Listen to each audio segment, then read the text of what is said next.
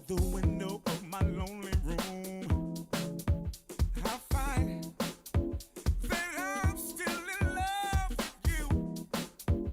Oh, why did you have to leave me this way?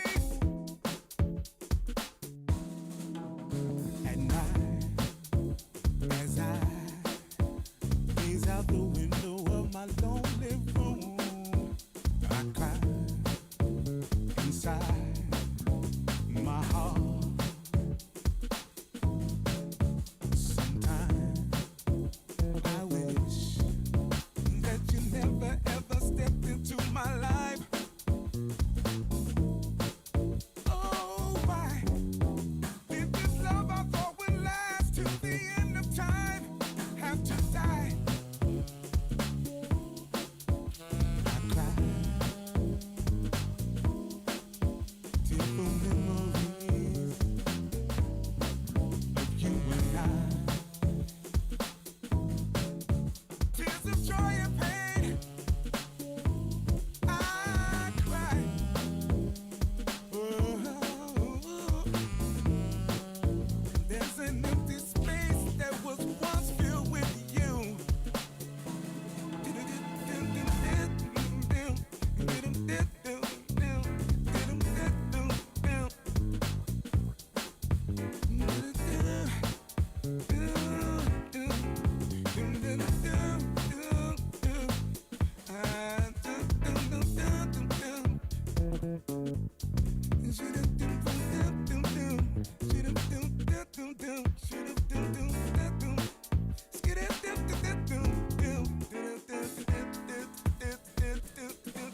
I cry.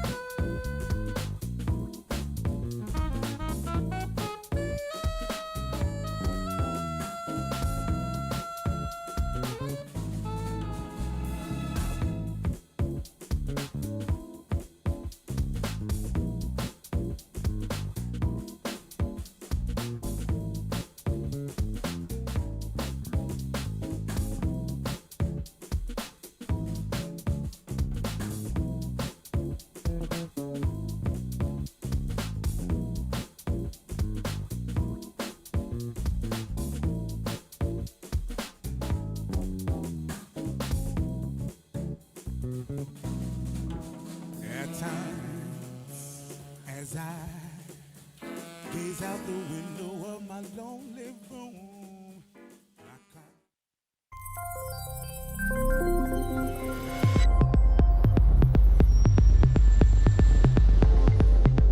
Welcome to the New Now.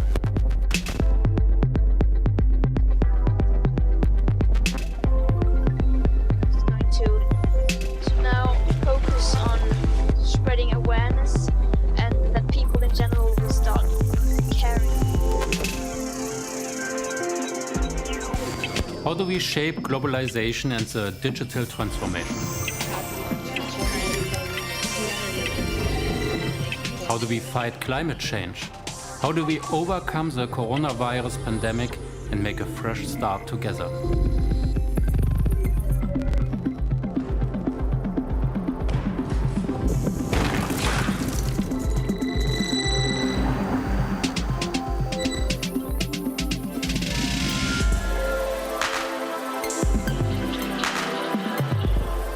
I would like to invite you, decision makers, city makers and groundbreakers from cities around the world to Berlin to discuss the challenges we face right now.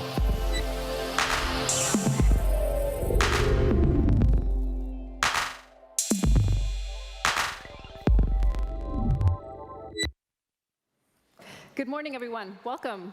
Welcome to Berlin Questions 2021. It's great to see so many of you here. My name is Sumi, and I will be your moderator for the course of this Berlin Questions 2021 conference and over the course of the next few days as well. I am not just your moderator, however, I'm, like you, a curious observer, exploring over the next few days the pressing questions of our current time, our immediate present. So some of the questions I'm curious about at the moment, maybe you are as well. Where has the pandemic actually left us? Has it really upended, disrupted our way of life and work and travel and love? Or have we actually developed new patterns that we'll take into the future? And our cities, have they become more robust and resilient? Well, those are some of the questions that we're going to be exploring together over the course of the day today, as I said, in the next few days, through the prism of the new now, the metropolis. You see it there. That is what we're going to be discussing over the course of this conference. Now, the metropolis we're in here, Berlin, is a pretty fantastic one, I would say, but this is a global conference with global stakeholders, so we're going to have a global discussion about the new now. And we'll be looking at that through the voices and ideas of various stakeholders that we're excited to present to you. Now, I want to welcome not only everyone here in Berlin, it's great to see so many people here, but also everyone who's joining us on the live stream and also on our virtual platform, the Virtual Now. If you haven't had the chance to log into that virtual platform, we're going to explore it together a little bit later, but do so. It is a pretty interesting place, and you have access to all of our program points there as well. If you are here in Berlin, I do want to say it's great that you're here. We are still in the middle of a pandemic, so we followed all of the corona regulations. I just want to remind you quickly that if you're seated, you can take your mask off. We have made sure that there is enough distance between you and the person next to you. If you're up and moving around during coffee breaks or lunch, please do ensure that you put your mask back on and try to always keep distance between yourself and the next person so we can keep each other and everyone safe. Now, Berlin really here is the platform, right? It's the platform upon which we're going to ask the questions, the pressing questions of our immediate present.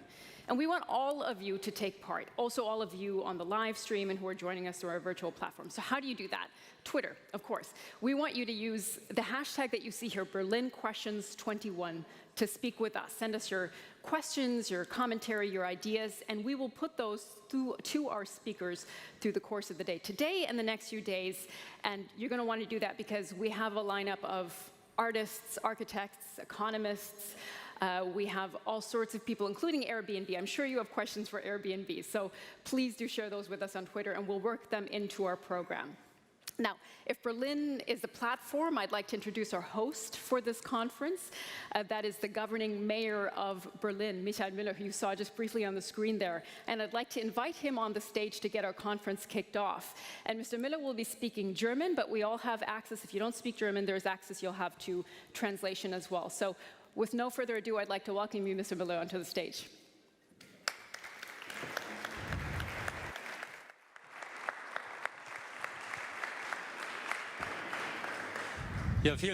Thank you very much indeed for the warm welcome. I'd like to welcome all of you, ladies and gentlemen, guests of our city. Welcome to Berlin. Welcome to this conference, Berlin Questions 2021. This is a conference format that we've actually had for quite a few years now. It has been a great forum for exchange to foster our networks and to augment cooperation. And this is exactly what we will be doing this year too. The new now, this is the motto. We will look into the immediate present and future, talk about the challenges that we face. And the moderator just said it, COVID, the pandemic, of course, all of this is still keeping us very busy as it did over the past 1.5 years. But we are seeing change. We've learned our lessons. We've learned how to cope, and we're already drawing the first conclusions from the pandemic. And going forward, look at our next challenges ahead, prepare ourselves for them. But we also see that we've reached a point where we can finally encounter, get back together. So it's wonderful indeed to have all of you here, 200 people, I think. But of course, also all of you back back at home in your offices who are with us today virtually. Many of them would have loved to join us. The mayors that we invited were very enthusiastic about the invitation, but most of them were unable to join us because of COVID restrictions across the world. But there will be 11 mayors joining us over the next few days from all over the world who still want to be part of the conference, even though it's just virtually. Here in Berlin, I'd like to welcome the deputy mayor from Warsaw. I'm delighted to have him because we too are celebrating 30 years of a city partnership in these days. And this also reflects that we're not starting off fresh. There's a lot we can actually tap into within our international cooperation, our city networks. So in the next few days, we will talk about the challenges we need to tackle together, especially the challenges we face in the cities. When I became mayor 7 years ago, the Habitat 3 process was just starting off, settlement programs. We were talking about how large settlement areas were developing. And what really surprised me back then, people were talking about the cities, but not with them. And this is something that really changed. Thanks to our networks and city partnerships, we made sure that we received a place at the table. And I think this can actually be felt now. The decision makers now in the cities are having a voice. They are talking about the transformational processes that we are seeing in the cities, but they are also giving an input to our national governments, telling them what we need to be prepared for. So it wasn't a matter of course that the cities have a place at the table, but it is right that they have. Of course, cities are not just only home to problems. Berlin is actually quite a small city with 4 million inhabitants. You have cities where you have 20, 25 million inhabitants. Of course, that creates problems, how to provide healthcare, education for people, strengthen our communities. But as cities, we can also give answers. We are centers of science and higher education and learning, places where experiences are made about what works and what doesn't work. So the exchange between metropolises is of utmost importance. And of course, COVID was a huge challenge for all of us, a massive problem. It had many sacrifices. There were many sacrifices we made. But I think it also brought things to the fore. The transformational processes we are all facing. And of course, the digital transformation is on everybody's lips. COVID made many problems more evident. And from a Berlin perspective, I can see that we experienced that our administration, for instance, our schools were not well prepared for the future. A lot remains to be done. We need to work on certain skills and expertise, especially in the administrations. But what is even more interesting is what impact will the digital transformation have, for instance, on our work lives. Our work lives have already changed dramatically, but they will continue to do so. Certain professions will completely disappear. New professions will emerge. How can we qualify people for them to ensure that they find their place in the workforce? When we talk about remote working, it sounds very charming, very exciting, but is this really something everybody can do? That everybody has the right conditions to implement? Do people have access to further education, to training, for them to find their place? Another topic is housing. This too was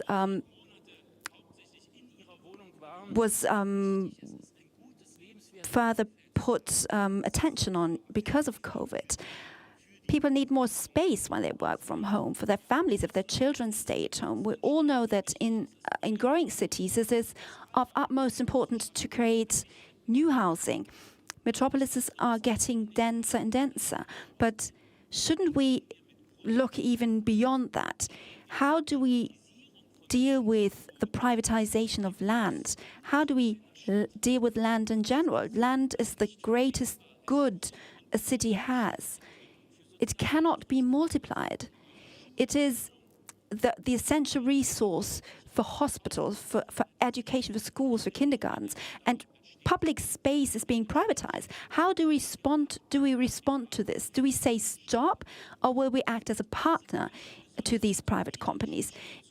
Talking about the whole sector of healthcare, of course, the medical sector, healthcare, has helped us so much during the pandemic and literally saved lives of millions of people during the pandemic. Scientists and researchers supported us. Without scientists and researchers, where would we be now in the pandemic? Without the vaccines and the answers to the problems we faced. But again, beyond the specific tasks we have to tackle, what do we learn from all of this? In Berlin, for instance, we learned that we need to pay for healthcare, for creating the right framework conditions to respond to a crisis, that we cannot see hospital beds just from a business point of view. Maybe we have to pay for beds to keep them empty, to be prepared for future challenges. We learned that science and research are not sectors that stand for themselves somewhere at the fringes of our political agenda. No, they are at the heart of what we're dealing with, and that regards many other areas as well. How do we want to find answers in transport policy, integration policy, education policy, answers to what we are facing without science? I have no idea. I think scientists and researchers have to be at the interface of finding answers to the questions of the future, especially for us politicians and for us in the administration. And then there's another conclusion I'd like to draw. Those scientists, just as journalists, have to be able to work freely. That sounds quite evidently as a matter of course. Of course, everybody can do research on what they do. Policymakers do not interfere. But is that really true? Are we not really seeing, when we look around ourselves in the world, that their freedom is being curtailed? I experienced that in Berlin. As the Senator for Higher Education and Research, I was delighted to see that many scientists and journalists were moving to Berlin to find a new home because they would have a free working environment here. Lovely. But this tells us something. They are leaving their home country because they are not able to work freely in their home countries. And this is something we need to speak up against. Freedom of demonstration, freedom of thought, freedom of research and science. This is the bedrock of a good development of our societies.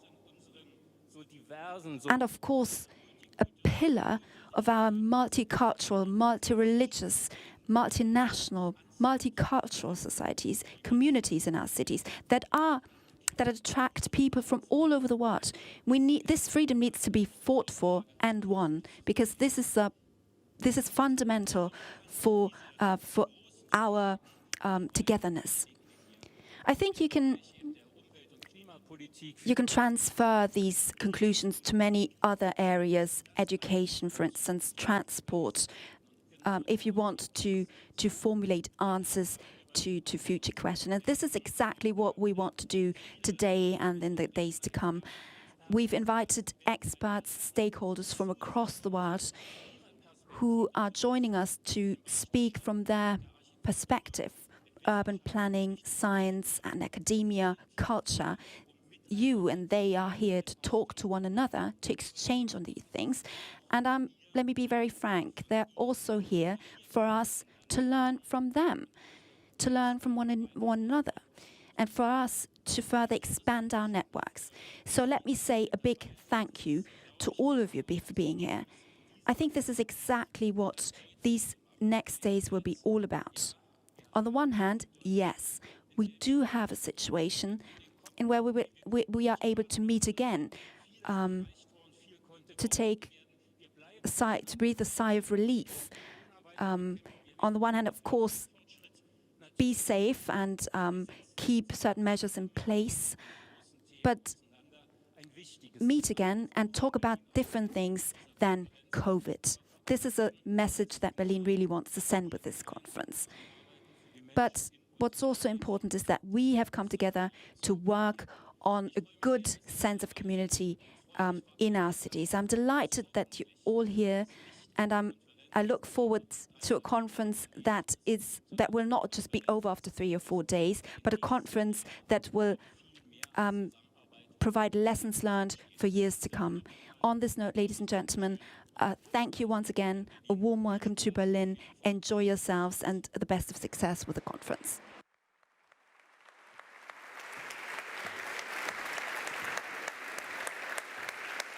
Thank you.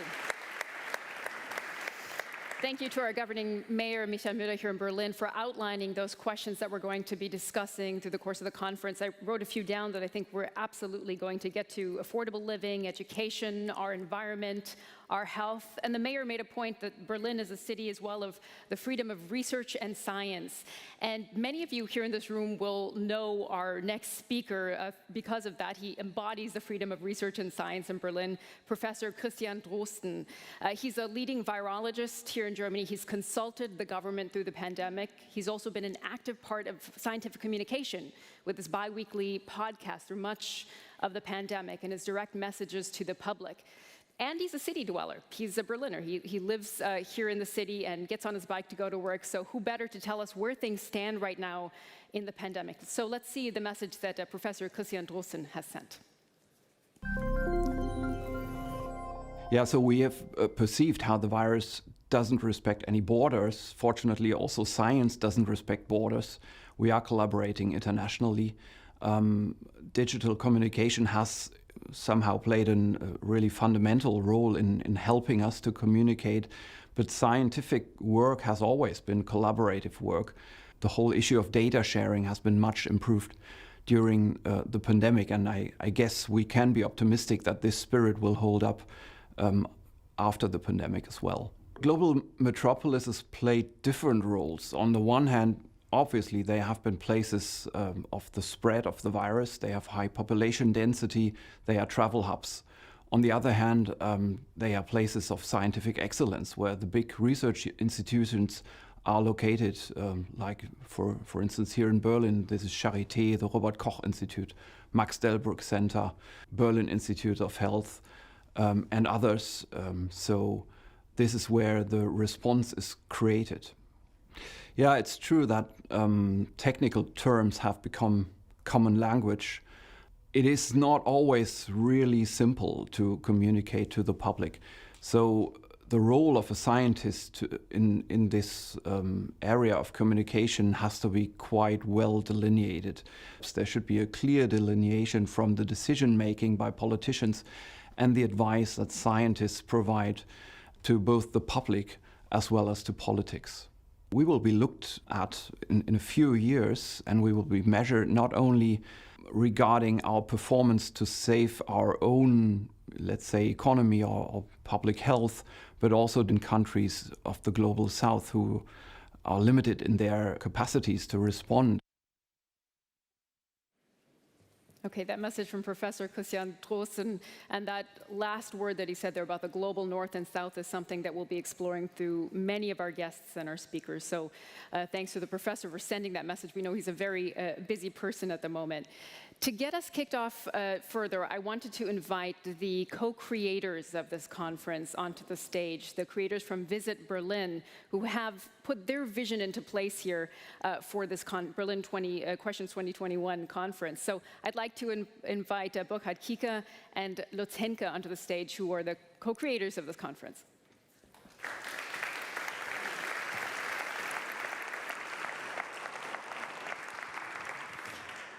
Mr. Governing Mayor, Mr. Müller, thank you very much for your remarks. And ladies and gentlemen, also from my side, a hearty welcome to Berlin Questions in 2021. our baby, our intellectual baby, which is about to grow up now in year number 4. I have only together with Lutz, some housekeeping notes for you. First of all, where are we? We are in the so-called ewerk, which simply translates into power station. This used to be one of the first power stations in the middle of the city, created in 1893. As you may feel, this is today one of the most sought after venues for conferences and for parties and whatever. So it's a perfect spot to put on stage our conference Q. What is the idea behind Q? Well, what we think is that in times of pandemia, in times of fake news, and in times of information overkill, it's really vital to get some orientation, to get some direction. What are the really important questions? Where are we heading to? What are the challenges of our world? Which ones we can solve? Which ones we have to leave for our children? Q Berlin tries to provide an overview, orientation on the most pressing issues we have in these days. And I would say there are some. And for that, we invited some of the best minds and experts to talk to us and get into discussion. After being secluded from each other for more than 18 months, it's also, I hope you feel the same, it's really a great feeling to be together. As you mentioned, Mr. Müller, that's what's in the DNA of us, of mankind, to discuss. I've never seen a brilliant idea coming out of a Zoom meeting. Yeah? We need this kind of interaction to come to new ideas. Well, all this in Berlin. And why Berlin? We would say because Berlin, after very dark decades, has developed into a hot spot of intellectual and scientific discussion. We have really a lot of young people, for instance, like our anchorwoman Sumi, coming to Berlin to make a living, make a career here in the city from all over the world. And together with the cultural scene, with the scientists, tens of thousands of very clever people, they form a critical mass. And this critical mass may be the fertile ground for our discussions for Q Berlin. And so a hearty welcome to all experts, to you, friends, and everybody from Berlin and the world, and people listening and watching us in the net. I hope and I'm sure we will have 4 interesting days. Thank you very much. Lutz.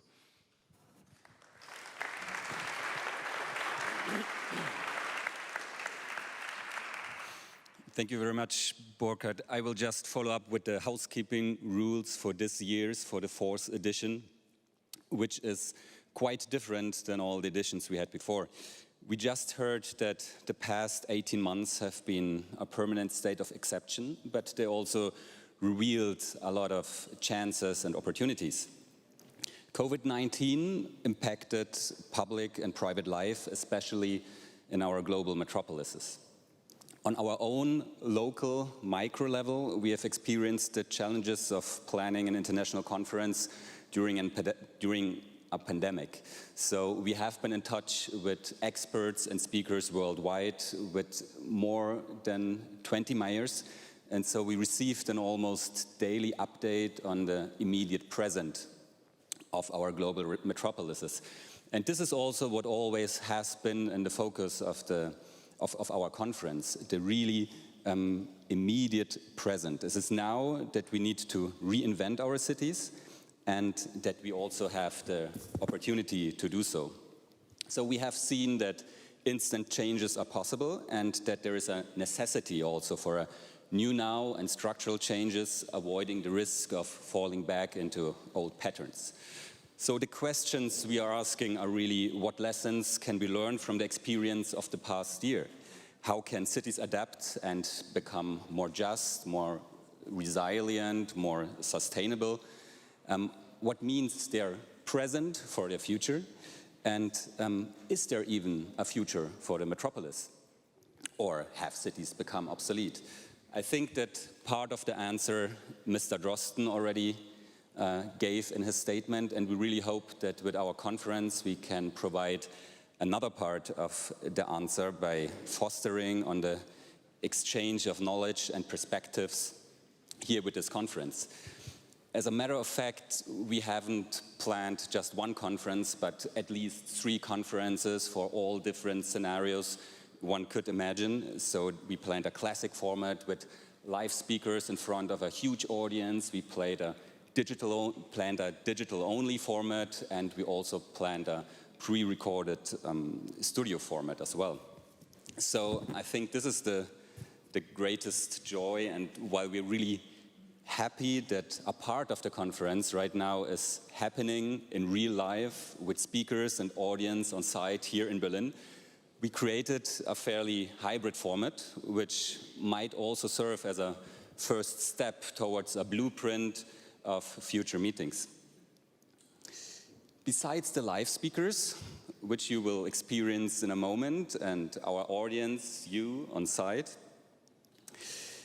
we also have speakers joining digitally or pre-recorded, and we even created a whole virtual world, which already has been mentioned.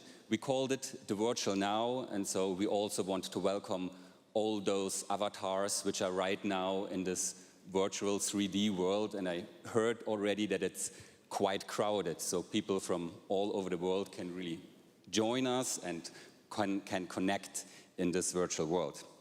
So we wanted to create a platform for exchange and, so to speak, portals between distant places, disciplines, and media.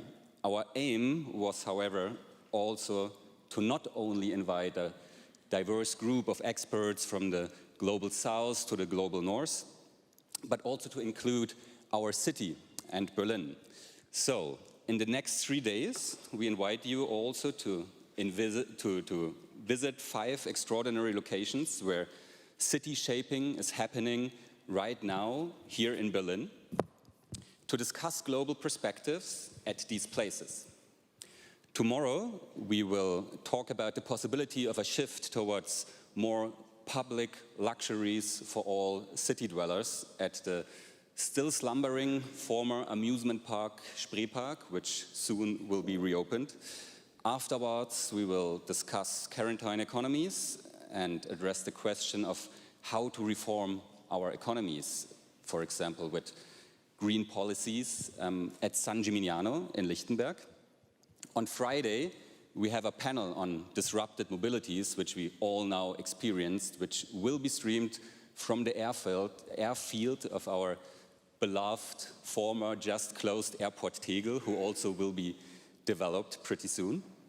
And in the afternoon we will be discussing the topic of civil responsibility at the Haus der Statistik, which is a prime example for fruitful collaboration between public and private sectors here and initiatives here in Berlin. On Saturday, we will discuss an ecological perspective for the future of our cities in the floating university, right in the former rainwater detention pool of another airport, of Tempelhof Airport. And there we also will conclude our program with an open stage and the marathon for New Now. So we invite you. We want to find questions together with you. We are realistic enough not to expect finding solutions to all challenges of our immediate present, but let's find some questions together in the next 4 days to shape our common New Now. So thanks to everybody who made this possible, and to you for embarking with us on this journey today. Thank you.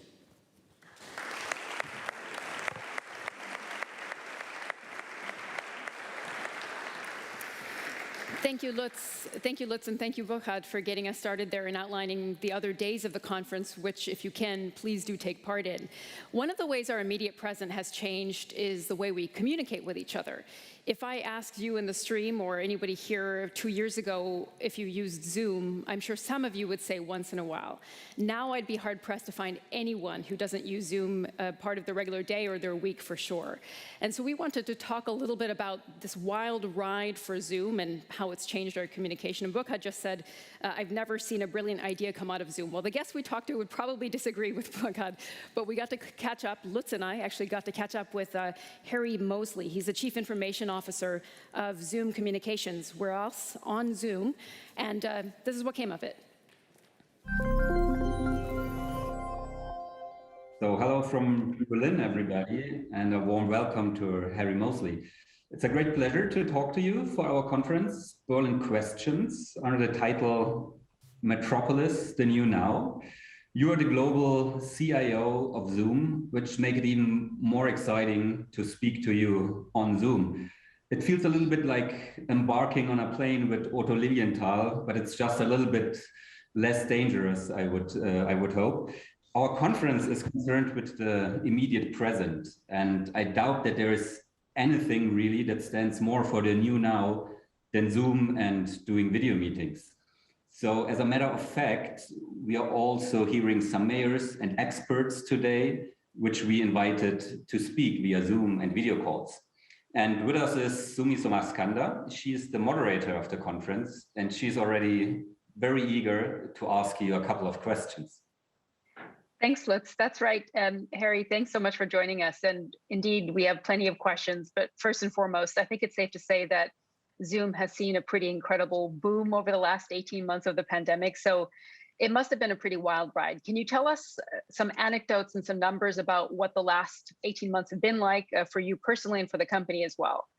Yeah, sure. So, well, great to be here, and thanks for the opportunity to share some thoughts, personal and professional, about so the experiences over the last 18 months. It has been an incredible journey, so to speak. I mean, I joined Zoom 3.5 years ago.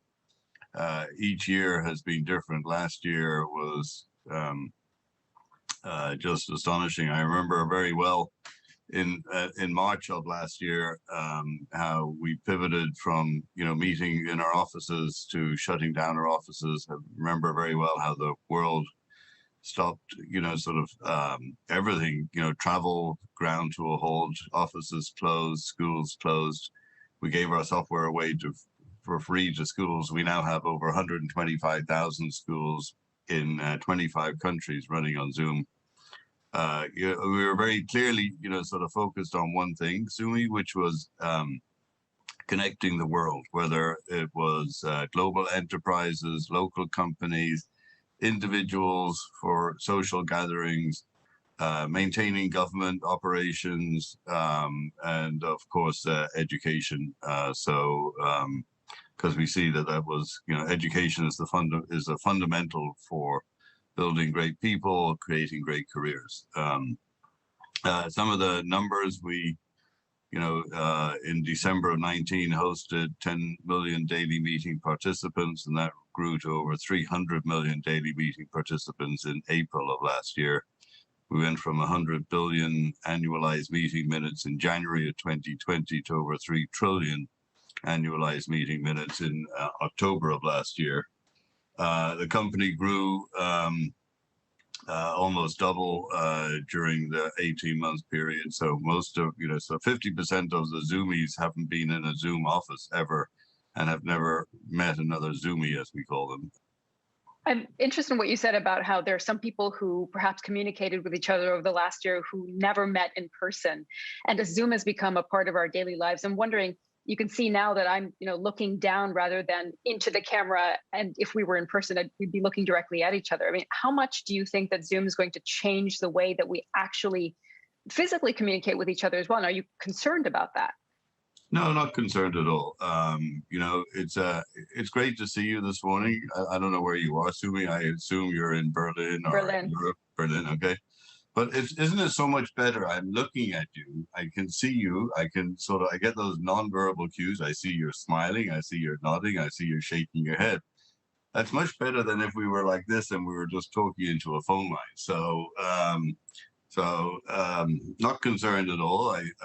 Sort of when Eric Yuan, our CEO and founder, established Zoom 10 years ago, he said video is the new voice. When you look at our children and how they connect with each other and how they operate, it's all about video. It's all about images. We've always said, a picture a picture says 1,000 words. So video being the new voice, being able to see people, being able to see looks and see him smile and see, look, you're nodding your head, you're smiling. I mean, like, what is that telling me? That tells me that you're agreeing with me, means I can go faster. If I was making a business proposal to you guys and you didn't like it, you might be sort of making a different facial expression.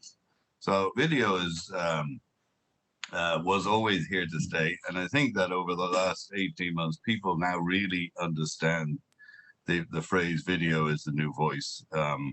Many people have said, they're going to change their behavior. They kind of like the notion of discretionary travel will sort of change forever. People can connect so much easier. Bankers, professional services, you look at the healthcare, you look at education, etc. So I think that there's been a huge paradigm shift, if you will, in the way we're going to operate in the future. So no concerns whatsoever. That was our conversation with Harry Moseley, the CIO of Zoom. Like most Zoom calls, excuse me, it went much longer than the 5 minutes that you saw there. So if you want to see the entire conversation, you can head to our platform. Not a good time to lose my voice, but I promise it'll stay. I would like to introduce at this point our first speaker who's present with us, who's going to be telling us about connectedness in this pandemic and perhaps a little bit of a positive perspective on what we can take away from this pandemic. A silver lining, if you will. I'd like to introduce Leslie Local. Many of you will know Leslie. She is an architect, an academic, and a best-selling novelist. She's a former founder and director of the Graduate School of Architecture at the University of Johannesburg, and most importantly here, founder and director of the African Futures Institute in Accra in collaboration with Sir David Adjaye. And as I said, she's going to tell us how we can emerge stronger from this pandemic. Leslie. Thank you. Can you all hear me? Perfect.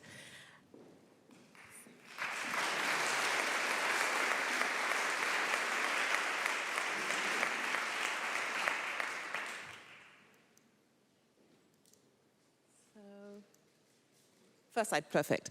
So good morning, everyone, and welcome to the new now. I'd like to begin this very short presentation with a very simple question. Whom do we mean when we use the word we? As much as we might wish it otherwise, there is no collective we. We are gathered here in Berlin and in dozens of other places around the world to think about the new now. But I want to say very clearly that for most of us, the new now is not new at all. In fact, it's a pretty old story. Restrictions on travel, the bureaucracy of migration, unequal access to healthcare, precarious job security. This is not the new now. This is the same old, same old. Two things happened last year that have dominated our lives. The pandemic, of course, and the protests, which began with Black Lives Matter, but spread like wildfire to encompass all kinds of urgent issues, from global warming to full-body suits for gymnasts, to understanding that mental health is also a public health issue. The official or long title of my short talk today is Pandemic and Protest, Africa as the Laboratory of the Future, but its real title is Signs Taken for Wonders, a reference to Homi Bhabha's 1985 article that showed how the English novel was the sign for a whole world order and not simply a book. In other words, the novel represented a way of seeing the world through the lens of empire and understanding one's place in it that is as potent today as it was 40 years ago. The pandemic and the protests are also signs in that they are representations, like the English novel, of a much more complex network of power, privilege, capital, and control. Of the two, it is only the pandemic that is still on everyone's minds. For most of the world, the protests have largely faded. But the rare combination of extreme interconnectedness and extreme isolation of the past 18 months has opened up new and potentially rich reflective spaces for all of us, if we know what to look for and if we are able to see it. The Chilean documentary filmmaker Patricio Guzman is probably best known for his 2010 film, Nostalgia for the Light. It explores the relationship between astronomers who flock to the Atacama Desert in Chile to look millions of light years into space to try and understand humanity's past, and the many Chilean women who still search the desert for remains of their relatives executed during the dictatorships of the 70s and 80s. That ability to hold multiple scales of time, to look back 500 years, 45 years, or 5 days, and still be able to think about the future, will be one of the most important challenges these next few months will throw at us. There are many things that we can say about the future, and none truer than this statement on the back of a taxi parked somewhere in Accra. It changes indeed. They say that there are 3 mistakes we commonly make when thinking about the future. One is to assume that nothing will change, that everything will remain the same. The second is to assume that everything will change and that nothing will stay as it was. The third and most dangerous is not to think about it at all. I've spent almost half my life outside Africa and half within. I'm now in the very beginning stages of a new project to build a new type of institute, part School of Architecture and part public events platform. The African Futures Institute is both a product of and a response to the pandemic and the protests, but it first began to form as an idea about 30 years ago. The British Ghanaian architect, Sir David Adjaye, has often spoken about having to become the kind of architect he wanted to see. I read this statement as a first-year student in London in the 1980s. And the AFI was born partly out of the desire to prove him wrong, but more importantly, as I've since discovered, it also came for the need to understand his statement as one of those signs taken for wonders, a convenient but ultimately dangerous myth. For the most part, my work as an educator over the past 30 years has been about the complex, challenging, and yet also wonderfully rich, expressive, and creative relationship between architecture, race, and identity, and the difficulties of translating that intuition, that this relationship does have something to do with the way that we live, think, and behave around one another. It is a relationship that in the right hands and in the right place does begin to address the difficult question of we, on whose behalf and for whom do we speak? What is different now, I think, is that in the ongoing aftermath, we have come to realize 3 really important points. One, that we are all in this together, black, white, rich, poor, east, west, global north, global south. No matter how unequal the vaccine rollout. 2, that the things that we once thought of as independent and separate issues, social and racial justice, climate change, mental and physical health, and so on, are absolutely intertwined and interconnected.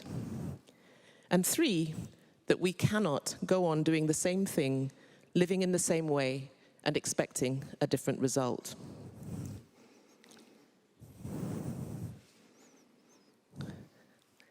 Can we press play?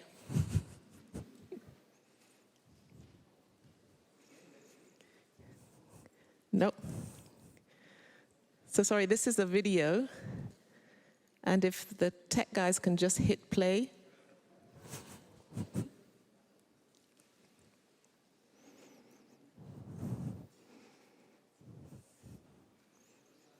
No sound. Sorry about this, there's always technical hitches.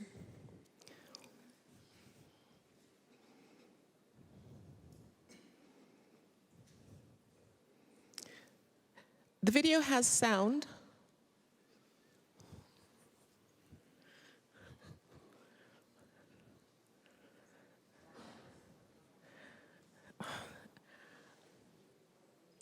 Okay, I think we better stop the video, because without the sound it won't make any sense.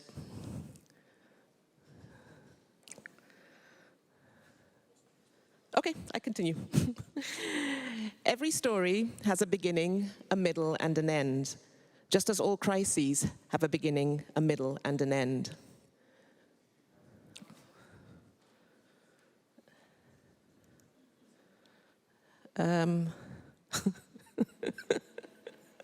The rest of the world is watching this, so sorry.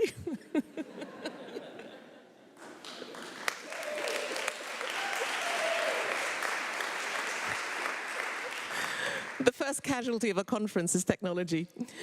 So, although the end may now be in sight, we are still in the middle. We know that there was a past of relative stability and predictability, at least for some. There is now chaos and disruption, and there will be a different state to come. As this future unfolds, and it will, some of us will emerge stronger and more resilient, and for others, the future will be catastrophic. This is as true for organizations and institutions as it is for societies. In the sociologist Richard Sennett's book, Together, The Rituals, Pleasures, and Politics of Cooperation, which was published a decade before COVID, he describes what he calls the Great Unsettling that took place at the European Reformation, when the cooperative patterns of the Catholic Church were undermined by a new individualism. The old ways of living together began to look hollow and manipulative, but the new patterns of behavior were crude and disruptive. It took a long time for people to work out how to live with one another again. The same thing or something similar happened in the scientific revolution. And prior to the pandemic, there was the sense that we were still living through the great unsettling of the information technology revolution, workplaces shutting down, short-term jobs, and social media enabling us to make and lose connections in the blink of an eye. Yet during the pandemic, and even now, Zoom and Teams have quite literally kept us alive. So now there is another unsettling on top of a previous unsettling, making for even more insecurity and instability around how to navigate and negotiate these changes. But we have no choice, we must navigate them. Now more than ever, we must find ways to live and work together that deliver more than material profit. We must learn to negotiate difference that goes beyond the sign, beyond the performance. Cooperation requires skills, and skills require resources. Because it is hard to cooperate, it is much easier for those who already have plentiful resources. This past year has only reinforced that. Brexit notwithstanding, I have a British passport. I was vaccinated in the UK, I'm here today. If I had been vaccinated in Ghana, the chances are that you would be hearing from me via Zoom.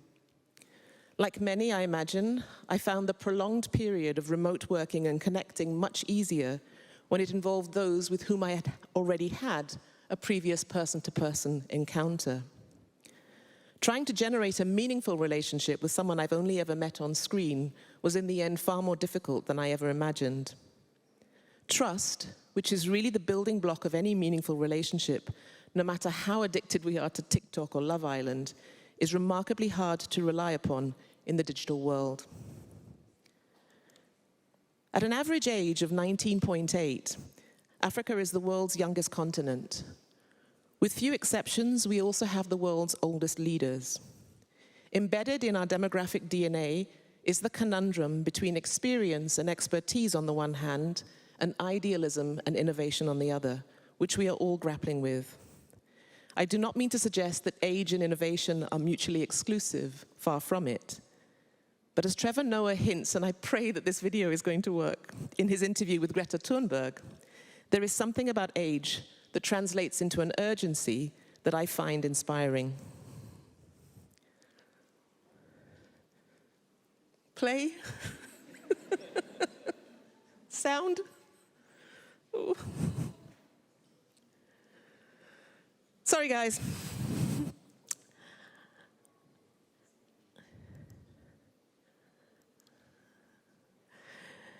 The UK government's Stay Home, Protect the NHS, Save Lives campaign was universally viewed as the most effective of the UK COVID's mantras, presented in March 2020 at the start of the national lockdown.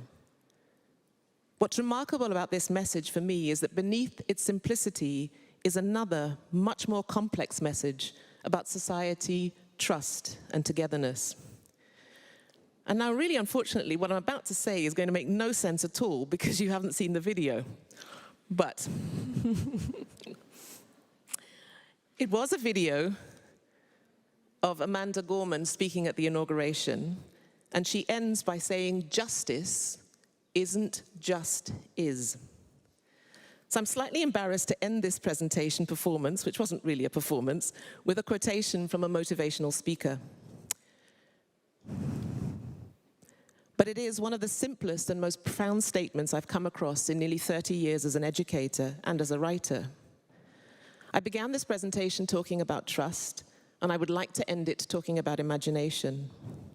If we cannot imagine a new kind of future together, which begins with holding a different image of one another in our mind's eye, we will never get around to building it. A week ago, I received a text message from a childhood friend who is now the mother of a 19-year-old.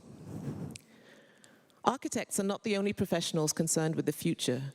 In fact, as an architecture student, you're much more likely to feel as though it's the past you're studying, not the future. But every design, whether a building, a city, a society, is also a proposition that things can be done better, made better, planned better. She got it wrong. There is such a thing as a society. And my last video, which I really wish I could have played, would have ended this on a really positive note. Thank you very much. Thank you. Thank you. Have a seat here. You can have a seat here on the stage.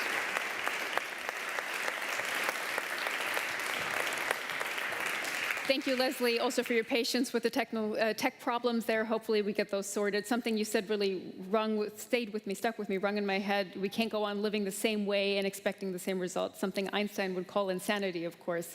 And hopefully some of the discussions we'll have here and the questions we ask will be the impetus to make that change and change that result. And you're going to stay here because you're going to have a dialogue in a moment with our next speaker, who I'd like to introduce, who's also here present with us in Berlin, Caroline Nevejan. She is the Chief Science Officer of the City of Amsterdam, a researcher and a designer who's been involved with digital culture, the implications of technology, indeed, for the last 4 decades, and a professor of sociology at the University of Amsterdam. And she's going to be talking about global and cosmic rhythms. I'm intrigued.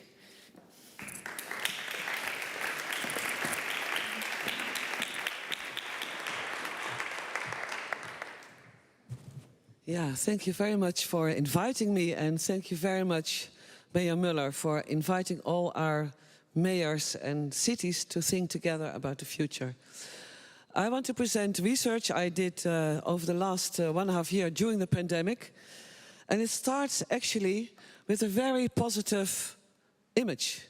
My first encounter with the pandemic was this image that was published by NASA, which shows January 2020, Wuhan, China, and February 15, 2020, after lockdown. And you see that the pollution that was covering the region disappeared. So even before the pandemic started, I was asked to work on this, on the Biennale of Venice Architecture Research Program for the Dutch contribution. And I was calling it Values for Survival, because climate change is so fast. As we know, the IPCC report that just appeared this week. And to see that image of Wuhan, that only in 6 weeks, pollution can go, means change is possible. And this is such an important notion to keep with us. We can change provided we act upon what we know. And we dare to know what we can know. So during the lockdown, nature had time off. We had birds singing in the city. But for human beings, it was quite hard and very challenging. And some of us lost very dear people. In Amsterdam, we had social interaction diminished. We had inequality grew more severe. If you're a poor family with kids in the house and no means, it's much harder to be in a lockdown when you're alone and rich. Economy was slowing down. Many people had very serious problems. Cultural life stopped. Children were faced, and others, loneliness, alienation, inertia, and a lot of stress-related symptoms. But also, we found that local proximity acquired new meaning. Your neighbors, we got new relations because you're in the same street. I live in the heart of Amsterdam. The tourists disappeared. We suddenly got our neighborhood back. Public space was rediscovered as a social space where we were not only on terraces and commercial, but we would walk. We would look at the trees. We would enjoy ourselves. And the internet, as Leslie already pointed out, created a great new means. We had to invent new ways to be friendly, creative, and develop new strategies for resilience. So this research program, Values for Survival, which I coined because of the climate change, but which became very relevant because of the pandemic, included about 100 scientists and artists that collaborated, mostly online. We took the point that cities are complex systems, that the climate agenda and the social agenda need to be one agenda, that we talk multi-species and multiplicity of people. We have to design for diversity, and we have to reinvent solidarity with so much local impact that we cannot even understand. So I want to show you this journey. Venice, this is an image of Venice during the pandemic. And they were saying that the dolphins were swimming in the canals. Well, that didn't really happen, but it was amazing because also Venice finally got to breathe again. We created 13 teams of 4 or 5 people, always a mix of science and art and design, activists, and we worked only online to make a difference in the city of Venice. Amsterdam and Venice, we share a lot of issues. Like many other cities, you know, we have the climate, we have the social, we have the tourists, we have the space as an issue, the mobility. And these teams worked alone, but they also presented to each other. So we have a larger orchestration of about 60 people working together in small teams that interacted.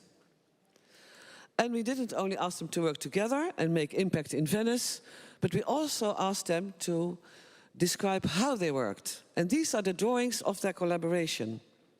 And what you see is that every team developed very different ways of collaboration, also depending on age. So the old guys, for example, only use telephones, where all the young kids use Slack.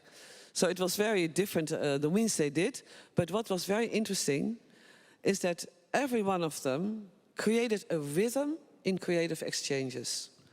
And at the end of working together for half a year, they really reported that they trust each other. They started to really know each other. And this rhythm of exchanges, I send you some music, you send me some music. I send you a text, you send me a text. This created a new way of learning to know each other. And in the end, we made a conclusion, and that is very nice, it resonates with you, Leslie, that to fuel imagination in a time like we are facing now is fundamental to our survival. We have to engage with compassion, solidarity, but rhythm is a very important dynamic that generates trust. Trust between people who do not know each other and who cannot meet. And rhythm is a source. So how do we tune to the rhythm of other? This is a research program that I've been doing in the university for over 5 years. And I want you to take along just to get another perspective on the things we go through together. So life itself is rhythm. When life starts, rhythm is born. And what you see here is the 3rd cahier. We made 3 cahiers. It's every time a scientist working with an artist. Anything that happens actually causes vibrations and rhythm emerges. Vibrations of color, of patterns, of space. The smallest particle and the most far away star, they have rhythm. Animals have rhythm, and speed matters. So for example, the rhythm of an elephant, if you speed it up, it becomes the rhythm of the deer running. It becomes the rhythm of the train leaving the station of Delhi, as Sirish Kumar, the tabla player we worked with, explained. Oh, sorry. Also, rhythm constitutes ecologies, even the ecologies in cities. And people, we live in rhythm. We breathe, we talk, we fight, we dance. It's all rhythm-based. And when people dance, they re-find energy, sensuality, courage. So moving in rhythm is a very big force for all of us. Algorithms create rhythm. This is an image of the traffic lights in Amsterdam. So transport is also rhythm-based. And people, as people, we can tune to rhythm, as we tune to the waves of the surf. Making things is rhythm in action. As a craftsperson, if you don't have the rhythm, you get too tired. Communication is rhythm in interaction. And we tune to each other. We cannot even not tune. It's called entrainment. In Cambridge University, there's beautiful research on this. And as people, we can adapt to other formats. So we can have rhythm in different formats that affect our own physical being, as we all have witnessed in the last 1.5 years. And we can meet in rhythm, even in mediated form, as we could never, ever before. So sharing rhythm is a very powerful trigger for trust. If you walk the dog at the same time, you start to say hello. If you take the bus at the same time, you start to say hello. And it's the first ground where people start to trust each other. So rhythm is a very important design space for us as cities, which is the argument I want to make here. This definition, rhythm is the variation in the pattern in a given structure, is made by this philosopher, Marley Heyer. Well, when she studied, the last 2,000 years of rhythm studies. And what's interesting is that the question is about how much variation do we need? If we have no variation, it's mechanical. We get very tired. If there's too much variation, it's noise and chaos. We can't handle it. But if we manage to create a rhythm in which we can engage with each other and start to trust again, then we create a new basis for trust. So the pandemic broke many patterns. Structures were trembling and rhythms vaporized. And if your rhythm vaporizes, your mental well-being goes down very quickly. Depression and stress take over. So the new now, I want to argue here, and I hope you will discuss, can be a redesign of the rhythms for interaction in personal life and family life, between friends, in neighborhoods, at school, work, sports, associations, between nature and culture, between human and more than human. It's a force for self-organization, and it's what binds the network together. You need to meet once in a while. You need to engage. And on the left, you see this drawing between, if you do these interventions for rhythm, it's not only in one domain, it's in the social domain, the ICT domain, the infrastructure, and the ecology. And if you make an intervention in one of them, it has effect on all the others. So my argument is, let's learn from the musicians to tune or not to tune. We did also an experiment at the end with 3 musicians coming from different rhythm traditions. So we had Sirish Kumar Manji, who was a tabla player from India, Reinier van Hout, who's a classical modern musician from the Netherlands, and Mr. Isaac, who's a musician from Angola, and Rebecca Wilson is a technologist. And they have been, over the internet, with delay, playing together over 10 hours. And this is the things that we come out with as the big lessons. Design the first beat, to share the first beat. Whether it's the New Year's or a neighborhood party, or that you all tune in every morning at 9 o'clock, you can be very different, but you have to share the first beat once in a while. And when you are in the rhythm, offer entrances to other. Like the jazz musicians, they know when the riff, the raga, the ostinato or the phrase is over, you make an opening so someone else can enter. Someone with a different instrument, with a different rhythm, can become part of the music we all share. And also when someone is in the middle of a riff or a raga or its own rhythm, let it be. Let someone finish and have their own rhythm. Enjoy the listening. Don't interfere. Wait till the entrance is offered. And finally, tune to a variety of harmonies. We have so many harmonies in the world, which we can enjoy. We don't need to settle on one, as long as we do share the first beat once in a while, and we keep on offering entrances, and we let the riffs, ragas, ostinatos and phrases be. Thank you, that's it.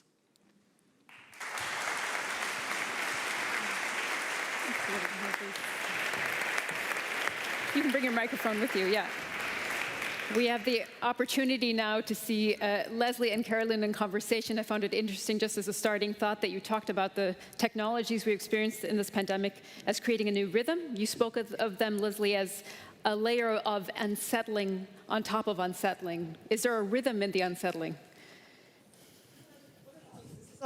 Yeah.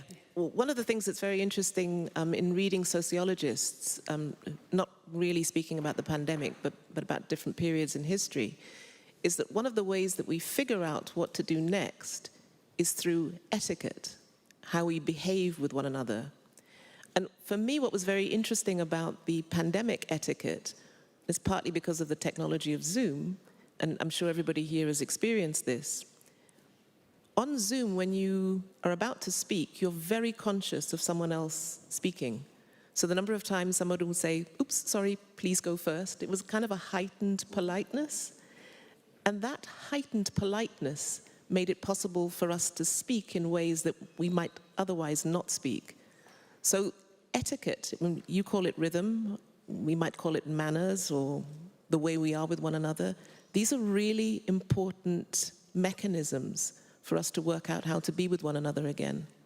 And I think if we don't pay attention to that, I would call it a mechanism that allows difference to exist, we're in trouble.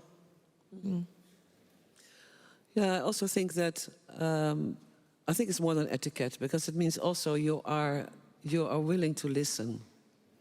And so I know I had the same experience on Zoom, that people let you go first, I go first, you go first. So the listening, also the listening to nature, but also the listening to difference, or the listening to sameness, or the listening to the movement that is happening. I think the listening is really one of the big things that we have to engage with. Also, listening is very fundamental for survival. So, and you cannot share rhythm if you don't listen at the same time as that you move. Yeah, and I mean, I guess I would call many of these things tools, you know. I mean, I remember, you know, growing up being told to say please and thank you for having me, all of those things that I would call now etiquette. They're actually really important tools that allow us to be with one another. I think one of the huge difficulties of this moment is that in cities we come with very, very different sets of tools. It's often hard to recognize tools from another culture, tools that have different value systems. How do we make a common culture if our values may be different, if our values are not shared? And I think these things, in the end, they make the difference between a place that's livable or a place that's constantly in tension. And I've lived in countries where the states of tension have been very, very high. And we have to figure out ways, really meaningful ways, to manage that tension. Otherwise it spills over almost immediately and you don't move forward. And I think the pandemic, this period of intense isolation, but at the same time an intense longing to reconnect, I think gives us an opportunity to think really meaningfully and thoughtfully about how we communicate and care for one another. And the trust that you speak of is absolutely fundamental. If I can't trust my neighbor, if I can't trust government, if I can't trust the people around me, for me it's anarchy, it's chaos. Yeah. When during the pandemic we were also, because we couldn't have meetings with all the residents together, so we had story catchers in the neighborhood catching the stories of the people and asking them, what do you need? What I found was really interesting is that in all neighborhoods of Amsterdam, and Amsterdam is a super diverse city now, so in many neighborhoods people have a lot of clashes and diversity can be highly uncomfortable to live in. But what was very interesting is that in all neighborhoods there was a very strong sense we need to live in a vibrancy. We love the vibrancy around us. We want to share our history and we miss our culture. And youth and old people need to be together. And only then people started to talk about housing. So the mental environment that we offer each other, and what I offer you and you offer me, is fundamental to our well-being. But people, we all know this. And people in the neighborhood, if you have high education or low education, we know that we like to live in a vibrant neighborhood, which is alive. And I mean, I think also having lived in very many different places, you know, architecture, urban planning, the kind of conversations around city making often take or often assume that the terms are universal, that we all understand the same thing by the word city, we understand the same thing by the word public, we understand the same thing by the word neighborhood. And actually, I think the challenge of the 21st century is that we don't all understand the same thing.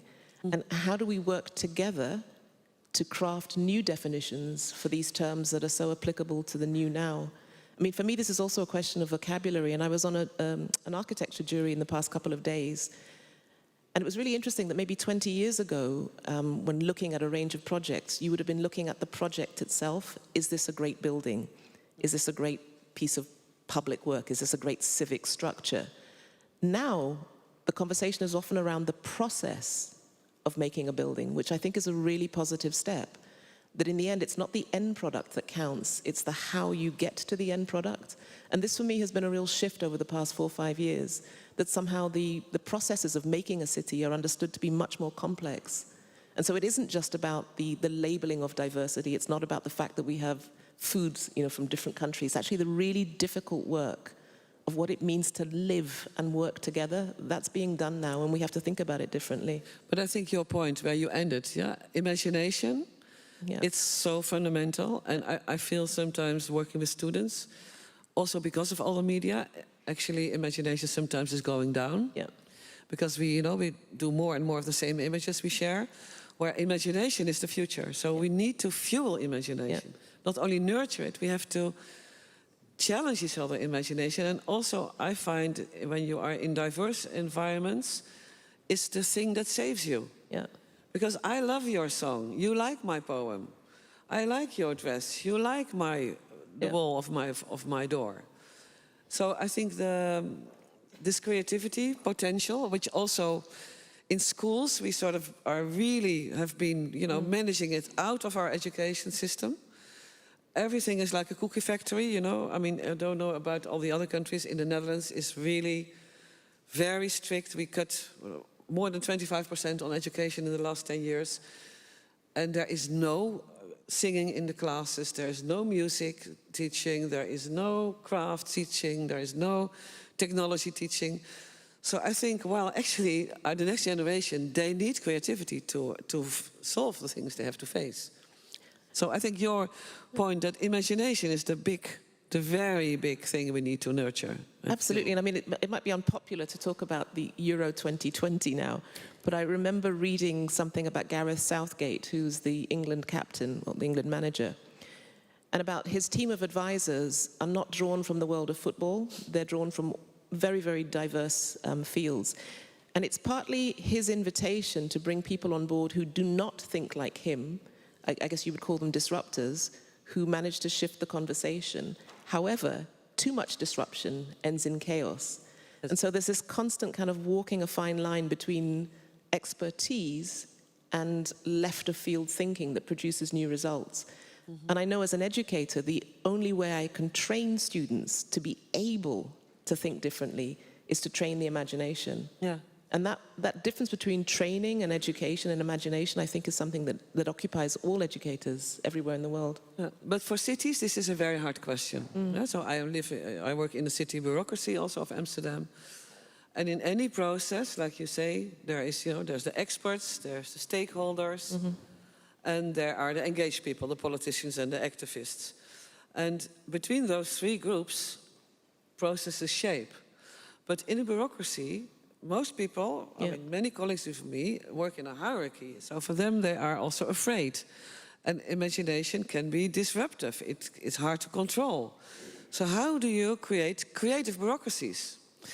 There's actually this beautiful festival also in Berlin, which is happening, I think, in 2 weeks.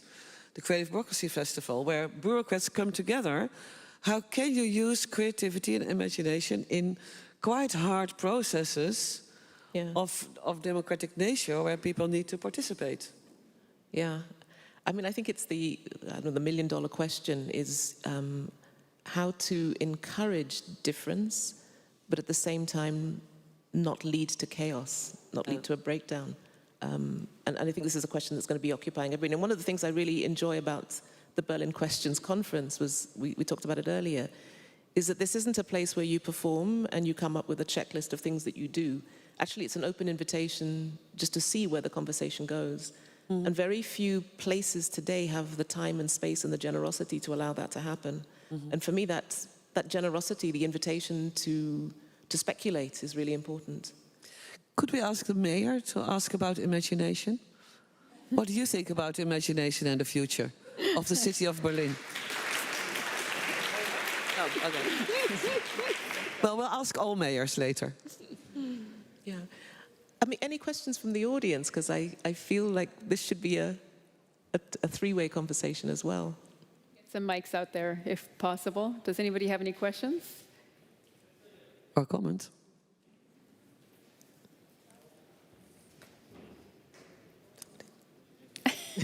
Not the mayor has no questions at the moment. Anyone else? There's a question over here, I think. Yeah. Thank you.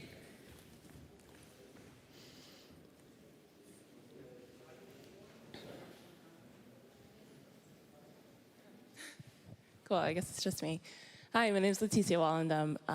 I'm, for once, so inspired, right? Like, we can point out the gendered element of having women disruptors and innovators on the stage right now, so I appreciate the contributions you've made this morning. I wonder specifically about, in these future ecosystems, how we integrate vulnerability in the discourse around innovation. So what are the moments at which, when we have this broad spectrum, right, before we want to lean into chaos, how can we delve into the chaos or like the precipice there in order to generate new ideas? And when I speak to vulnerability, I mean people from very different demographics, right, who may also be informed by past of harm and so on. So what sorts of lessons can we draw regardless of the ecosystem that we find ourselves in when we invite vulnerability into future innovations? It's a great question. I'm going to answer it with, it's not exactly an anecdote, but when I was in South Africa, we ran a program with 13 students over a period of about 3 months. We called it Safe Space, and the idea was to provide a forum where students from very, very different backgrounds could talk about the experience of race in South Africa. And the university required that we bring on board a psychologist partly because of ethical questions, but also because we were unpacking things that could have been very traumatic. And the psychologist left after the first session, so we were left, myself and 2 junior faculty, with these 13 students. And we filmed it, and the film is available as a kind of documentary. And I learned from this experience that some of the most painful moments are also the most cathartic, and that if you don't allow that out, that tension sits within, whether it's a student or a faculty member, it sits as toxic. So those questions of anger, resentment, pain, trauma, exactly as you would in any personal situation, you have to find ways to let those out. Otherwise, you can't move forward. And I think most institutions, for all kinds of legal, safety, ethical reasons, tend to stop that process. So when we talk about mobility, we talk about diversity, we talk about difference, we have to be prepared to go to the basement with it.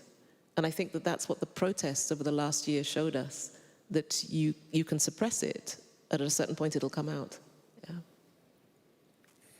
Thank you. Yeah.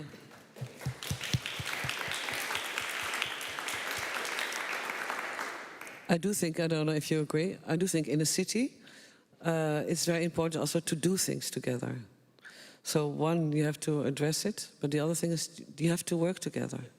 You know, like we have, for example, this food forest in Zuidoost. It's a really diverse group, young, old, different races, different cultures from here and other places. And because people work together, there's a basis, you know, they grow the food forest. That helps also. It's not only talking about identity, it's also living together, making things together. Thank you for that question and for those answers as well. And our time for this dialogue's up, but really interesting discussion. So a round of applause for Leslie and Carolyn. Thank you very much. Thank you. You can have your seat. Thank you. Yeah, please, go ahead. So.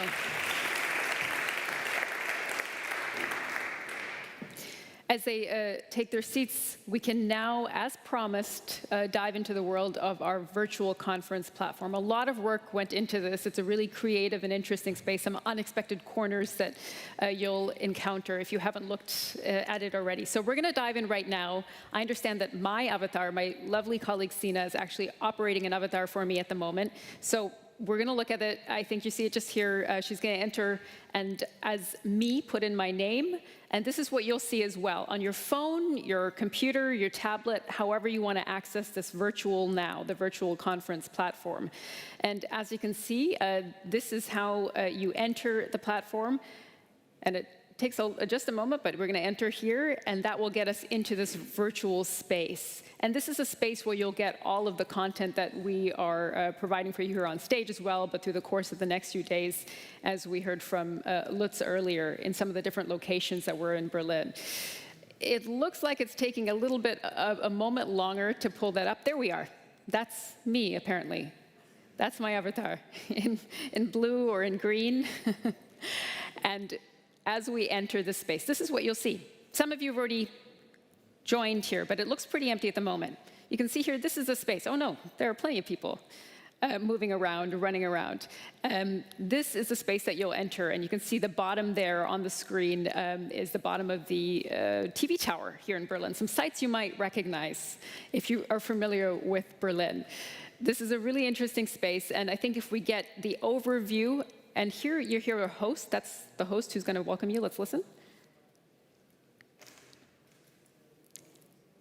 OK, we can't hear, but we can see this overview. So here are the different spaces.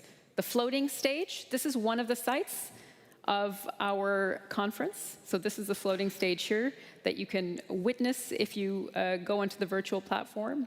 And I believe there's even a message from the mayor virtually there. We don't see it at the moment, but you can answer the questions as well. What is your idea of the future of the metropolis after the pandemic? I apparently have no idea, but Michael Müller does, as you see on the screen there. That's our floating stage. So that's one of the sites that you can visit on our virtual platform. If we can zoom back out, I want to take you now to the Fortnightism Pavilion. This is a really interesting pavilion. We know that the pandemic has revealed some inequalities in society, also in architecture. So how can architecture adapt? We have a message that we're going to play for you now from Carson Chan, who's the new director of the Emilio Ambas Institute at MoMA in New York, and Gustav Düsing. Let's see what they say.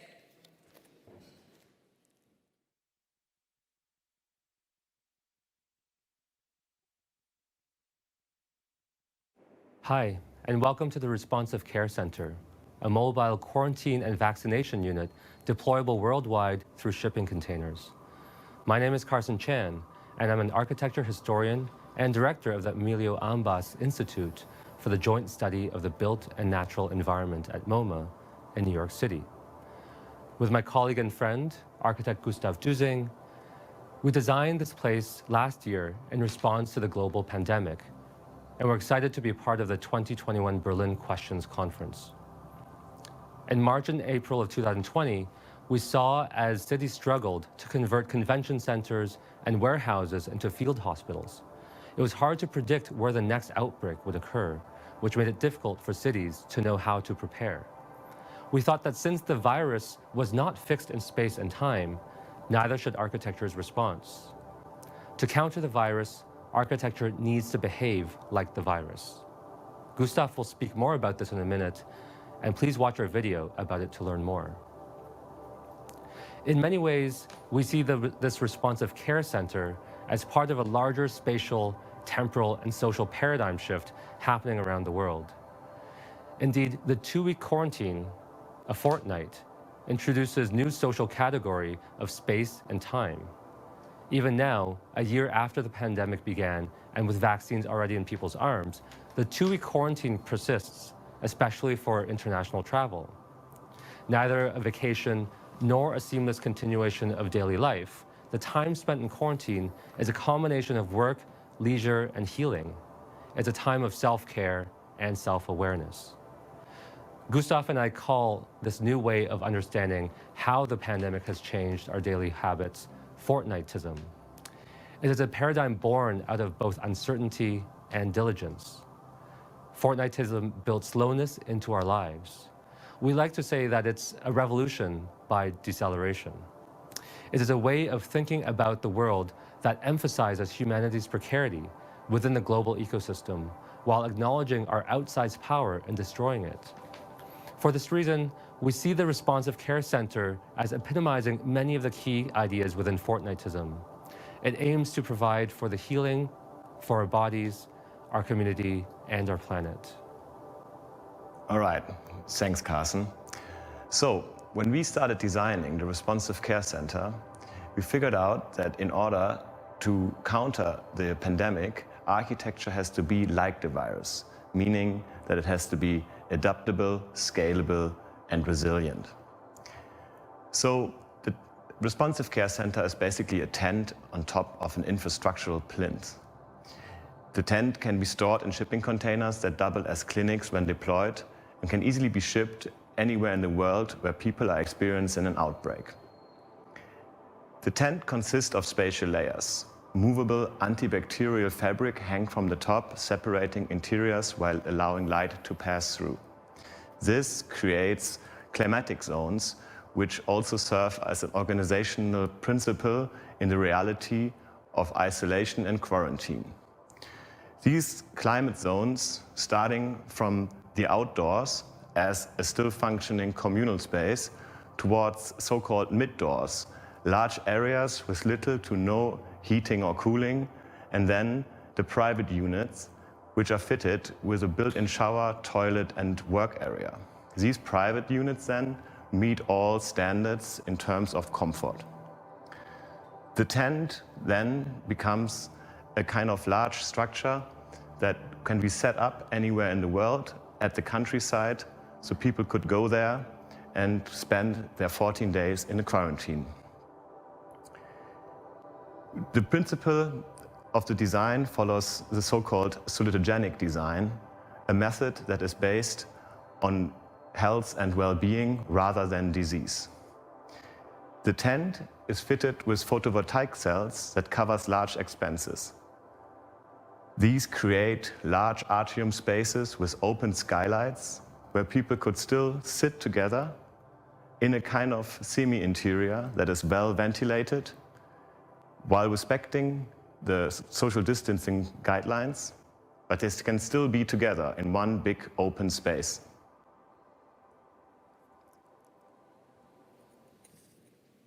Okay, that was Carson, and Gustav there in the Fortnightism Pavilion. So that's just one thing that will await you there in the virtual conference platform. So do check it out. We're going to now take our first break of the day. I encourage you, if you're on site, to get up and go get some coffee, move around, remember your masks. But do come back, because we're going to discuss civil responsibility as our first big overarching topic of the day. So we'll see you back in just a little bit.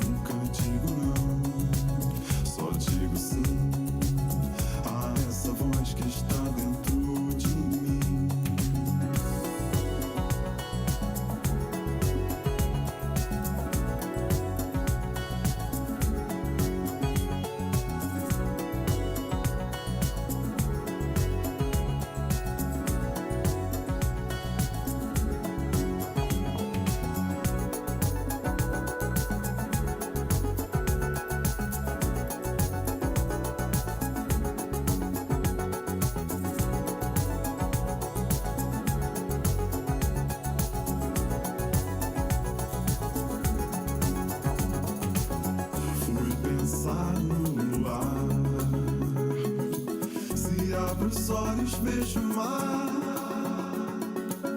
que está dentro de nós. Vai, fecha os olhos, solta a voz.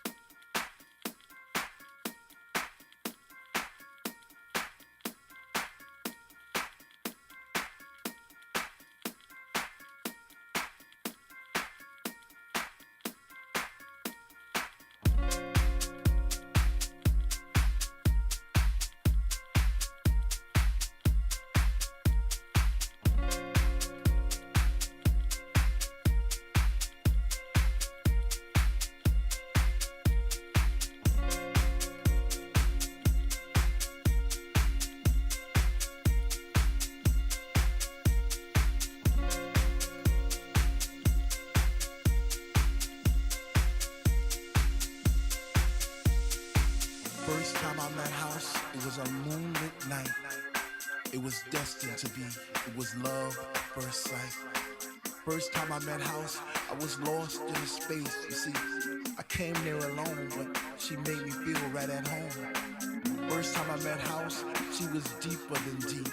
I felt a chill down my spine from my head to my feet. First time I met House, I knew our love would last forever because that night she blew my mind. It was a sign from the divine.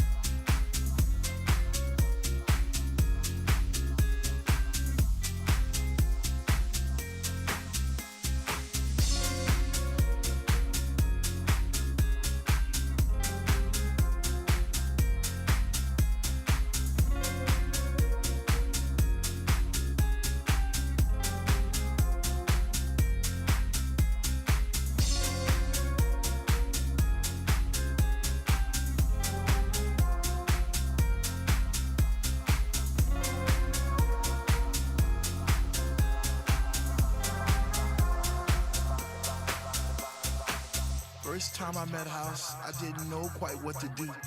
I'd wake up in a cold, hot sweat, wondering was it true? Was my mind playing tricks on me? Did my heart and my ears deceive?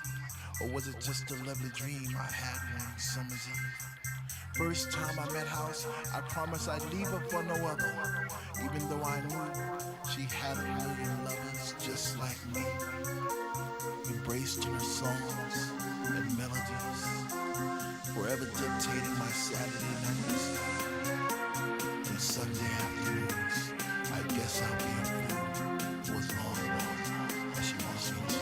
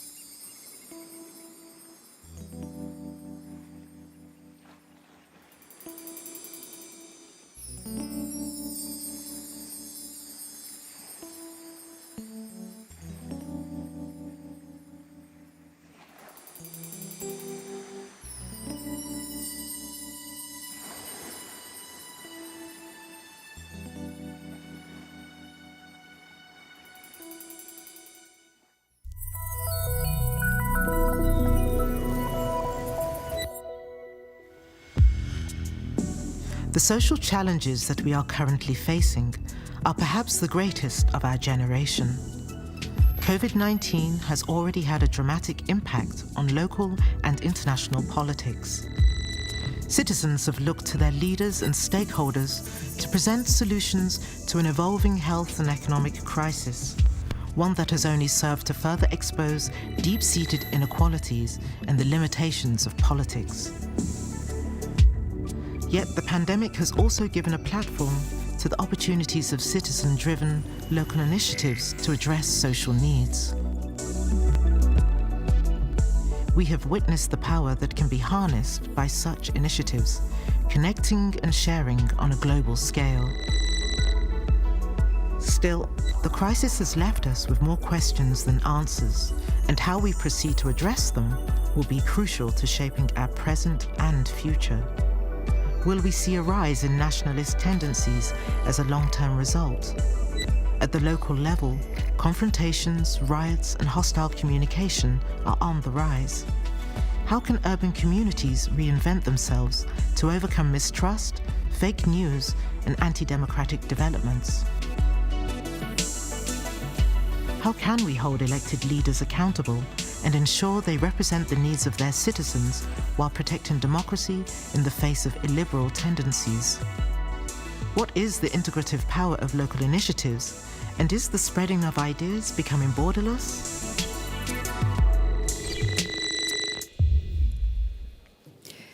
Welcome back, everyone. We hope you enjoyed your break. And as you just saw in that trailer, we're discussing civil responsibility in this next round of discussions. This pandemic has certainly presented us with new social challenges of a new scale and dimension. It's also presented an opportunity to find some citizen-driven initiatives and to find ways to create public initiatives and private initiatives to make change. And those private initiatives for the public good is what we're going to discuss now. I'd like to introduce our speaker, Patricia Atkinson, to welcome Patricia to the stage. Patricia serves on the board of the Clean Air Fund, and she previously served as the Chief Program Officer at the IKEA Foundation, and she also worked with the Gates Foundation. And Patricia is precisely going to talk to us about finding private initiatives for public good. Patricia.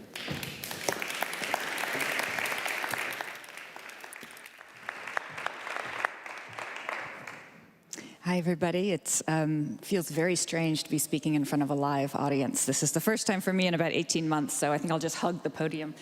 But it is wonderful to be here, and it's wonderful to have this, the theme of this conference be in a city that I love and on a topic that I love, which is cities and metropolis.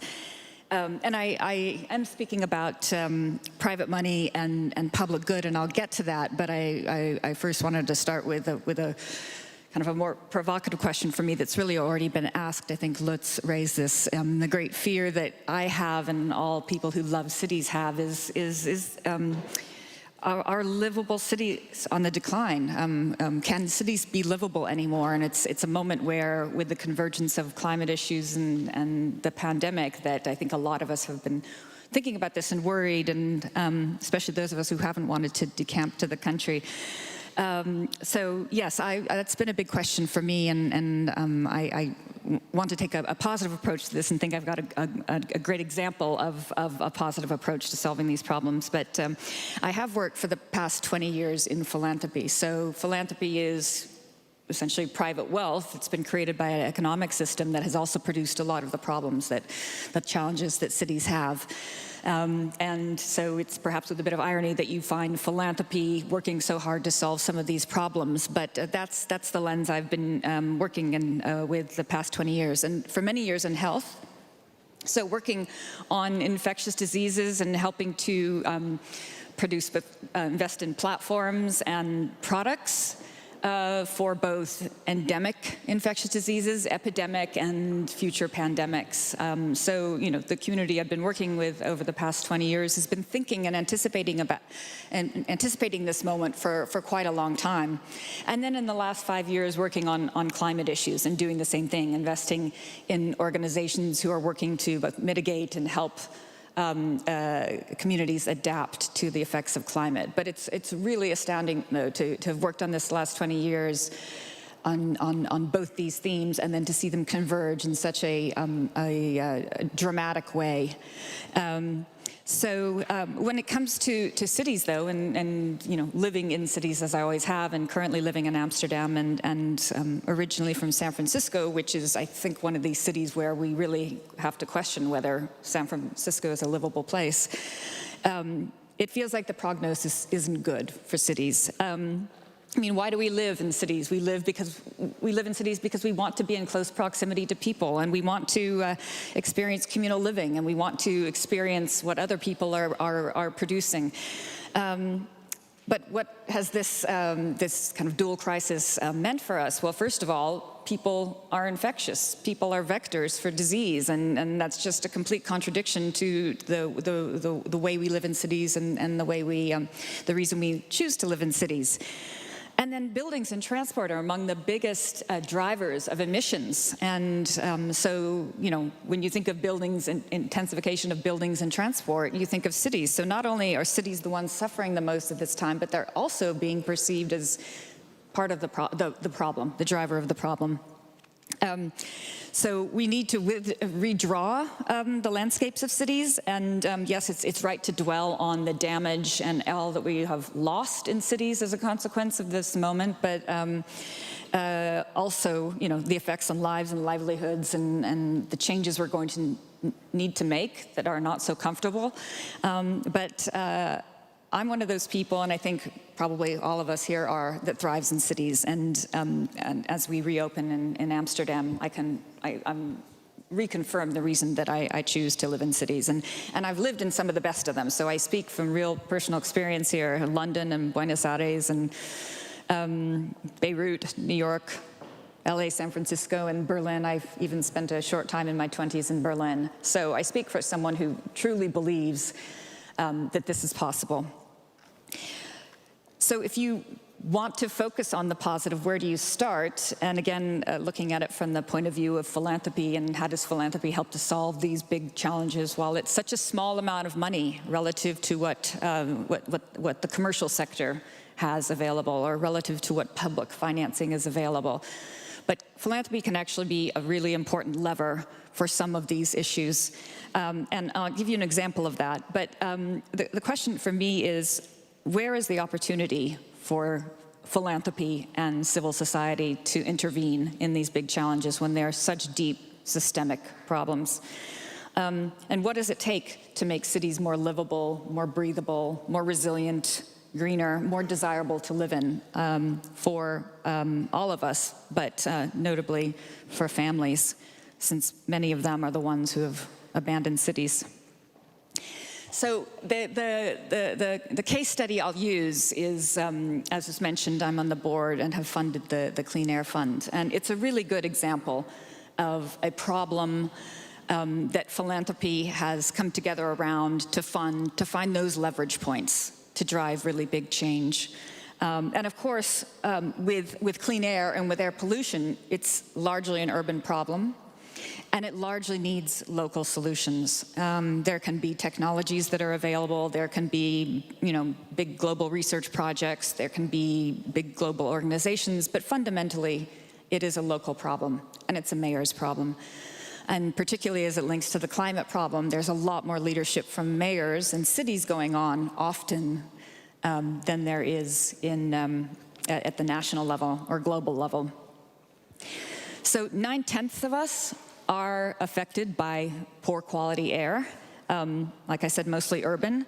But according to the WHO, 55 million people, or 55 million deaths, all-cause deaths, occur every year. And can anyone imagine how much of that is due to bad air? Don't know if anyone's going to have the courage to guess, but it's 7 million. So 15% of all-cause global deaths are caused by poor air quality. And all of us who live in cities know this. But to make it very personal, I don't know if any of you, particularly any of you who've lived in London or live in London, know the story of Ella Kesey Deborah, which is something in the clean air movement that we reflect on, because she was she was 9 years old in 2013 when she died. And air pollution is particularly terrible for children because of their early childhood development. And also because, they stand about this level, and that's the level at which, car exhaust occurs. So children are really, really vulnerable. But with the case of Ella, she was asthmatic. She lived in Southeast London. In the last 3 years of her life, she was 28 times in the hospital. And when researchers have gone back, 27 of those 28 times were peak poor air quality events. But the doctors at the hospital never questioned the fact that she was living 25 meters from the South Circular Road. She went to school in proximity to that same road, just kept treating her. And her mother, when she died, Rosamund, has led a campaign that only recently has resulted in an inquest in December 2020, where her cause of death was restated on her death certificate as being clean air pollution. So, in effect, she's the first person in the world to have been declared officially as having died of air pollution. So, the Clean Air Fund was put together by a couple of us philanthropies, IKEA Foundation and the Children's Investment Fund Foundation. And we put together about 50 million of funding, so largely the two foundations plus a couple of other funders. And basically the objective is to fund local communities, cities. We focus on a few geographies, of course, because the problem is big, but the money is small, to help motivate them to take the actions, the policy actions, the regulatory actions, work with civil society and the organization that are pushing for the change, and also the research that's required. So we have a couple of examples of great things that have been done, but it is an issue. It is an issue for citizens, and it's an issue for mayors, because the mayors are the ones who are elected by these citizens. And among the research we've done is that 90% of people in Nigeria and India feel like air pollution is one of the biggest problems they want politicians to solve. And 2/3, in a survey we did in Bulgaria, Britain, India, Nigeria, and Poland, said that citizens want stricter measures, want their mayors, want their community leaders to make difficult changes. It's an election issue. It has been in Poland and in London. Oftentimes it's communities reacting to a lack of national leadership. So they are counting on mayors to make the difficult changes and design cities in a different way, through either policy and regulation, the way transportation, public transportation works and is electrified, how buildings are built. Among the reasons that we as philanthropists felt like clean air was an important wedge on the climate issue is because we can see how difficult it's been to get the public to understand the impact of climate. I think we see it now, but it's unfortunate that it's really taken this long. It's taking devastating, events, video on TV for people to realize it's here.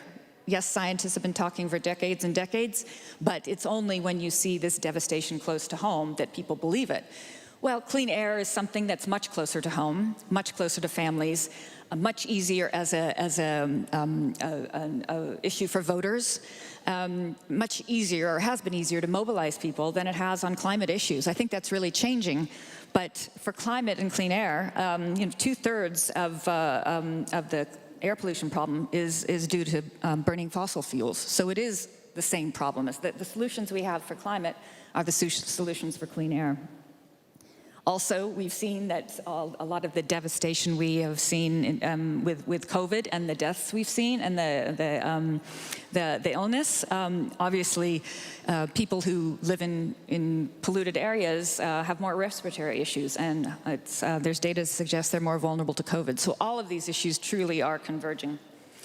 A couple of the things we've done with the Clean Air Fund is we funded some work called Breathe London, and London really is a leader in Europe in terms of, and the UK generally, in terms of cities working on the clean air issue.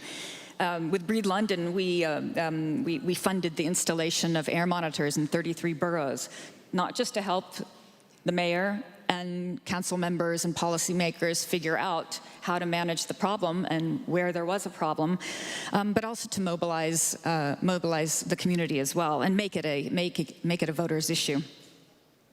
And then also, many of you are probably familiar with the C40 network. That's the network of mayors. Berlin is, of course, a member. Many of the mayors and cities that are participating here are members of the C40 network, which is a network of mayors who are taking action on climate. And it's a forum for collaboration. It's much like this conference aims to be. It's by talking and sharing about the solutions that you can actually see progress across multiple cities.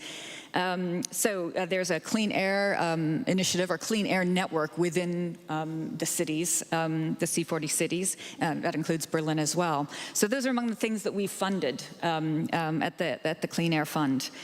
And often I think one thing that we see as a tension between, people and planet, people and the environment, people and climate, is that there cannot be coexistence. That's an overwhelming narrative, and it makes for a very pessimistic narrative as well.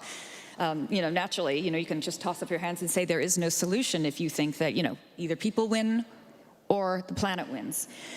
However, on the issue of clean air, and this is some of the research we funded as well, the links between clean air and the positive economic benefits, the data are there, and it should, by doing this research, we're hoping to make it easier for mayors and for citizens to do something that works in favor of both people and planet. So, for example, there was a study we funded with the Confederation of British Industries about called Breathing Life into the UK Economy, which demonstrated that achieving WHO air quality levels would increase the economy by 1.6 billion pounds. Dahlberg has done work in India with the same conclusions. There was a study in 2018 around the link between business and spending and poor air quality, where in Spain it was shown that on days when the air quality was 10% worse, that spending dropped by about 23 to 35 million euros a day. And that by increasing air quality a certain percentage, you would increase spending by 19 to 30 billion annually. There is also another, I don't know if there's going to be any discussion of the issue of land use in cities and parking, but I think a lot of us understand that parking is not a very good use of space, particularly in urban environments. But again, there's this tension between, where it's better not to have cars, but, the commercial district wants shoppers to come in. Well, there's a study in 2012 which talked about how shops continually overestimate their reliance on customers who drive. That a customer who drives to a store spends more in that one occasion, but walkers and cyclists go many more often to stores, and on average in this study, and this was done for UK councils, that walkers spend £147 more per month than do drivers. So there's, this is part of using philanthropy in order to produce data and to mobilize both politicians and mayors, but also civil society, and to hold politicians to account. So I guess, in conclusion, I don't want to suggest that using philanthropic money is going to have any near the effect that those of you with access to public financing or those of you working in the private sector can achieve. But certainly in terms of being dynamic and flexible and operating perhaps a little more below the radar, philanthropic money can actually operate in key leverage points. So I guess my message to Mayor Müller or to any of the other mayors participating or watching is that when it comes to an issue like clean air or much bigger issues being discussed, that go far, because that's what your citizens want you to, and then go further. And only this will allow the kind of radical transformation of our economic system, because going slower and going less boldly won't get us where we need to go. So thank you very much. And I'll hand the mic back over.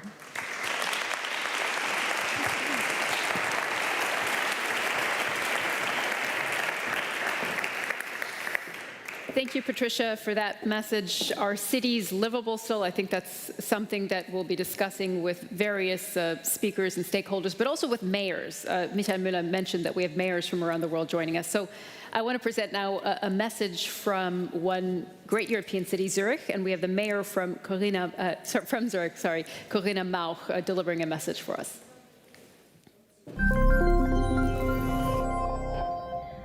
Sehr geehrte Damen und Herren, es freut mich, Sie mit dieser kurzen Grußbotschaft zur Konferenz Berlin Questions begrüßen zu dürfen. Leider erschwert die Pandemie noch immer das physische Zusammenkommen. Ich denke aber, in den letzten Monaten haben wir uns alle ein Stück weit in Richtung Digital Natives entwickelt.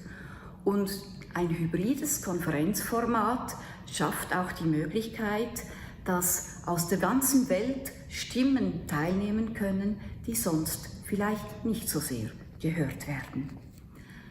Eine Krise ist immer auch eine Chance für Neues. In Zürich sind kreative Ideen entstanden, sind Innovationen entstanden während der Krise.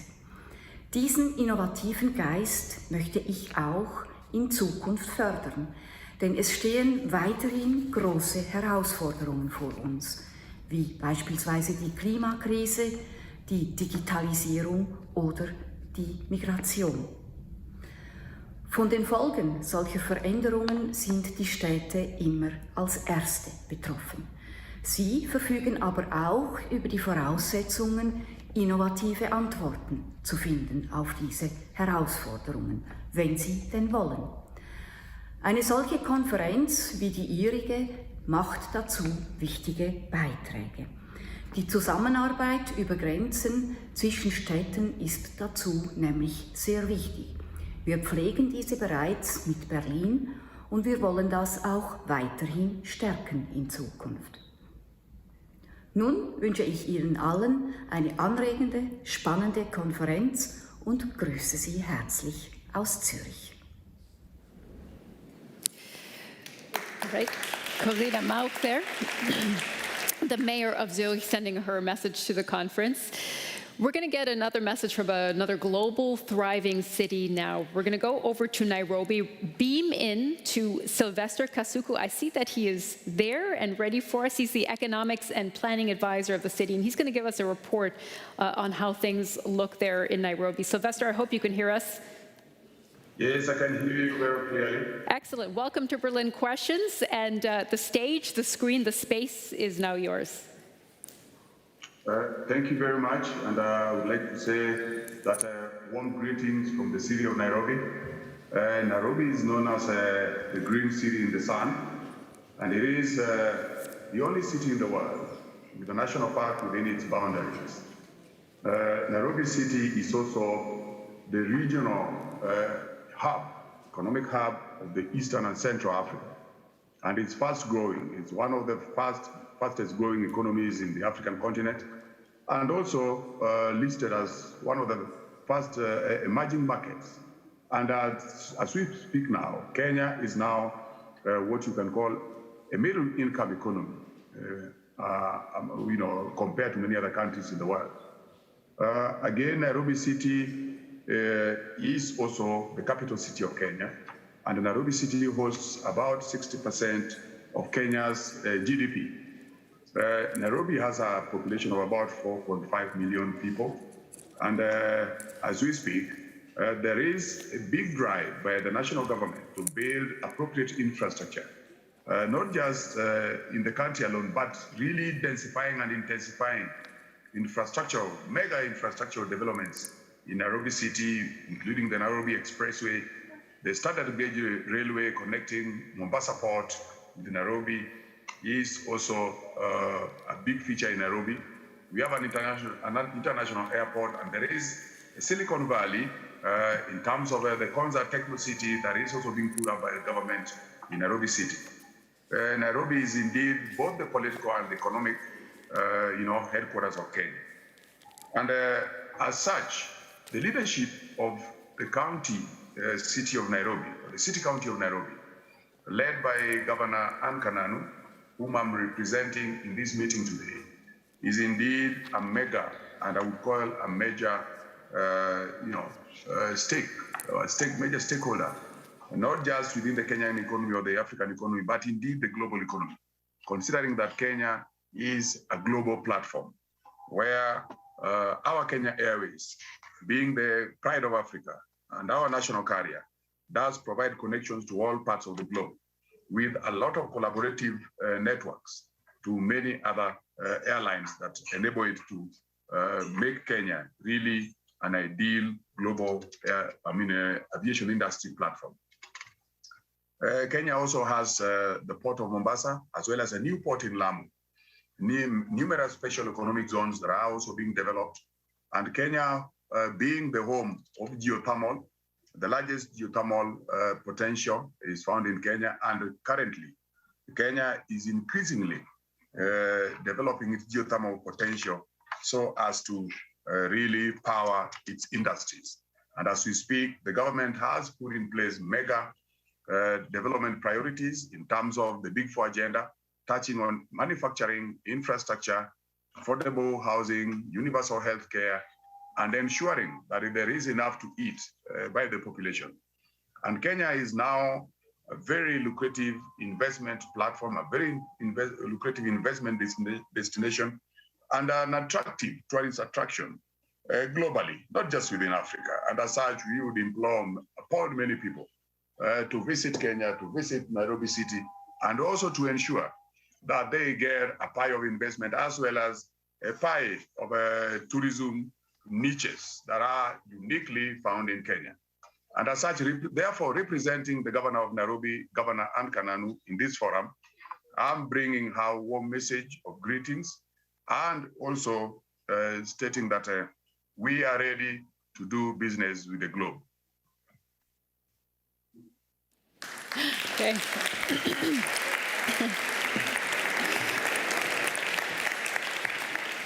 Thank you, Sylvester, for that message. That's good to hear. And we wish you a good day there in Nairobi as we send you off. Thank you. Very much. Thank you, Sylvester. Okay, well, we're going to move on now. We've been talking about the new now, but our next speaker is going to talk about why it should be the new noun. And the noun should be common city. So common, there's the adjective, the one that's doing the heavy lifting. So common cities that are shaped by citizen dialogue, that are moved forward by citizens. That is what our next speaker is going to talk to us about. Maria Ines Plaza Lasso is here with us in Berlin. She's the editor and publisher of Arts of the Working Class. All of you who got a tote bag when you came in, Arts of the Working Class has a special edition for the Berlin Question Conference. So you have this in your bags. If you flip through it, there are QR codes attached to quotes, questions from some of our speakers, and you can go into more detail once you scan those QR codes. Maria will be giving a presentation to us. She develops curatorial and communication strategies for individuals and institutions, and she's going to share her vision now on common cities.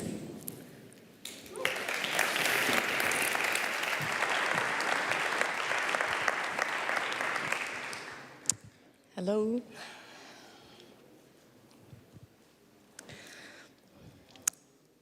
Why is it so hard to communicate in Berlin? Berlin has been a divided city, still is a divided city. Berlin is multi-layered, Berlin is multilingual, Berlin is extreme. It's a city of extremely concentrated cultural wealth and extreme poverty. And those relations need to be clear, made clear. It is not only Berlin. Everywhere in the world, we see a precarization of life, and this economic and social devastation is more and more visible as we see today more and more people sleeping on the streets. The regulation of financial markets and the public funding of their speculative operations by cheap labor has led to such rises in rent globally that today not only artists but even galleries cannot afford the inner cities anymore. The ecosystem of the arts has lost its source of innovation, which has always been based on the constructive confrontation between the opportunities with economic wealth and the wealth of imagination. So 3 years ago, Alina Kolar, Pavel Sohatsky, and I created a tool for productive conversations between arts and politics, between the rich and the poor, between fiction and reality. Not by charity, but by a much more sustainable device, economy. That means dignifying work, opportunities, and sustainable investments. It's called Arts of the Working Class. It contains no superficial illustrations, no bullshit. It is given for free to anyone. And you can just pick it up on any of our points in Berlin, London, or LA, and you can take as many copies as you want. So how do we finance this? By curated advertisement and media partnerships, like for the most recent issue with the German Pavilion at the 17th Architecture Biennial in Venice and Berlin Questions. What vendors get is a product that people like to buy, not only because of benevolence, but because they want to read it. Also because it really looks extremely good. What we get as Arts of the Working Class is the most intense and rewarding working place that we could ever have built for ourselves and for others. You might wonder what it means to occupy the historically loaded term of the working class. We have faced criticism for playing with it, all leavishly, ironically, and for aestheticizing historical painful depths and gaps and struggles for the mere taste of today's hedonistic escapism. But to be honest with ourselves, the term working class has been hijacked already long ago, and there's an urgency to revisit the problems of those who can't stand for it. So let me tell you a little bit about us. Paweł Sochacki, sensitive-minded artist, migrant parents from Poland, having endured structural racism in Germany since his early childhood, deals with the mechanisms of discrimination and power deprivation of people in his paintings. Alina Kolar, daughter of a union organizer in Graz, daughter of Slovenian migrants in Austria, experienced the same caravan of underpaid freelance gigs as an art historian, as a curator, as an art critic, as a gallery assistant, crossing the invisible borders of labyrinth without escape, the so-called art world, just like thousands of others, just like I did. Being from Ecuador, my families have experienced what it means to lose everything that generations have built up before. This might contribute to me always giving and asking maybe a little bit too much when it comes to justice and organizing and sharing common goods. At the moment, we cannot afford a comfortable moralizing outside gaze, and we are also not interested in offering comfortable seats in this global spectacle of morals. If we consider the working class as everyone earning less than the average income in Germany is 3,975 euros before tax, it's massive. We are part of it, many of you as well. Arts of the Working Class is called Arts of the Working Class because it counters the invisibilization of class struggle by culture contributing to its joyful escalation. Arts of the Working Class is out there to be distributed not only in Berlin, but also the streets of the world. Today, the concept of diversity is defined from the center. Those who have power say what is diverse and formulate where these marginal positions have to deal with themselves. With Arts of the Working Class, we currently rehearse the opposite, a different model of governance in an effort to redefine union work by a decentralized peer-to-peer model of care. In 2020, Alina, Paul, and I founded the Union des Refusés, named after the Salon des Refusés, that was founded in the Imperial Paris in the early 19th century to house all artists that were too progressive for Napoleon III. The Union des Refusés calls for all art workers, from guards to cleaners to successful gallerists, museums directors, to rethink their working relations and their relations to society as a whole and beyond the so-called art world. We care for the shared aesthetic and intellectual infrastructure that we're missing today. L'Union des Refusés implements a method for community building that was introduced by hospital and care workers within solidarity clinics. What solidarity clinics are, phenomenon of the financial crisis in 2007. We take the method from these clinics, the hologram, who groups 4 people together who meet regularly to understand and discuss each other's personal and professional concerns and needs. Everyone serves as each other's coach and therapist, learning not from institutionalized methodologies, but from each other. Questions that we face with our holographic groups are, is this possible without experts? Is this possible without a physical space? Is this possible without money? Is this possible without stability? Is this possible when we are all a little sick? Is this possible when we have been taught that we can only trust experts? So on. L'Union de Refusés meets every 21st of the month, and everybody's invited to join. For a union of art workers, but not only that, it's citizenship and decentralized grassroots governance, looking for ways out from the passivity in which citizenship is confined today in a technocratic world. But for now, let us have a look to the current issue of Arts of the Working Class.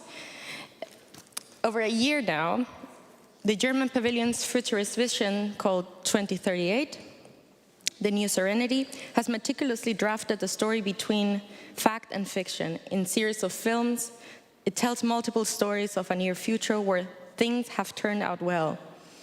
It's been challenging, and it's been a pleasure to edit these contributions together with the visionary preciseness of the curatorial team. You can flip through the pages. I'll be happy to also maybe have a conversation afterwards with you about the many languages and impressions that you can see. You can go into the QR codes and have more of it. You flip to the other side and you have 2021.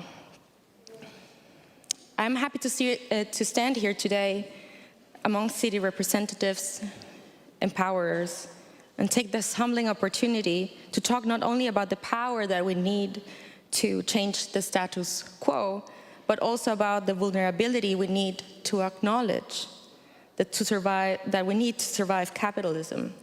Vulnerability is what carries this issue on the streets today. If you go to the streets and you go to the U-Bahn and the metro, today you will also have someone that might be houseless selling you a paper for $2.50. If you would like to support that, that would be a nice thing to do. If you would like to work together with Arts of the Working Class and let the paper circulate on the streets and reflect on the poverty in your own city, here's our email. Thank you so much.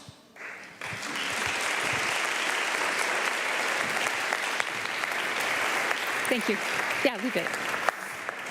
Thank you, Maria. Just so you know, I was showing you earlier the Berlin Questions edition here of the Arts of the Working Class. Maria was showing the pavilion, the German pavilion, and that's just on the back side. So you actually have access to both. So please do read front to back, and you'll have access to everything that Maria just discussed. Thank you for that presentation.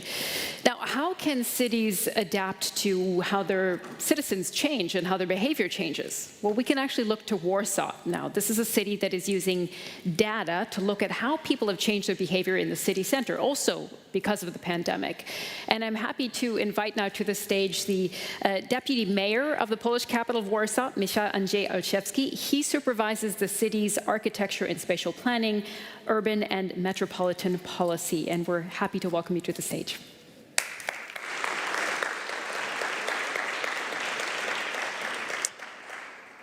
Hi. I confirm I'm Deputy Mayor of Warsaw, the capital city of Poland, and capital city of nation who is very unruly, honestly speaking. And pandemic time also shows how unruly we can be. So we usually obey the rule, no rules. So sometimes no mask, no vaccine, and no disinfection, despite that Poles, as other nations, willingly use alcohol for other purposes. But today I will show some example, which is an effect of our analysis of data, as you said, but also an effect of our observation how pandemic also changed the use of the city. Poles, as other nations, are using public space. Pandemia totally blocked the use of public space. And we were a bit afraid that all of our project who was made to change this public space will be also not acceptable after pandemia time because it will be not in use. But our analysis of last few months gave us the conclusion that people just after the pandemia are using the public space, maybe not in the same way as before, but much more actively. And that's the reason why we concentrate and focus on the most important part of the city, on downtown. Downtown of the city, or heart of the city, in every city is the most important area where people like to be, like to live, like to use the restaurants, like to meet each other. We focus on the area which is like 30 hectares, 40 hectares of the city. And that's the plan. I will show you some examples what we are planning, what we already done. But looks on this shape, because on this scheme of the city, you will find one very important thing which we like to emphasize. This shape of the streets is a smile. We called this project as a smile of Warsaw, because we want to encourage people not only to use the city, but also to keep smile, even when we have some threats ahead, and we have to sometimes keep distance. Just to keep the threats, I have to I have to follow my mobile. Actually, this is the smile, as you can see. The area of the change is much bigger, and it's true. I'm supervising this project in the city of Warsaw as a head of the architectural pillar in the city. One example, what we already done, and it's definitely an effect of observation and data. We analyze how many people are using underpasses or zebra crossing. What we did, it's a direction which is adopted by current Mayor Trzaskowski in the city of Warsaw, to avoid to use underpasses. And our plan was just to took the people from underpasses to the zebra crossing, and pandemia time showed us that it was very good direction. Why? Because our people are not unruly. They don't like to use a mask. When they are going to underpass, they should wear the mask. When they are outside, they keep distance. So that was one effect, that this change that we made, it's not only a change which is our fault, but people are voting by their feet. And this foot voting, it's very often an observation how this change of the city is needed. Next area, I will go very briefly about. It's a most representative area of the city, Palace of Culture. Now it's a parking. Yeah, in the heart of the city we have a huge parking, not underground parking, just parking. So what we are now planning is just to open the new museum, just to attract to come the new users of this public space, just to reshape the area. But what's the effect of the data? Because that's the focus of my presentation. Look on the shape of this square. The shape of the square, it's a shape of the historical part of the city. Because for those who don't know the history of Warsaw, Warsaw was totally destroyed, and communists just decided not to reconstruct this part of the city, but just to put the big building, Palace of Culture, and to keep the space which is surrounding empty. So what the people vote or the people want by the consultation, they want to keep the heritage. And look on these squares. The squares are actually on those areas where we had in the past buildings.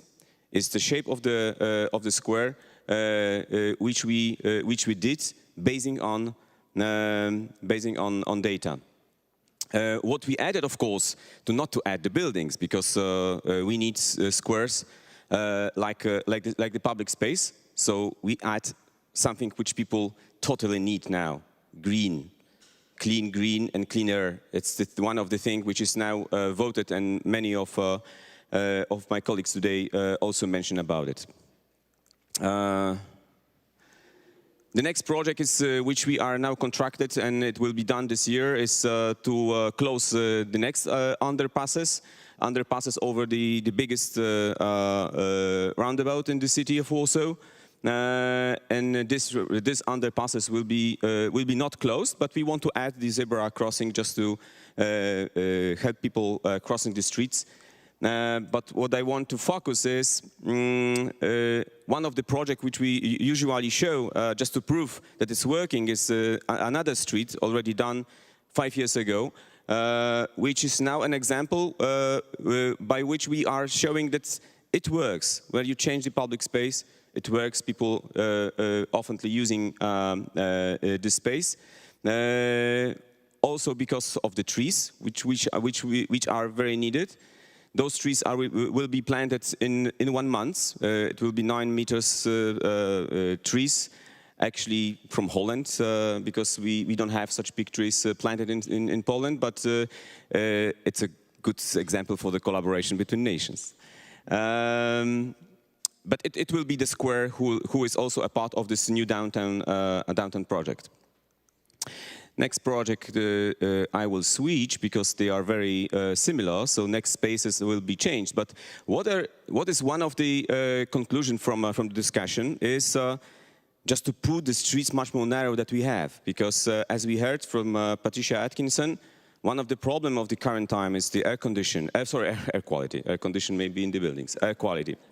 Air condition is needed because of the climate change, yeah. But the air quality is provoked or is caused mostly by the traffic. So what we decided, it was just to reshape the streets that we have, because by this shape of the streets that you have now, we just attract cars to come. So what we did, we propose firstly to reshape the sidewalks, but after all, to make the streets much more narrow, just to make it to use just to make the use not only for cars, but also mostly for the public transportation, and to make the sidewalks much more wider.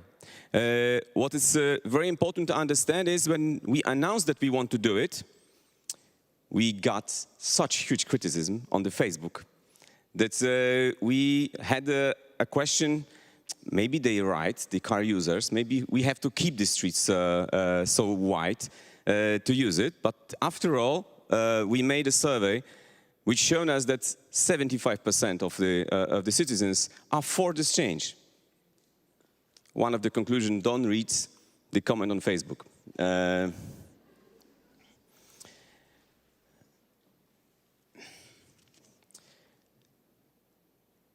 We had many of questions during pandemic time, not only how to survive, but as you also mentioned today, many of us, it was the question how reshape our cities for the new updated needs.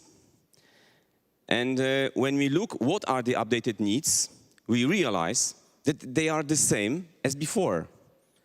But people understood during the pandemic time that actually the change might come faster than we can deliver.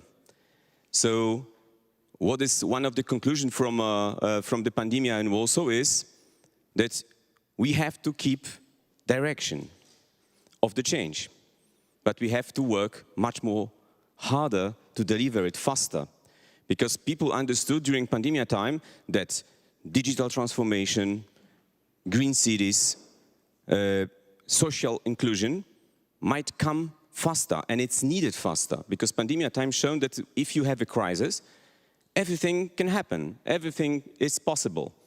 And now we have a huge pressure for us just to deliver those changes announced before pandemic time, faster that we can.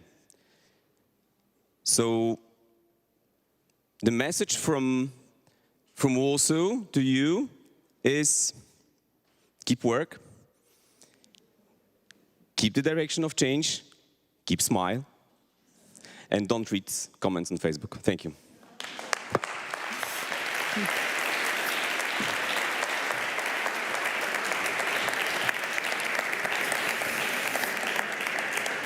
Thank you, Deputy Mayor. We're going to move right on to another global city, adapting to the needs and the reality of the pandemic, Freetown in Sierra Leone. And we have a message now from the mayor of Freetown, Yvonne Aki-Sawyer. My name's Yvonne Aki-Sawyer, and I'm the mayor of Freetown, the capital city of Sierra Leone. Our COVID situation is, in fact, worse than it's ever been. We're in the third wave, and although our numbers are small relative to other cities, they're really significant within our context. We're now at 3,650 odd confirmed cases, but almost 30% of those cases were confirmed within the last 4 to 6 weeks. The impact has been a return to measures, a return to curfews, and sadly, perhaps most significantly, we've been added to the red list for some countries, particularly the UK, where we have a lot of travel, and obviously that affects Europe as well. This means that our hope for growth, which had been predicated on growing our tourism industry for city economic development, are now really severely impacted. Our move in the post-COVID world, as we were coming out of COVID, was already focused on creating green jobs within sanitation and within environmental management, particularly with the supporting ecosystem for improved tree planting within our Freetown, the Tree Town agenda. Here we are now seeing another key element of that growth under severe strain, but it goes beyond not just having tourists. The impact on the economy is already being felt, and that reflects on an inability of our residents, both business and domestic, to pay their property rates and their local taxes, our main source of revenue and income to deliver services. So at a point where we were moving forward with our Transform Freetown initiative, growing jobs, improving infrastructure, leaving no one behind because we were targeting the vulnerable in informal settlements, COVID has really put a span in the works. But we remain determined to think outside the box, to work collectively, to coordinate with others, to get back onto a track of growth. But we're not out of COVID yet. This red list, we are told, could affect us for the next 6 months plus, and that has a direct impact. So we're here, we're thinking, we're planning, we're working, and we will get through this.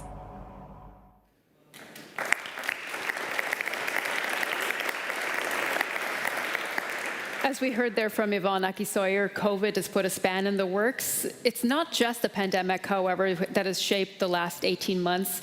We also saw a wave of racial justice protests sweep the globe. We saw the Fridays for Future movement of younger generations, the youth demanding climate justice. And if you watched what took off in Nigeria last year, especially towards the end of the year, you would have seen a global social movement connecting globally there as well, under the hashtag #EndSARS. This is actually a long-running social movement calling for an end to police brutality. And our next speaker witnessed that. She bore witness to it through her lens. She's a photojournalist and an artist. Yagazi Emezi focuses on stories of identity and culture, social justice, climate change, and migration, and she'll be presenting to us now.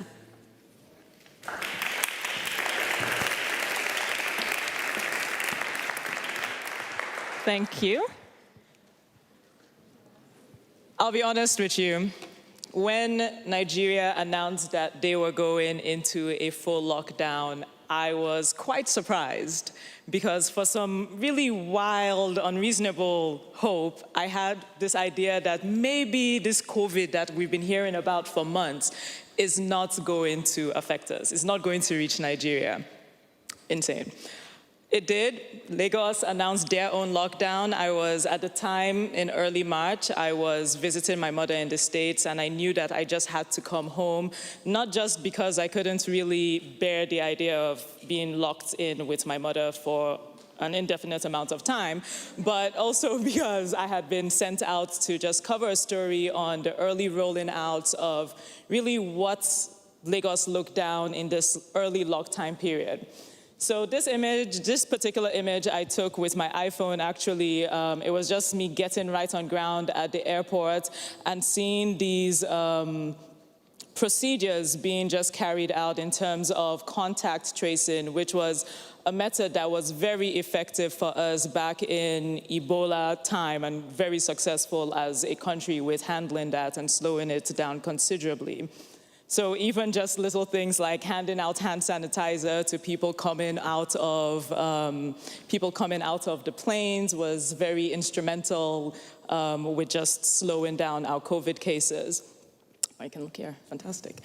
As we hit the streets, you would see these like large informational signboards put everywhere, and these were efforts by both the public and private health sectors, really because there's this well-known mistrust that we have of our government, and a lot of people simply did not believe that COVID was a thing. You know, you cannot believe what you don't see. It was also called a rich man's disease by the masses, where people said, it's only affecting the rich people, it's not affecting us. So there was really a push to just put out this information as heavily as possible. Part of how the lockdown was enforced was really through this like roadblocks everywhere that ensured that only essential workers were moving around at that time. And now the city, and this is a population of over 22 million people and growing on the smallest landmass in the country. And just really in a couple of hours, the city just went quiet. And this was just a very surreal thing to bear witness to. Places like this, which is called Marina, it's one of our major business points where the corporate buildings are, our marketplaces are. This space would have been completely jam-packed with cars, but had just been converted to this impromptu football field. Well, not really much of a field, by young men who, back before the lockdown, would make a daily living of just kind of like parking cars and just doing their regular day in, day out hustles.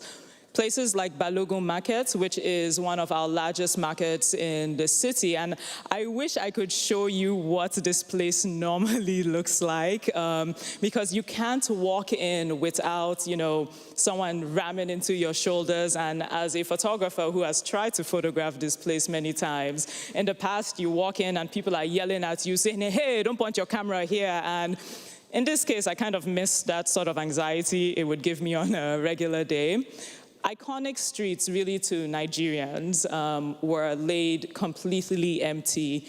Major bus stations that would just have lines and lines of people was dead quiet. And in this time of silence, there was this also realization, at least for me, that Lagos is a city that is not meant to be still. And in that stillness came a lot of tension.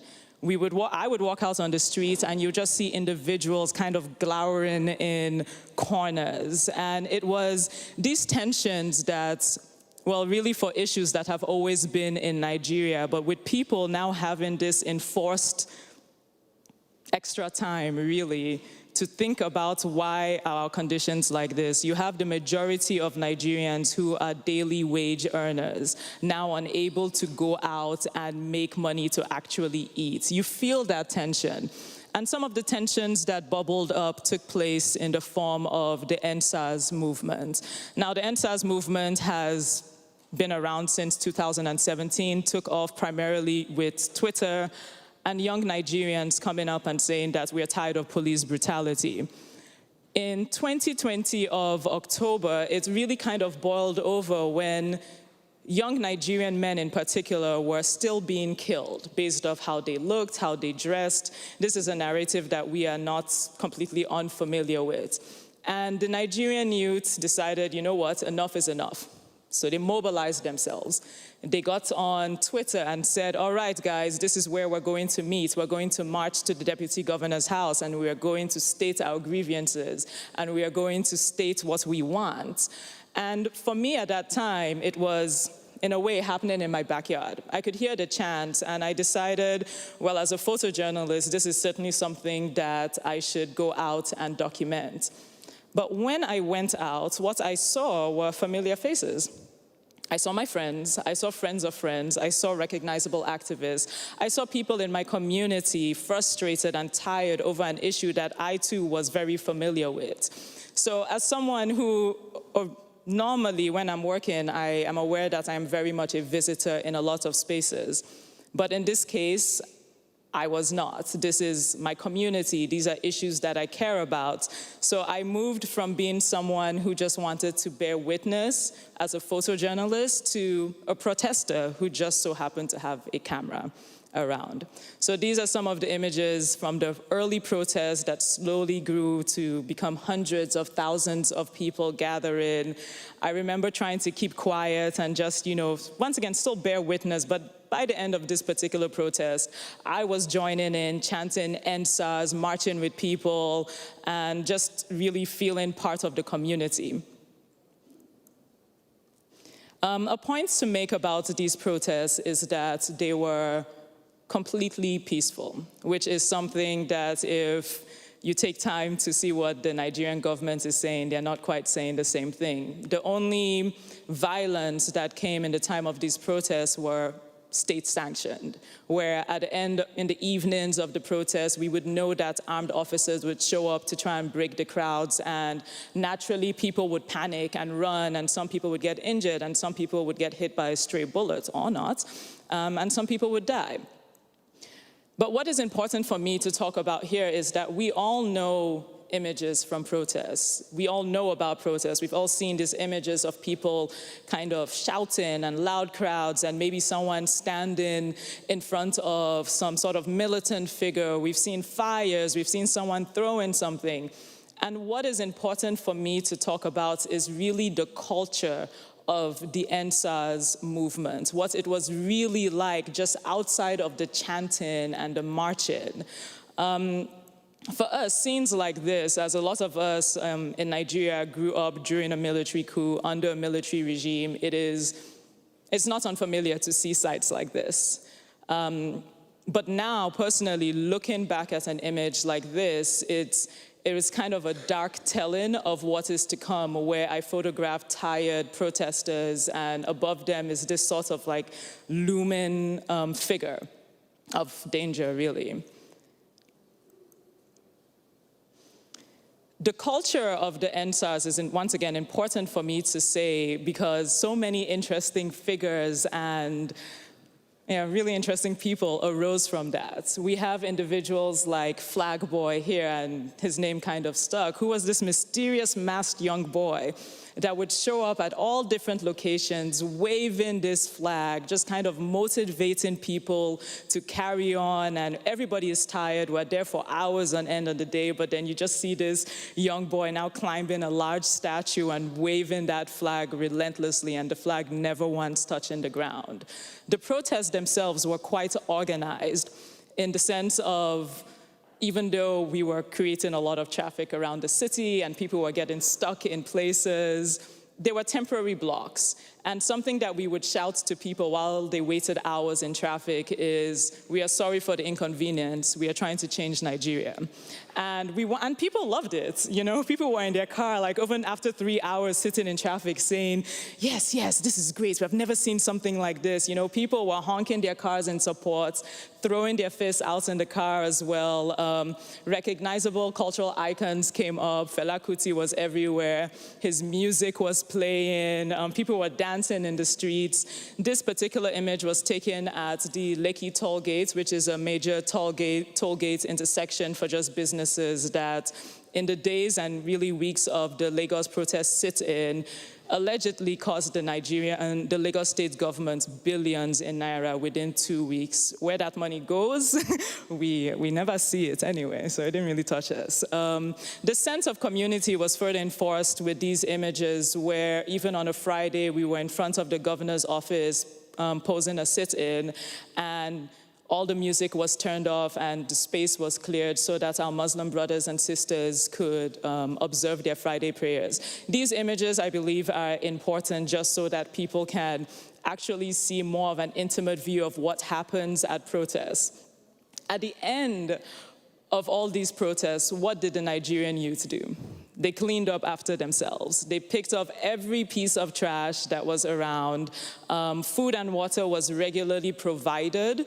And this is why also the Nigerian government is currently trying to implement a social media ban, because everything that happened from the protests came from using platforms like Twitter, where people would say, hey, we are currently at the Lekki toll gates, there's no food, there is no water, and people would show up and provide. Here's a scene of the Lekki toll gate at night, where night vigils were held to just memorialize the people who had died at the hands of NSAS. This is an image that I would really call an armpit image of the sort of crowds that showed up at the Lekki toll gates. 2 days after this image was taken, the state governor issued a 4 p.m. curfew at 12 noon, later on extended it into 9 p.m. At 6:52 p.m., I remember this very well because I had chosen not to go out that day because my knee hurts.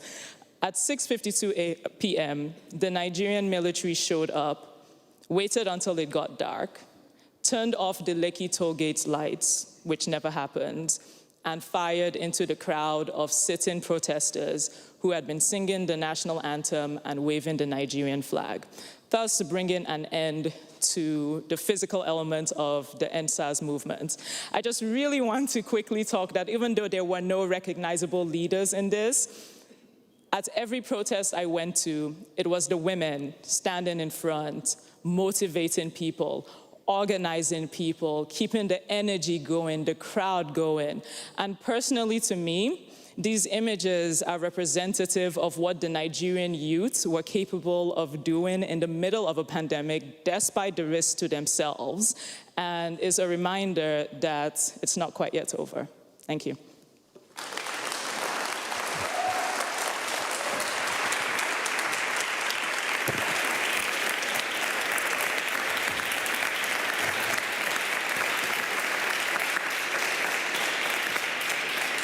We wanted to take the opportunity while we had, excuse me, Yagazi here with us to talk about the photos that you just shared and your experience. Thanks for sharing that with us. I was touched by what you said about moving or crossing that line from photojournalist to protester yourself. How did that change your work and what you saw through your lens? Normally, the majority of my work is that I'm assigned by X, Y, and Z publications to go out and cover a story. And in my mind's eye, it's about, well, does this particular framing suits what this publication would publish? And it was quite simple of, rather than thinking about what's, with my work, Western publications would want to see, it was really about just documenting my community. And it took away the sort of expectations that I normally place on myself while normally on an assignment. It made me more intimate with people. It made me unafraid just to go closer to them because sometimes with work, there is a performance element. And I was there by myself. And without someone telling me what to do, that element was removed. So I think it created more of images that I would say were for the protesters more than anything. How did you decide what to focus your lens on? These were protests that were diffuse, they were all over the city. Oh, I didn't. No, not at all. I usually don't plan when I go into spaces because it's really not safe to build expectations around something as volatile as that. Anything could change. So for me, it's always important to go in with an open mind and see what there is to see. With going around the different locations, I just felt that you have locations on Lagos Island, which is more of the upscale part of Nigeria and of Lagos, and then you have the mainland. And I really wanted to make sure to cover as much as possible. as I could on that. So it was important to go through these different class demographics across Lagos as well, very strategically with that. You've said that sometimes when you get so invested in a story, you forget that you're a visitor, but you also know Lagos so well. You grew up there as well. So how is that interplay between being a visitor and a local in some way? Well, I've spent most of my adult life in Lagos, but I unfortunately did not grow up there. I grew up in a much smaller town, and Lagos was my first-time experience of a proper African city. And it's also as a country that is very much focused on ethnicities and ethnic groups, it's very much a Yoruba state. So when I came from the southeast home that I am, where it's predominantly Igbo, I came to a place where a lot of the cultures were completely new and foreign to me. So a lot of the times when I'm covering Lagos, I'm very much aware that someone will go and say, you don't look Yoruba, or you look as if you're from this place. And that's always a reminder that I am a visitor in these spaces, and I do have to tread cautiously with a lot of respect and consideration, as opposed to the NSAS protests where we were all together as one. You know, everybody's checking on each other. It's all of our issues. It's a public space. We have every right to be in these spaces, so that definitely helps. Through the work that you just showed us, what message were you sending about the socio-political state of Nigeria right now? It's a mess. I mean, going out, I didn't have, and in the aftermath of the NSAS, I did have a lot of people like approaching me with questions and whatnot, and about like, oh, well, what do you think about this and what do you think about that? And for me, that was, I will be frank with you, it was not my intention. You know, my intention was just to go out and document my community. The issues in Nigeria have been painfully apparent for years, unfortunately. And in the aftermath of what followed with NSAS, and now following along with families and their homes, and what happened with the police officers that inflicted this pain on these families, and the general bad governance, unfortunately, there's nothing positive I can say about what I want to, you know, pass on to people. I can only say, to answer your question, and not very directly, I'm afraid, is I truly do not have any faith in the Nigerian government. But what I do have is a lot of hope for Nigerians themselves. But unfortunately, the rot is just way too deep for me to say, like, this is kind of what I want people to see, because I think it's also very apparent. It sounds like the protests also presented a silver lining, a positive note that you could take away from what you were witnessing. And you said that it was always women and girls who were at the forefront. And you actually focus a lot of your work on women and girls. Yes. Why is that? What is it there that you see in particular? It's always an interesting question, because to me, it's like, what's there not to see? You know, I don't think, you know, any white photographer would get questioned as to why he photographs white men. You know, there's this, it's relevant. It's simply put, it's always been relevant, and there isn't enough of it. So why not do more of it? How does that come across in the publications you work for usually? I'm very lucky to be in a position where I can actually pick and choose the stories I want to work with, want to work on. So it's not so much being assigned and taking on anything. I'm very particular about the stories I take on, be it around social issues in Nigeria, and in particular being approached to cover stories on women and girls. Not everyone here might know, but you're actually a self-taught photographer. Yes. How did that come about? Pure survival and necessity. I had moved to Lagos with a plan to actually produce a television show around African women and sexuality and make it more of an open topic. And plan after plan, it's all failed. But in the meantime, I'd just been taking pictures on my phone and posting them on social media. And my sibling was like, you know, why don't you try doing this professionally? And I think we've all been at that stage professionally where we're like, am I good enough? Can I actually do this? So I took that jump, and in 2016, I would say, is when I really started playing around with the camera. How is your work, because we are focusing in this conference on the metropolis, how has Lagos and have other cities where you've worked have seen as well inspired what you see?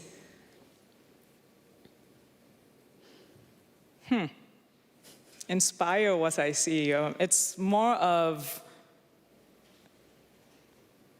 yeah. I don't know. I think being someone who has, spent my other formative years in the States, and I think I left home too early. I was hit by this, and I had a terrible, terrible time assimilating. I was always hit by this feeling of like nostalgia and being homesick. And I remember when the first time I came to Lagos, and it wasn't my hometown, but there were all these scenes, it could be smells, it could be something that reminded me of my hometown.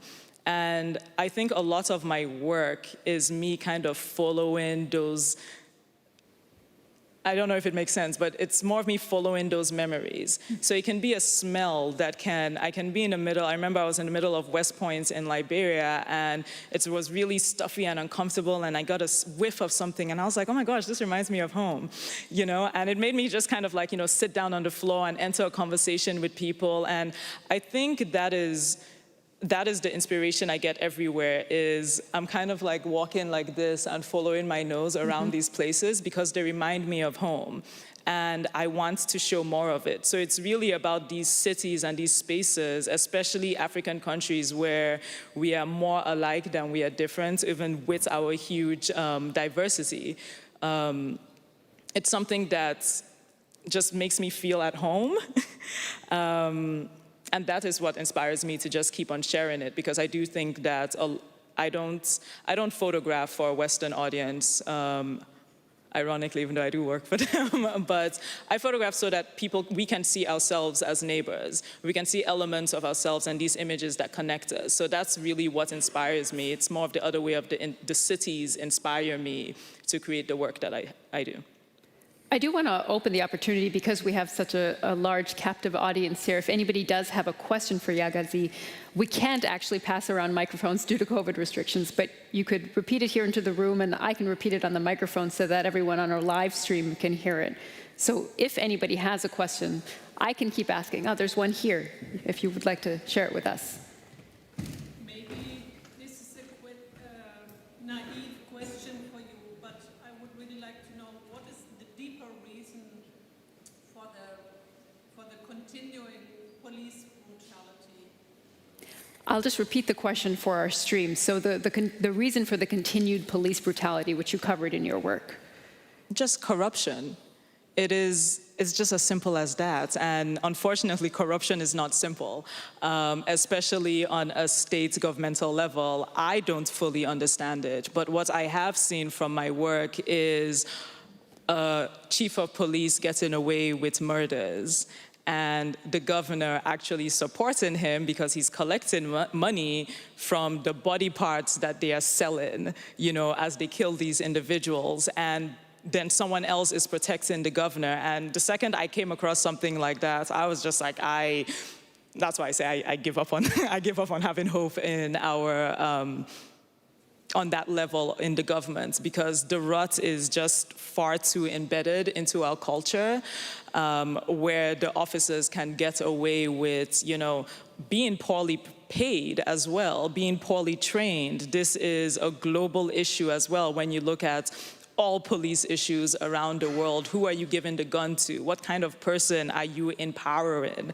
And then you have all the other issues around just poor governance and greed that completely infiltrates and deteriorates what a system is supposed to be, and it completely fails. It's just corruption. Any further questions? There is one here as well. Sure, get closer and I'll repeat your question as well. So, more like in a global scale, because there are like these protests happening in other countries as well. I'm from Chile, like Colombia, Hong Kong. So if you have like a global perspective of what is happening in terms of Metropolis, from your perspective, like this is happening in so many places right now, like what do you think here is happening? I'll repeat that. Is there a global connection between some of the protests that we're seeing in other countries as well, and what you witnessed in Lagos? What do I, sorry? And what you witnessed in Lagos. there's a connection that you see. The global connection is also, first of all, the youth. You have an entirely different generation who have grown up under different circumstances, but genuinely want change. The connection also is technology. I really want to believe that, where a lot of these issues have always been happening, but with technology, we're just seeing more and more of it. You know, how people are now able to mobilize. You know, the EndSARS movement wasn't just the only one that utilized social media to mobilize these protests. So I think those would be the first two connecting points on a global level. Absolutely. I think I'll just ask one last question, because that's really what we'll have time for. Is there one image that you took that stuck with you from what you witnessed? Or a series of images that you took? Probably the lady with the flag that I ended it on. The EndSARS protests, even though they were organized, you know, they weren't perfect. I'll say that. You know, there were still issues in it. There were women being bullied. There were members of the queer community being told to get out. You know. So within the protest, there's still another problematic community within that. But the lady with the flag, I remember, the flag is heavy. And she was just walking nonstop, marching. And not once did her hand go down. And people were like saying, "Sister, can I help you?" And she was just like, "Absolutely not." And she didn't want to talk to people. She was just marching along. And that sort of resilience, you know, and in a way it was also scary, but in an admirable way, where I was just like, I don't want to disturb. You know, I was even hesitant to take a photo of her because I was standing in front of her and I had to run out again. But that photo to me really speaks of the resilience of the Nigerian youth. Yes, there's still a lot of work to be done, but we're starting somewhere, I think. And that level of just being able to come together, not just in Lagos, but throughout the country, and really shake up the Nigerian government, where they are genuinely afraid and bothered by young Nigerian men and women just fighting, you know, peacefully for their rights. I think it's just that image that's going to keep on reminding me of the EndSARS movement. Yagasi, thank you for sharing your work and your conversation with us.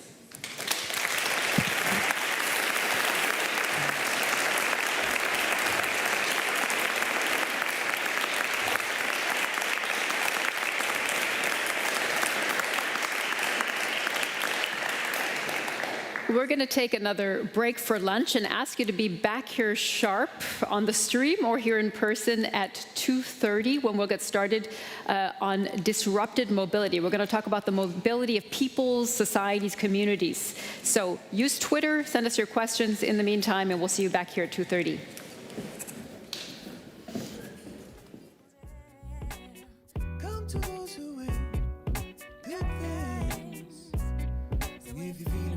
Stop acting like a fool.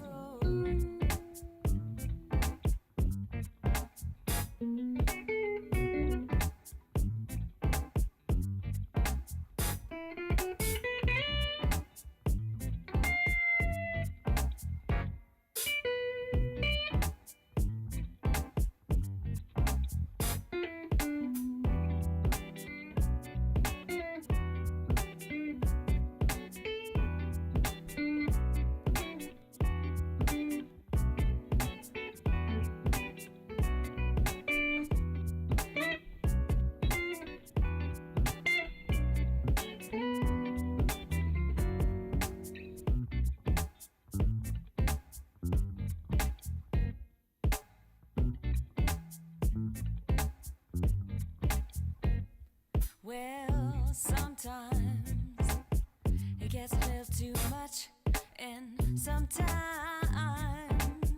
you get to thinking that you've had enough. Those times you gotta take 5, 1, 2, 3, 4, 5. Next time, will you stay cool and relax your mind? Good things come to those who wait. Good things always come true. Good things come to those who wait. Good things. If you're feeling black and blue, stop acting like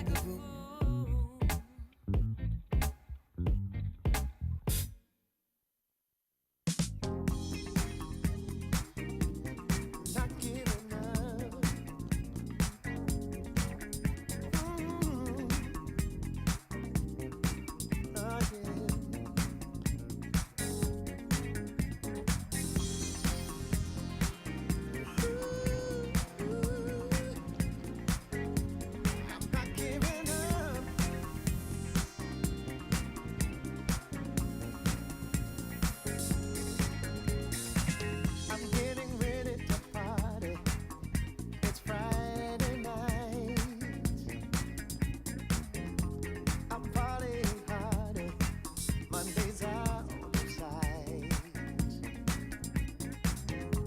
I'm loving the nightlife, gonna set me free.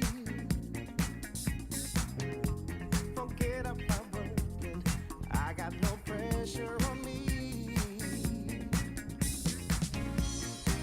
But the days are longer and the nights divine. Gonna sing my song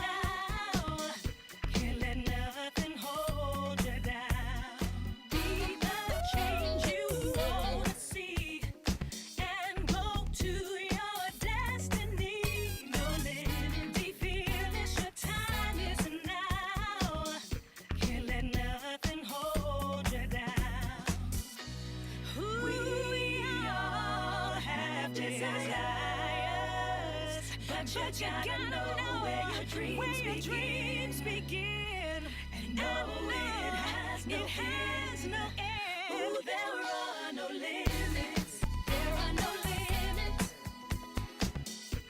You must take a chance. Ooh, must take a chance. Your time is now. Your time is now. Nothing hold you down. Can't let it be the change you wanna see. And go to your destiny. Your time is now. Can't let nothing hold you down. Be the change you wanna see. And go to your destiny. No limit, be brave. Your time is now. Can't let nothing hold you down. Can't let it hold you down. Ooh, yeah. Go to your destiny. Your time is now. Be the change you wanna see. And go to your destiny. No limit, be brave. Your time is now. Can't let nothing hold you down.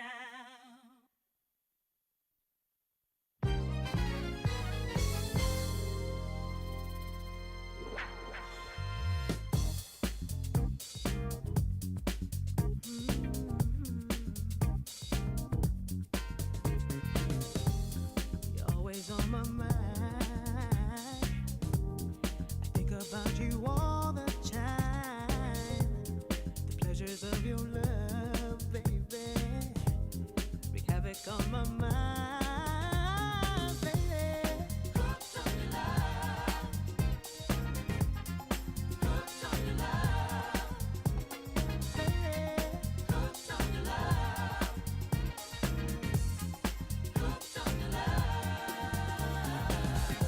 The way you make me feel.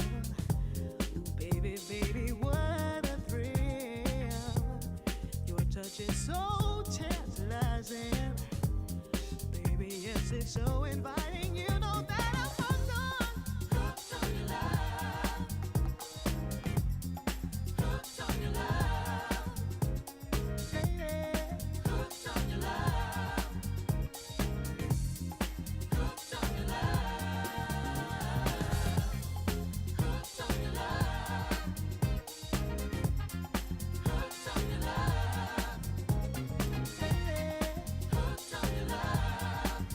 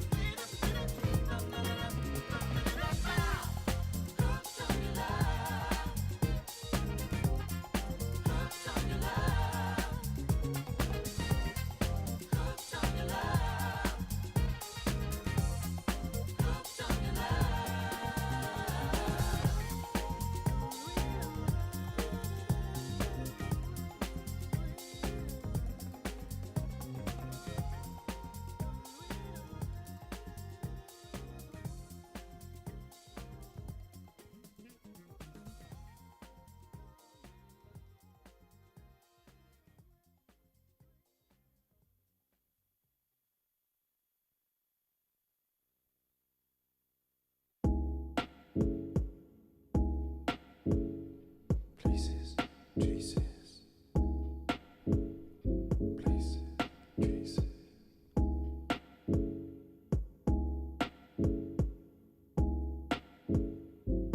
There is no private eye you can hide to chase back your past. No reliable wit, no guardian angel on your path. Chasing places, traces. I'm looking for the long lost faces. Places, traces. I'm looking for the long lost faces.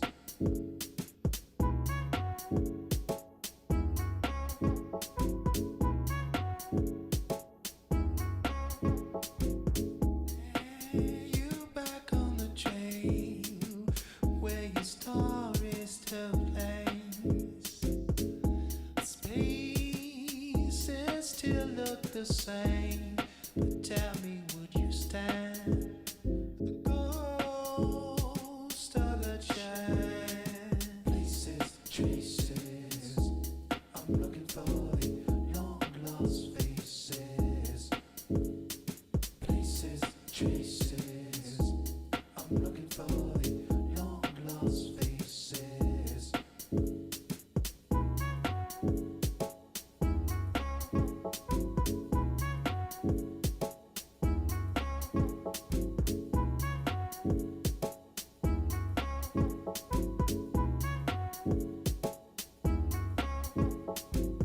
Vanishing clues at each footsteps. Trail ended where began your quest. You got lost in memory lane, chasing childhood dreams and probably gone lame.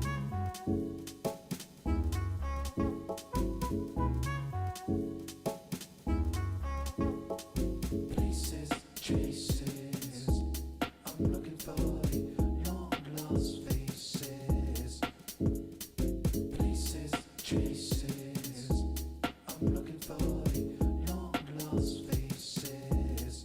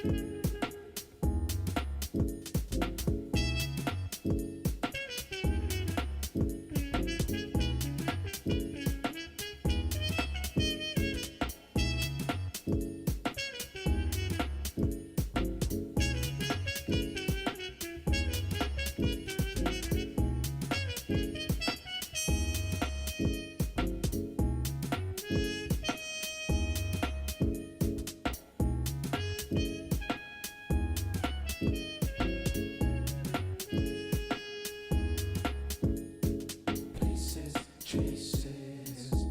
I'm looking for the long lost faces.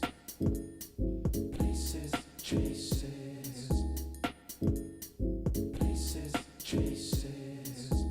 I'm looking for the long lost faces. Places, traces.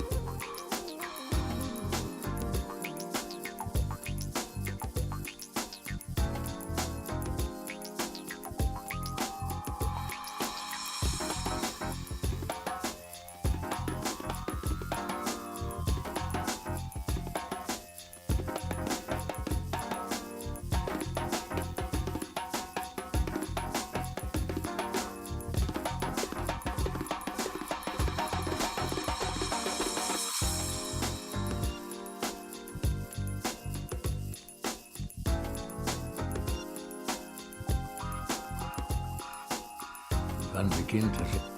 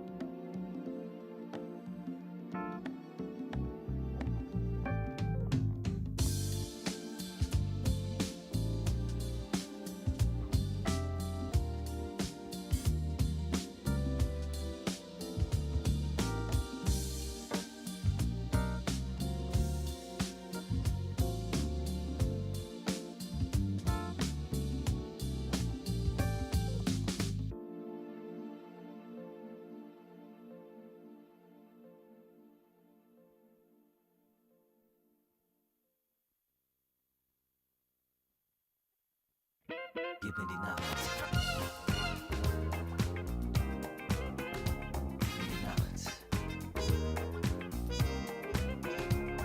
Schwach scheint fahl, der letzte Sonnenstrahl. Da regiert das Dunkel, tausend Lichter überall. Milliarden kleine Punkte leuchten funkelt aus dem All. Alles bleibt wie immer und verändert sich total. Vergessen ist der Tag, wo ein Termin den anderen jagt. Die Hektik ist vorbei und niemand da, der nach mir fragt. Der Stress verliert die Macht, denn die ruhige Zeit erwacht. Schieb die Sorgen auf morgen und gib mir die Nacht.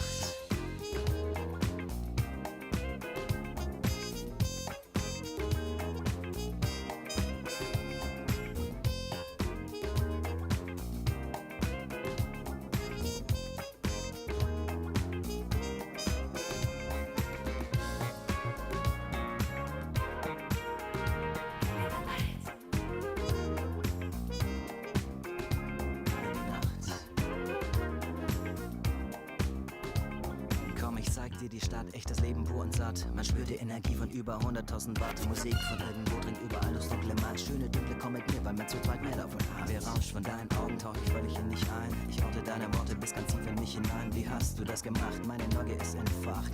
Ich will wissen, wer du bist, darum gib mir die Nacht.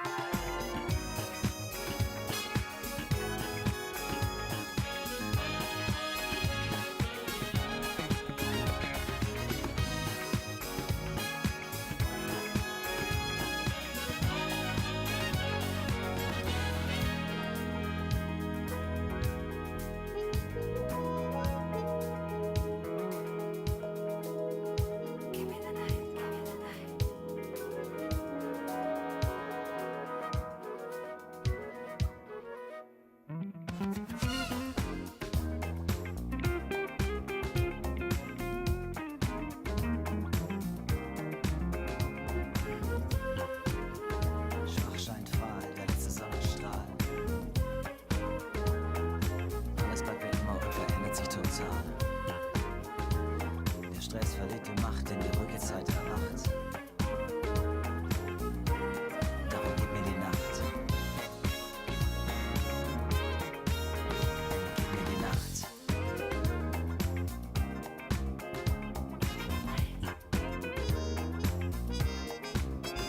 Gib mir die Nacht.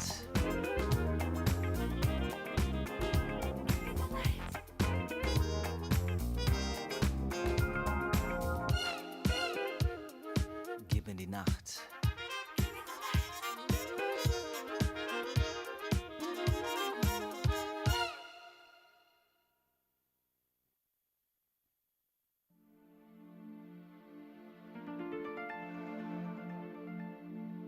Eu sonho com o dia em que te verei pela primeira vez. Eu sonho com o momento em que te beijarei pela primeira vez.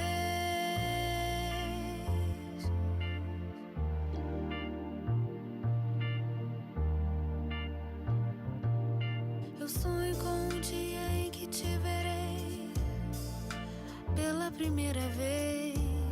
Eu sonho com o momento em que te beijarei pela primeira vez.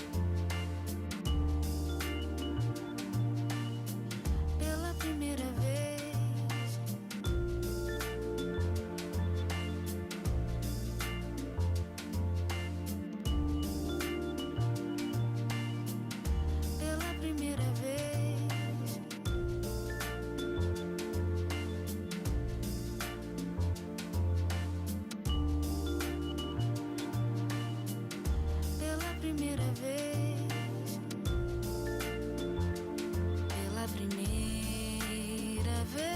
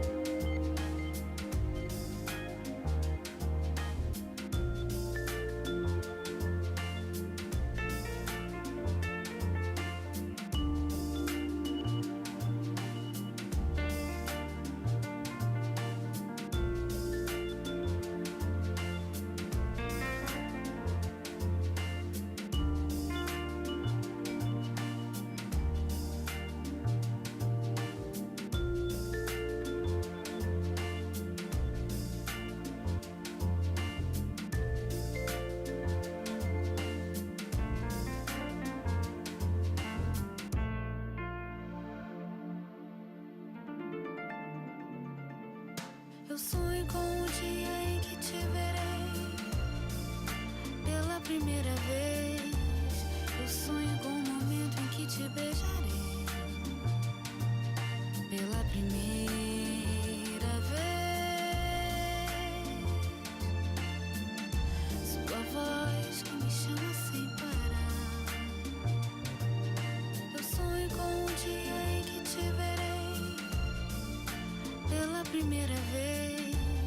Eu sonho com o momento em que te beijarei pela primeira vez.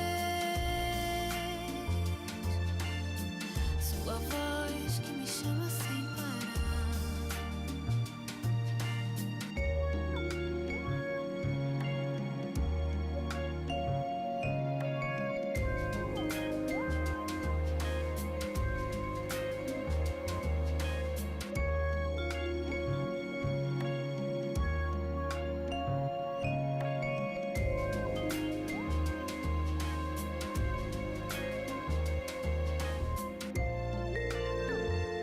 Pela primeira vez.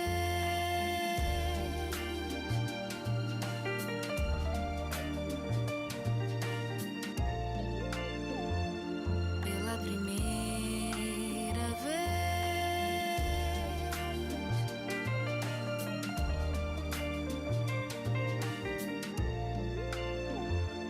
Pela primeira vez.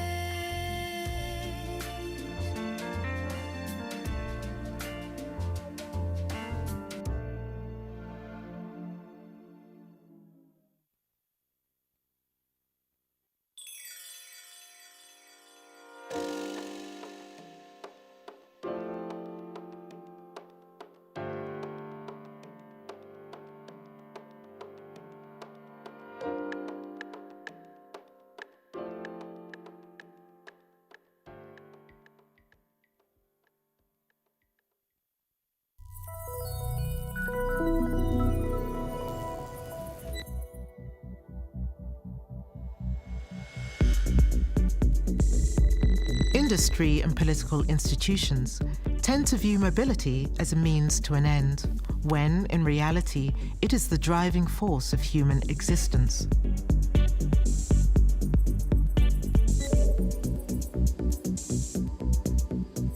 It determines where we can or cannot go, with whom we travel, and what our journey looks like. It is the nexus of all social needs and is at the heart of the most important innovations of our time. Disrupted Mobilities interrogates agents of change about potential developments in which they themselves play an important role. It investigates the great dilemmas of mobility: human versus machine, fossils versus post-fossil, ownership versus utilization, horizontal versus vertical. The pandemic disrupted mobility, upending supply chains, closing borders, and bringing global masses of people on the move to a sudden halt. we were left with eerily empty cityscapes and hollow airports. Yet, the ensuing health and economic crisis has forced us to revisit the way we move and how far we go. It has also presented a wealth of opportunities. Not only must mobility be sustainable and ecological, it must be safe and democratic. Is this just the beginning of a truly mobile society?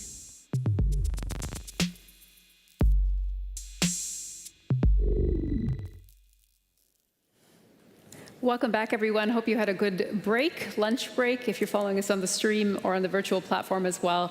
As you just saw in that trailer, we're going to talk now about disrupted mobility. Mobility is literally the driving force of our lives. It dictates where we go, who we go with, what our journey looks like, and that's going to be a big theme of our conference. In the next few days, we'll talk about mobility disrupted and how our future mobile societies should be. Today, we're going to focus on the mobility of peoples, of societies and communities. And I'm happy to welcome our first speaker who is beaming in from Singapore for this session. We're going to talk to Parag Khanna. He's a global strategist, a political scientist, author, lecturer. He has many titles, so I'm not going to name them all, but he's been a fellow at various research institutes, including Brookings and New America. And his latest book, Move, looks at the powerful global forces that will cause billions of us to move geographically in the coming decades. So Parag, welcome from Singapore.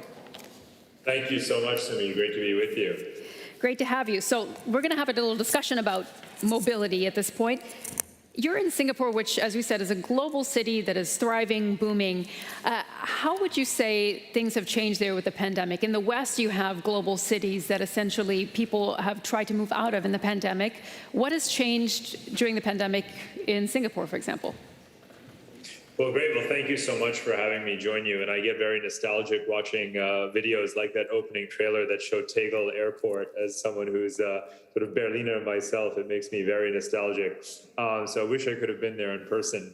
So it is very interesting to contrast the discourse around how the pandemic will affect people's geographic decisions and mobility decisions before and after the pandemic in the West versus the East.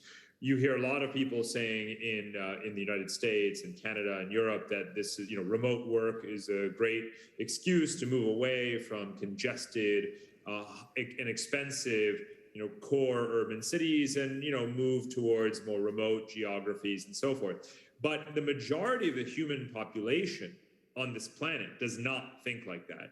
Most people in the world live in Asia. And in Asia, the difference in quality of life between urban life and the rest is so vast that people will still continue to flock to cities, to big cities, mega cities. Let's remember that our largest cities in the West, cities like London or Los Angeles, have 12 to 15 million people, whereas Asian megacities have anywhere from 20 to 40 or 50 million people. And young people will continue to go there because you have better access to education, higher wages, healthcare, better internet access, all of those things are in the city. So as a species, we're going to continue to urbanize no matter what the trend is in Western societies. And of course, I'm sure you've been following the latest data as well. The truth is that the population of New York or Los Angeles or London has not collapsed. Right? What we're going to experience, and I think this is so important for our conversation, is a reinvention, a retrofitting, a renewal, an evolution of how the cities as we have them and love them and enjoy them are going to enable a more kind of sustainable mobility and a higher quality of life to keep people in those cities that are very much the engines of innovation. There is definitely a competition between cities over youth and to draw you to those cities. So who's winning that competition? And let me say something that's a great question because it's not just a sort of tactical question for, this year or next year. This is like an epochal issue because the world population is actually reaching a plateau. Right? The world population is about 8 billion people and will probably not reach 9 billion people. And fertility levels are so low that today's young generation, millennials, Gen Z, are the largest two generations in human history. And if they're not having children, it means that they are the present and the future, right? They're always going to be, even as they get older, the largest group of people in the world. So where they go does determine the winners and losers. And not just last year and this year and next year, but for the next 10, 20, 30 years. So it truly is a war for talent that will literally be a 30-year war for talent among cities. So therefore, we can't say who will win, in a confident sense, because we also have to take into account a lot of other factors like political stability and, of course, climate change. So cities that are climate resilient, that are more self-sufficient, that offer, clean air and access to fresh water and food and all of these other sorts of, basic amenities, while also being, of course, politically stable and thriving economically, those are going to be the winners. So can we say for sure that it will be Berlin, that it will be Helsinki, that it will be London, or that new cities are going to emerge, or cities that are kind of dark horses and off the beaten track that people are less familiar with are going to really gain in population? We can't be totally sure. In this book, Move, I kind of tour the world and I look at the future of Tokyo from the standpoint of a young person. I spend time in Kazakhstan and look at the thriving young population of Almaty, Kazakhstan. A lot of people probably haven't been there, but I assure you its population 10 years from now will be triple or quadruple what it is right now.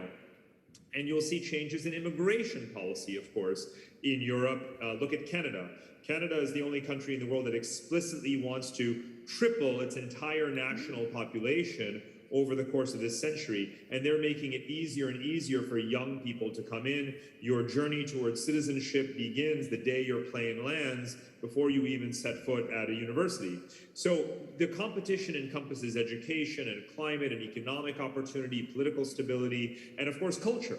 Young people want to be in places that have a liberal environment, that are tolerant. So there's so many variables, Sumi, in the calculation, but we do know, and I think I've dropped all these hints, what a city has to do right if it wants to be a winner. So we don't know who exactly the winners will be, but we know what they will have done if they are going to be the winners. So we know which recipes are working, and from your perspective, you know Berlin well, as you said, you know the US well, you're now in Singapore. What can cities in Europe learn from cities in Asia and some of the cities that you toured for your book? Well, again, here in Asia, there's obviously been a very different approach to the pandemic. And so there is this sense of communalism, collective solidarity, collective sacrifice. Everyone's wearing a mask, even if they've been vaccinated. Singapore has the highest vaccination rate in the world. You dare not go outside without wearing your mask. You get used to these things that you think of as inconveniences, but really they're not. You're saving people's lives. You check in and check out with your apps. Well, here's one thing. Of course, I appreciate as well as anyone the legacy and concern over political interference through technology or otherwise into the private lives of citizens. However, when you're talking about public benefit, you really do have to step back and have an honest conversation about what sacrifices we should make. And here in Asia, there really has not been much of a debate about that. And it's not because the people are just obedient. It's a long-term pragmatic and collective, sort of conversation and reflection. So simply put, solidarity. And this should not be very hard for Europeans, Sumi. As you know, we're talking about European welfare states that have achieved the highest standard of living for their citizens on average of any countries on the planet Earth. And that is itself the result of solidarity in politics. So why do we not have solidarity today when it comes to simply wearing a mask to protect each other, or using contact tracing apps and things like this? So that's part of it. I'll say one more thing, and this is an area where it's not about learning from one or the other, but it's where both areas of the world are doing things right, and that is adding more green space to cities, reforestation, rewilding, lots of parks, ensuring that public spaces are really livable and freely accessible, and that people can stay cool and shaded in the summer, and those kinds of things, and having free Wi-Fi everywhere. Again, an area where Europe really leads. So I would advocate, that Europe can and should be a lot more confident. When we look at surveys and rankings and studies, and I digest these things all day long, European cities always rank at the top of every survey or study or ranking in the world around quality of life and in the many components of that. So it's about doing those things that Europe has done very well and not getting overconfident and not forgetting that one has to keep on investing and nurturing that culture and that infrastructure. That infrastructure is important. You mentioned green spaces. How can cities continue to expand, grow, and also meet their citizens' needs? So the need for public green spaces or infrastructure. Well, it's a great question. I think the answer varies just about, sort of a lot. If you compare London and New York, London has per capita, 3 or 4 times more green space than the city of New York, right? So they're equivalent in population, but very different in their design. And then there's cities like Berlin that are incredibly broad. Berlin is, I think, larger than Singapore, the entire country, the island I live on. So, some places are geographically, more capable of expanding. In general, though, and this is a really crucial point when we think about climate change and supply chains and disruption, here's one thing that cities should not do.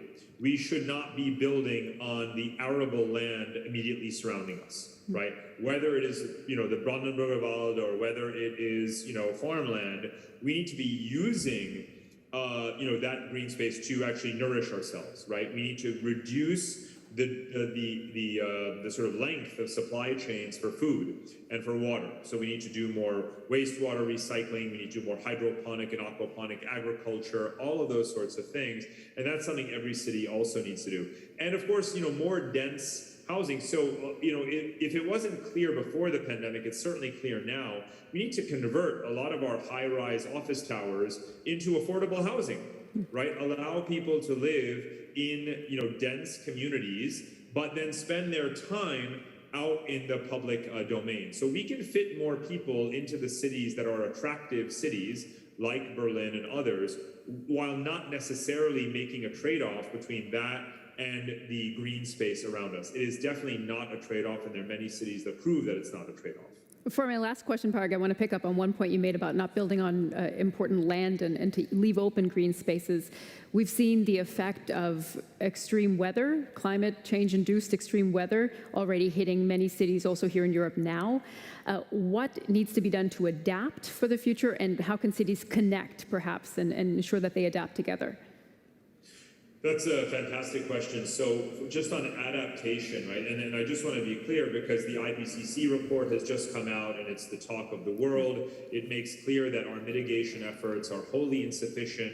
We have the COP26 summit coming up, which is primarily focused on mitigation. So decarbonization, reducing emissions. Let's be absolutely clear for everyone who's listening now and in the future, our mitigation efforts are not enough. We need to invest a lot more in adaptation. So I'm really glad you used that term. Now, given all of the volatility in the environment and otherwise, the one-word answer to how to adapt, it's to be mobile, right? The theme of this entire, event and conversation. Actually, the punchline of my book is mobility is destiny. Because you literally don't know where you will be able to survive and which places are going to be stable, and even if it's environmentally stable, is it politically stable, and so forth. So to be mobile, and that means, therefore, to answer your question, more connectivity among the livable centers, among the cities that are progressive, that are prosperous, that can absorb people, that are functional, that have good infrastructure. So whether it is more railway connections or more, electric jets, flying around, whatever the case may be, we need to have that capacity to move people around to the places where they belong and where they can thrive. So, good infrastructure, adaptation, investments in self-sufficiency, and connectivity between cities is how we're going to enable humanity to be as mobile as it needs to be in the future.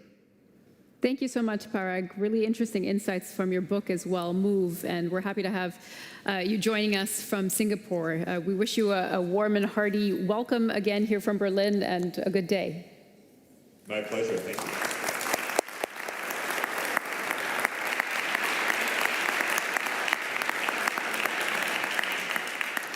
you. We just heard Parag talk about adapting, and one city that already is having to adapt, for example, to climate change is Jakarta. You might know that because of air pollution, but also because of rising sea levels, Indonesia is actually moving its capital. It's moving it to Kalimantan on Borneo. That is a pretty amazing feat. And on top of that, it's adapting, of course, to the pandemic. And we're going to hear a message now from Jakarta's Governor, Vera Ravina Sari. Good afternoon, Governing Mayor of Berlin and the distinguished speakers. I would like to share the efforts of Jakarta to manage the COVID-19 pandemic and recover from the crisis. Since the first COVID-19 case occurred in Jakarta, we had taken prompt responses and actions to prevent the COVID-19 infections by intensifying testing, tracing, and treatment, as well as recent efforts to deploy safe vaccines. The pandemic does not merely give impacts to the health aspects of our Jakarta's residences, but also to the economic and the ongoing development projects. From the very beginning, Jakarta maintains three principles for handling COVID-19 crisis. The first one is transparency and equal access to information. The government commits to provide factual information without undue censorship for our residents without any distinction. The second is a data-driven policy-making process. All policy options are formulated day by day based on valid evidence and involving various experts to get innovative recommendations. The third is collaborative. We have collaborated with more than 200 committed parties for medical, logistics, and food aid. However, every cloud has silver linings. In this opportunity, I would like to highlight at least three silver linings for Jakarta. Firstly, the air quality of Jakarta is getting better due to a strict social restriction policy to minimize COVID-19 infections in the city. Secondly, the number of cyclists in Jakarta increased significantly compared to the time before the pandemic. Thirdly, this is the right momentum to push digitalization of the urban system and public administration. Ladies and gentlemen, regarding the digital transformation, at the moment in Jakarta, people can access all essential information in our super apps called Jaki. It even allows people to register for vaccination, see vaccination coverage, and vaccination quota in Jakarta's medical facilities. Moreover, the handling of COVID-19 pandemic by using technology has provided valuable lessons to enhance the data-driven policy-making process. We have to save lives of people who got infected, protect the one who is not yet infected, while at the same time help people to recover from this crisis. That is all from me for now. Once again, Jakarta always opens for any collaboration. Thank you very much.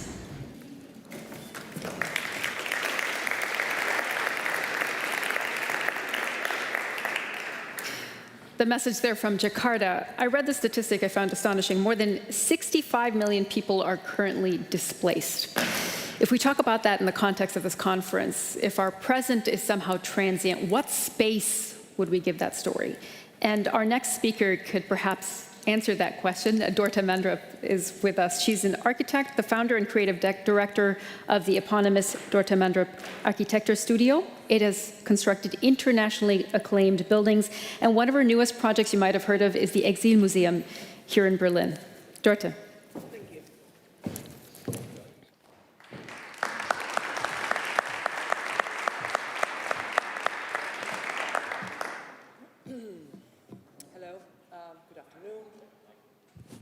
Thank you so much for inviting me here to this exciting conference.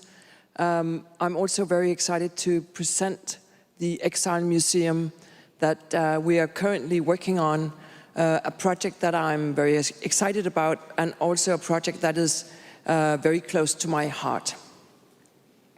First, I'm going to show you a small video which is produced by the Exil Museum Stiftung, and it is showing a personal experience of being exiled after 33.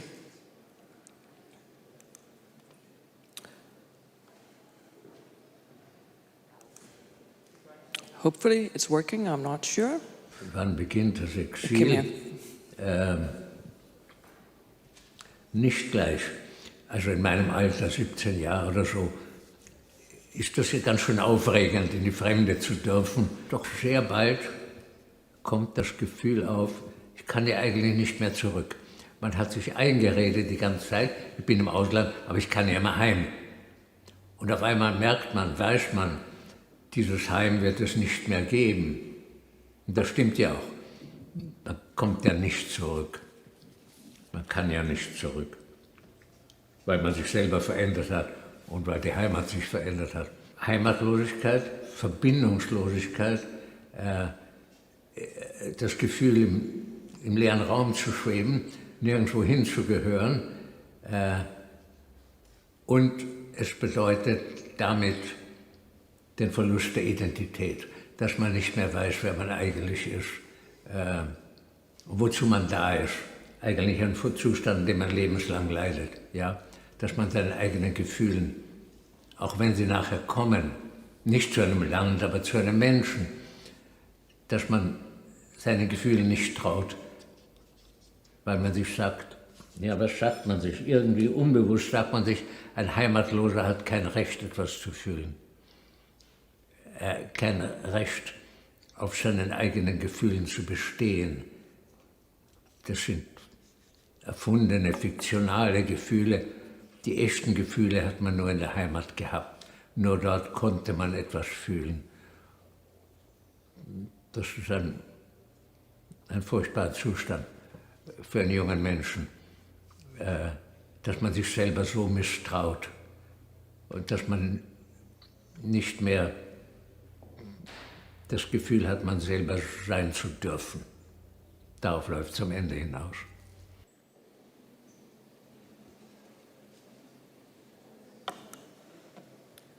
You often think of exiled people.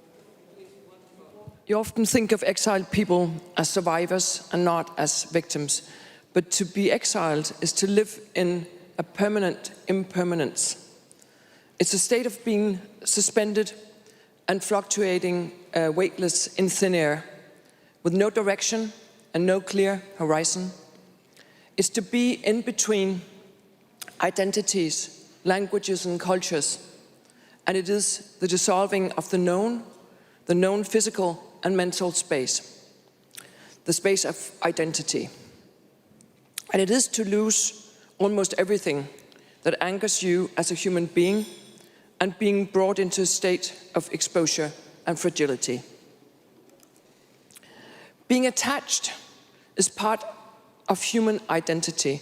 We define ourselves with everything that surrounds us, with what and with whom and where we are attached. The complicated construction that surrounds us, consisting of other human beings, our family, our language, our culture, climate and places, landscapes and cities. It's all together creating the woven tapestry of the known that defines us as persons. Usually when I start working with a new project, I would always firstly think of how to find the potential of a specific place, how to enhance the embedded qualities, and how to expose a specific identity. And also to add a little magic and unexpected to any kind of public space that we can find room for, trying to invite more to the party than those that are naturally invited. Working with Anhalter Bahnhof has been very different. Anhalter Bahnhof has heavy layers of emotion. In the beginning, as the arrival point for the many that came to celebrate the liberal Berlin and the possibilities in the Weimar Republic. And later, the devastating memories of the station as a backdrop to Hitler's propaganda and as the last departure point, the last known place for the many that was deported or forced into exile from Anhalter Bahnhof through the 30s. Anhalter Bahnhof is a very specific place from where people were robbed their identity and sent into the unknown. Anhalter Bahnhof itself is today robbed from its identity. Only a fragment of the entrance building is left, cut out from its original purpose, meaningless, with no traces of the tracks and with no destination.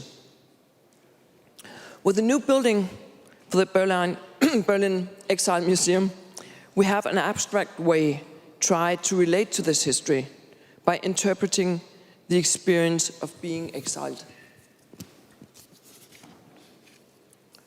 and going into the unknown.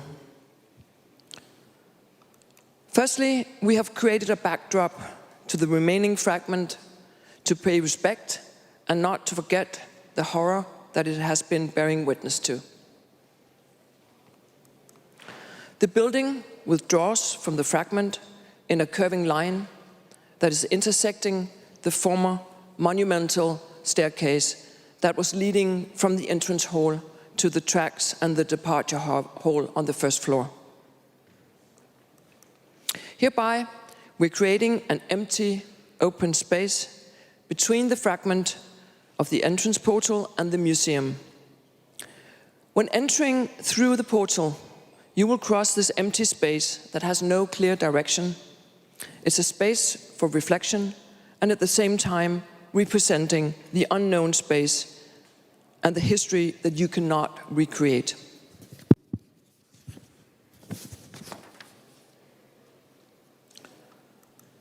The city pavement continues seamlessly into the building, shaping a double curved surface, a small hill that the visitor will feel as a slightly unstable ground rising towards the entrance of the exhibitions on the upper floors. To the height of the former landing of the entrance stairs that were divided into 2 stairs and up to the new exhibitions. The sloping of the floor will prevent the visitors from a view or any horizon as you move upwards. The spatial expression is designed with distorted vaults, out of balance and symmetry without any order, with large continuous spans representing the old-time transit building, the train station, the ferry terminal, the airport or the bus station.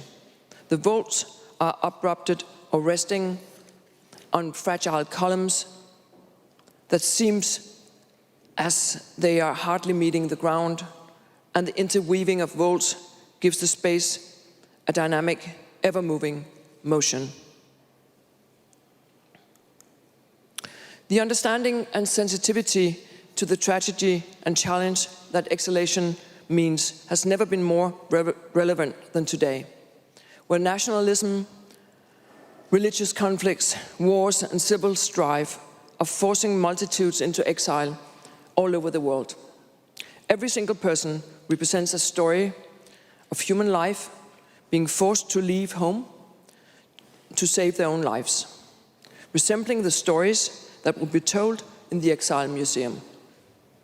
Stories of personal loss and catastrophe, stories of destruction and loss of culture and knowledge, and also a story of development and achievements, of transferring culture and knowledge to the host countries, and hereby bringing change and development. I can sincerely hope that the building and exhibitions will help to bring a new and necessary understanding of the state of exile then and now. Thank you.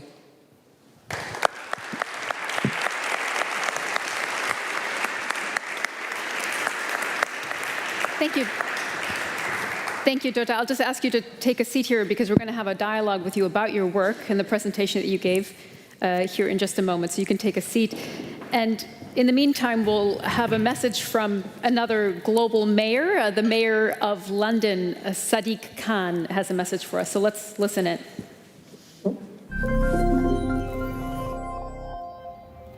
Hello everyone, it's Sadiq Khan here, the Mayor of London. I want to begin by thanking the governing mayor of Berlin, my good friend Michael Muller, for hosting this important event on how we reevaluate, reassess and restart our cities following this dreadful pandemic. International conferences like this one present a great chance to exchange insights and ideas about how we can collectively shape a fair and just recovery. And as the mayor of a city that is proudly open and outward looking, I'll continue to welcome opportunities for city-to-city cooperation and collaboration, because I know how vital this is to our shared future. In London, we're determined to avoid returning to a status quo after this pandemic that was failing too many in our communities. Instead, we not only want to build back better, but we also want to grow back greener. As we've seen from the tragic recent flooding in Germany and extreme weather events around the world, no city or country is immune to the devastating consequences of the climate crisis. And so we're putting a Green New Deal for London at the centre of our recovery efforts.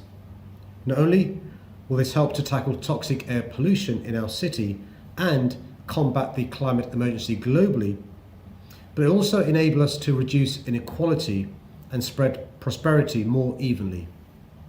This will be fundamental to building the better London and better world we not only want, but that all of our citizens deserve.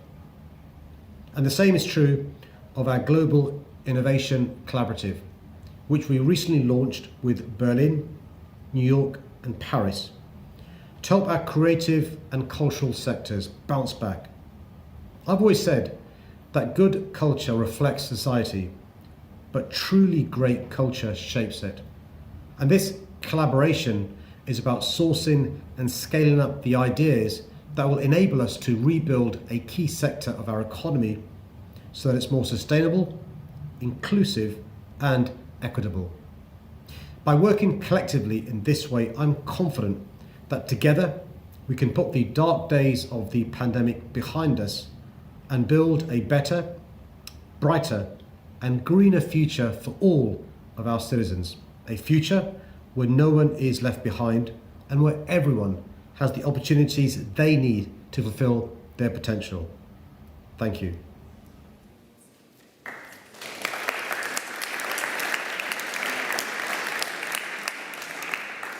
We can stay in London and talk about one of the city's most exciting spaces right now, the Serpentine Pavilion. This is a space, I noted this, pays homage to existing and erased places that have held communities.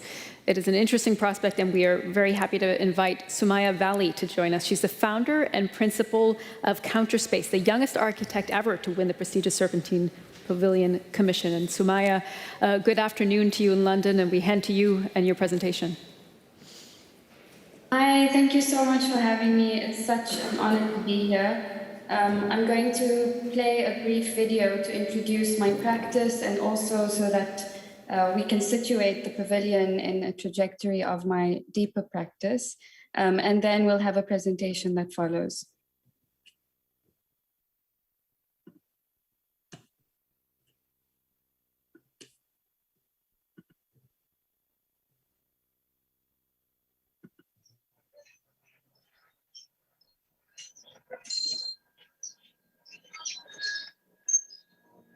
We need to ask ourselves if the world around us is being made in our image, and if it isn't, whose image is it being made of, and how do we start to make our own? When people are excluded or when stories are erased, it's a ravage of culture. Generation of thought that could have evolved out of that.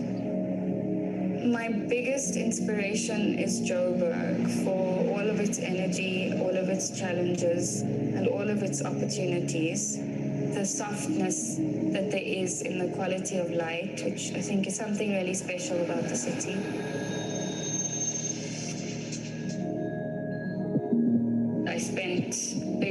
of my childhood in my grandfather's store in inner city Joburg. And I vividly remember walking the streets of Joburg as a child and really being in love with it from a very young age. It is a place of so many other places, movements, cultures, and different forces. People have found ways to make the city home. I think it's a testament to how resilient people are.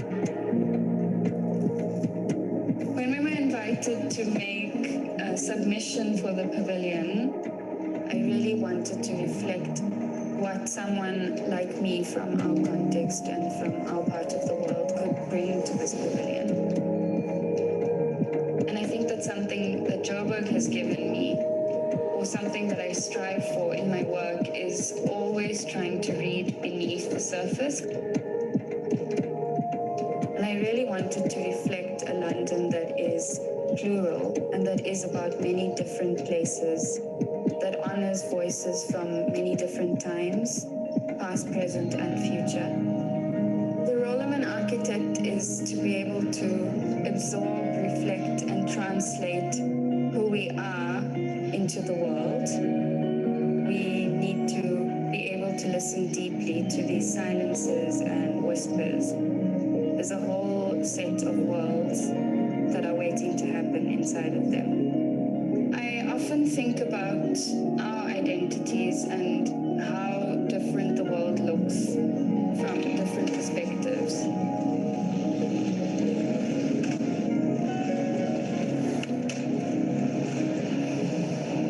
Our architecture is slanted in a very particular worldview that is very limited. And so I think that understanding how our different ways of being manifest differently visually, and then starting to explore what that can mean for architecture. My ambitions around building are very much about reimagining structures so that they reflect who we are. And we need to do that now.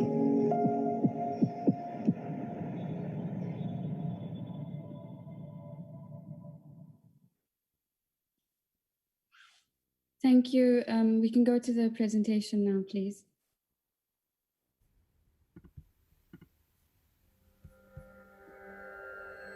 Intimate, incriminate, implicated architectures.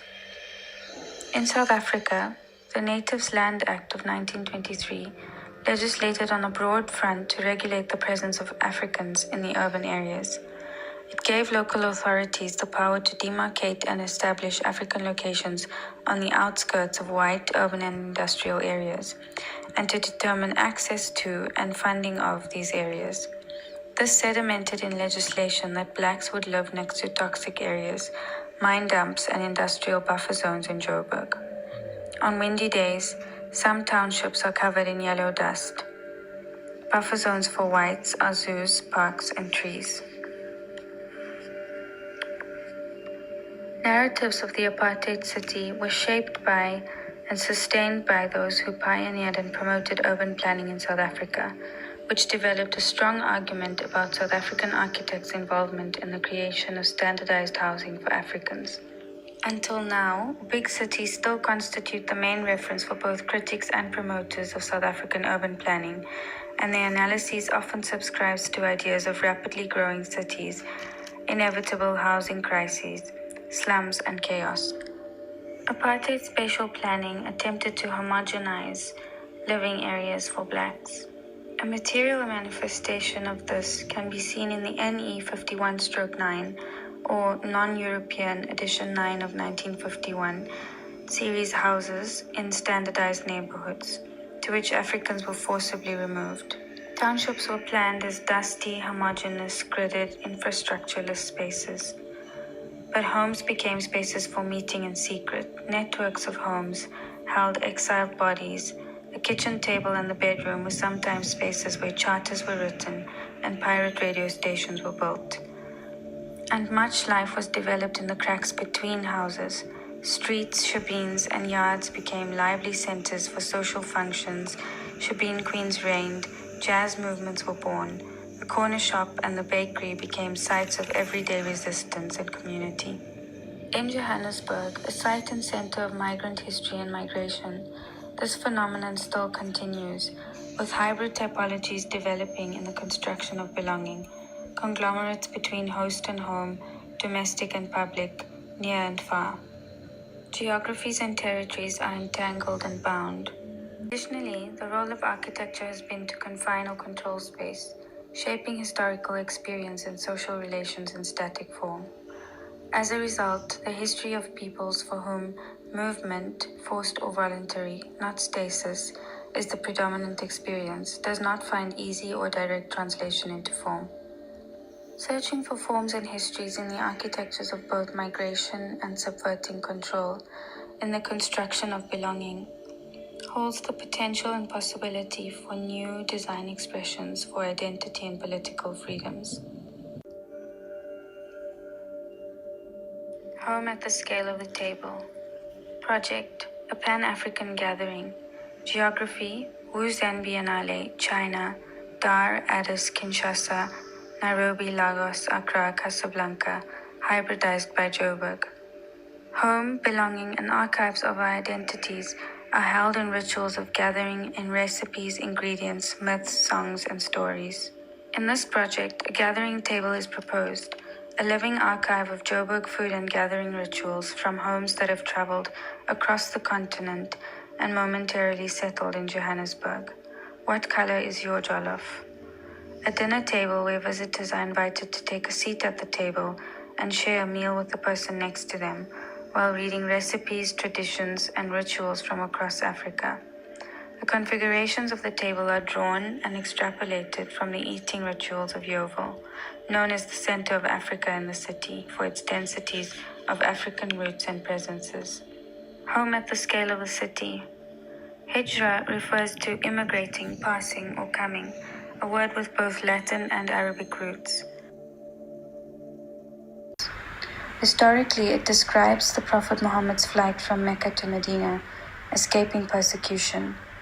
Included in its etymology are the words for departure, exodus, and journey. Interestingly, in Urdu, the term has come to mean fluidity of identity, or third identity, of gender and culture in particular. In this definition, the body is understood to be a literal site of transition, a vessel through which culture and identity journey, a place in which both are housed. Bodies are archives too. Project Brixton Mosque. Geography Brixton, Johannesburg. Allahu Akbar, 5 times a day. The church bells used to clang too, 9 o'clock on Sundays. A new set of harmonies. Sunrise, sunset, conversion of an old Dutch Reformed church into a mosque. A minaret made of light appears at only 5 times in the day. On Fridays, the new street edge is animated. Children climb, traders trade, people meet. A form emerges, a geometric merge between the old church arches and new parabolic orders. New and old dreamers, wishers, worshippers from 2 religions and times. The architectures pray together, reveal and conceal, hide and seek, past, present, future. A reimagination of a meshed religious space, introduction of archetypal Islamic geometric representations into the solid presence of the inherited church building. Backlit 9mm translucent polycarbonate on 30 by 76mm lightweight steel substructure, bolted to parapet of existing turret. A light is switched on 5 times a day. The church bell tower is turned into a minaret. 250mm reinforced concrete monolithic arches to engineer's spec. Translucent concrete colonnade, a second skin, a refuge from the street. Home at the scale of the border. Port, a space of crossing, of transition, of crossover. A highly programmed space, akin to an airport, where slippages of control, territory, and access have consequences that far exceed the port's actual geography. Crossings and controls of species, of things, of conditions. Project Istanbul Biennial 2020. Geography Istanbul, recipes installed in shop fronts and markets in Cairo and Casablanca. The granular content of soil, the molded clay of a fluted utensil, the earth of a communal bakery, and the dasturkhan, climate change and shifting sands, shifting borders. Material and ingredients, the stuff of the earth, and their legacies of hybridization, uproot, movement, and endangerment are an evolving archive of our own stories. Fragments of data, hard and soft, trace the shifting of species, geographies, and practices, a periodic table of land and sea, excavating and underlining potential histories, potential futures. Khushari, the national dish of Egypt, has its roots in kitchery, a rural North Indian dish brought to Egypt by homesick Indian soldiers of the British Raj, carrying lentils in their pockets.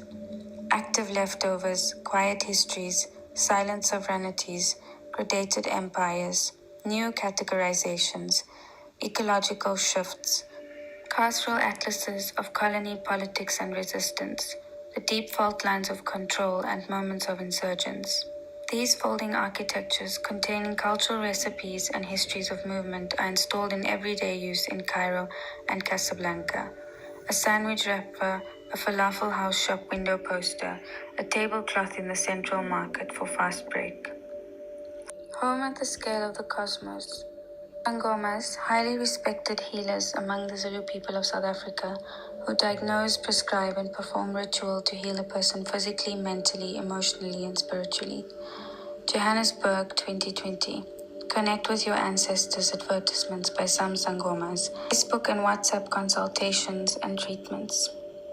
Divination, healing physical, emotional, and spiritual illnesses, directing birth or death rituals, finding lost cattle, protecting warriors, counteracting witchcraft, and narrating the history, cosmology, and myths of their tradition.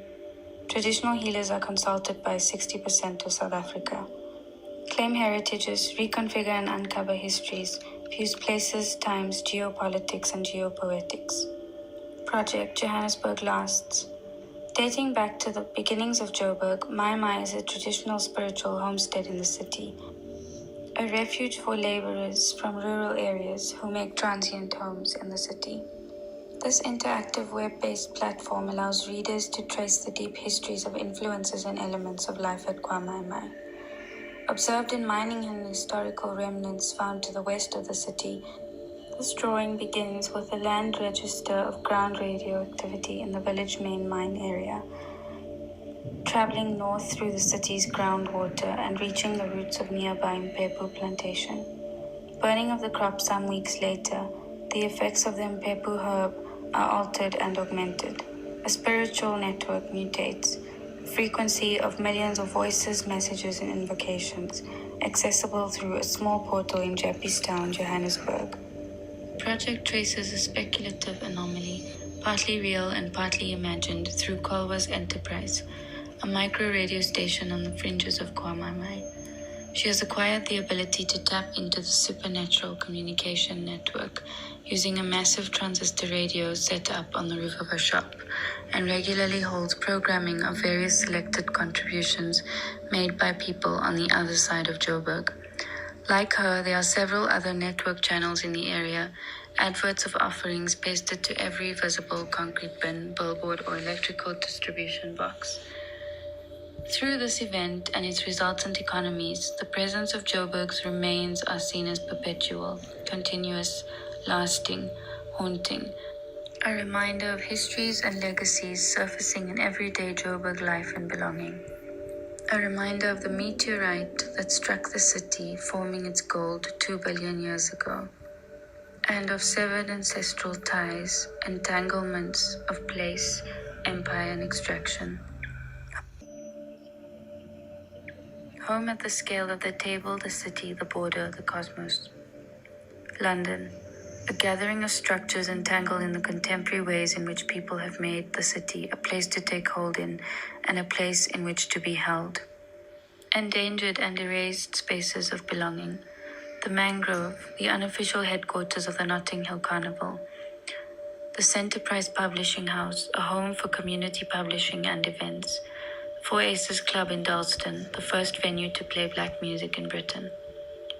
thousands of corner shops, hundreds of salons, multitudes of porch steps for neighborliness, an iftar in the street to remember those who were lost in the Grenfell fire, places for the expression and configuration of identity, place, and belonging.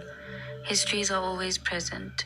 Geographies and territories are entangled and bound.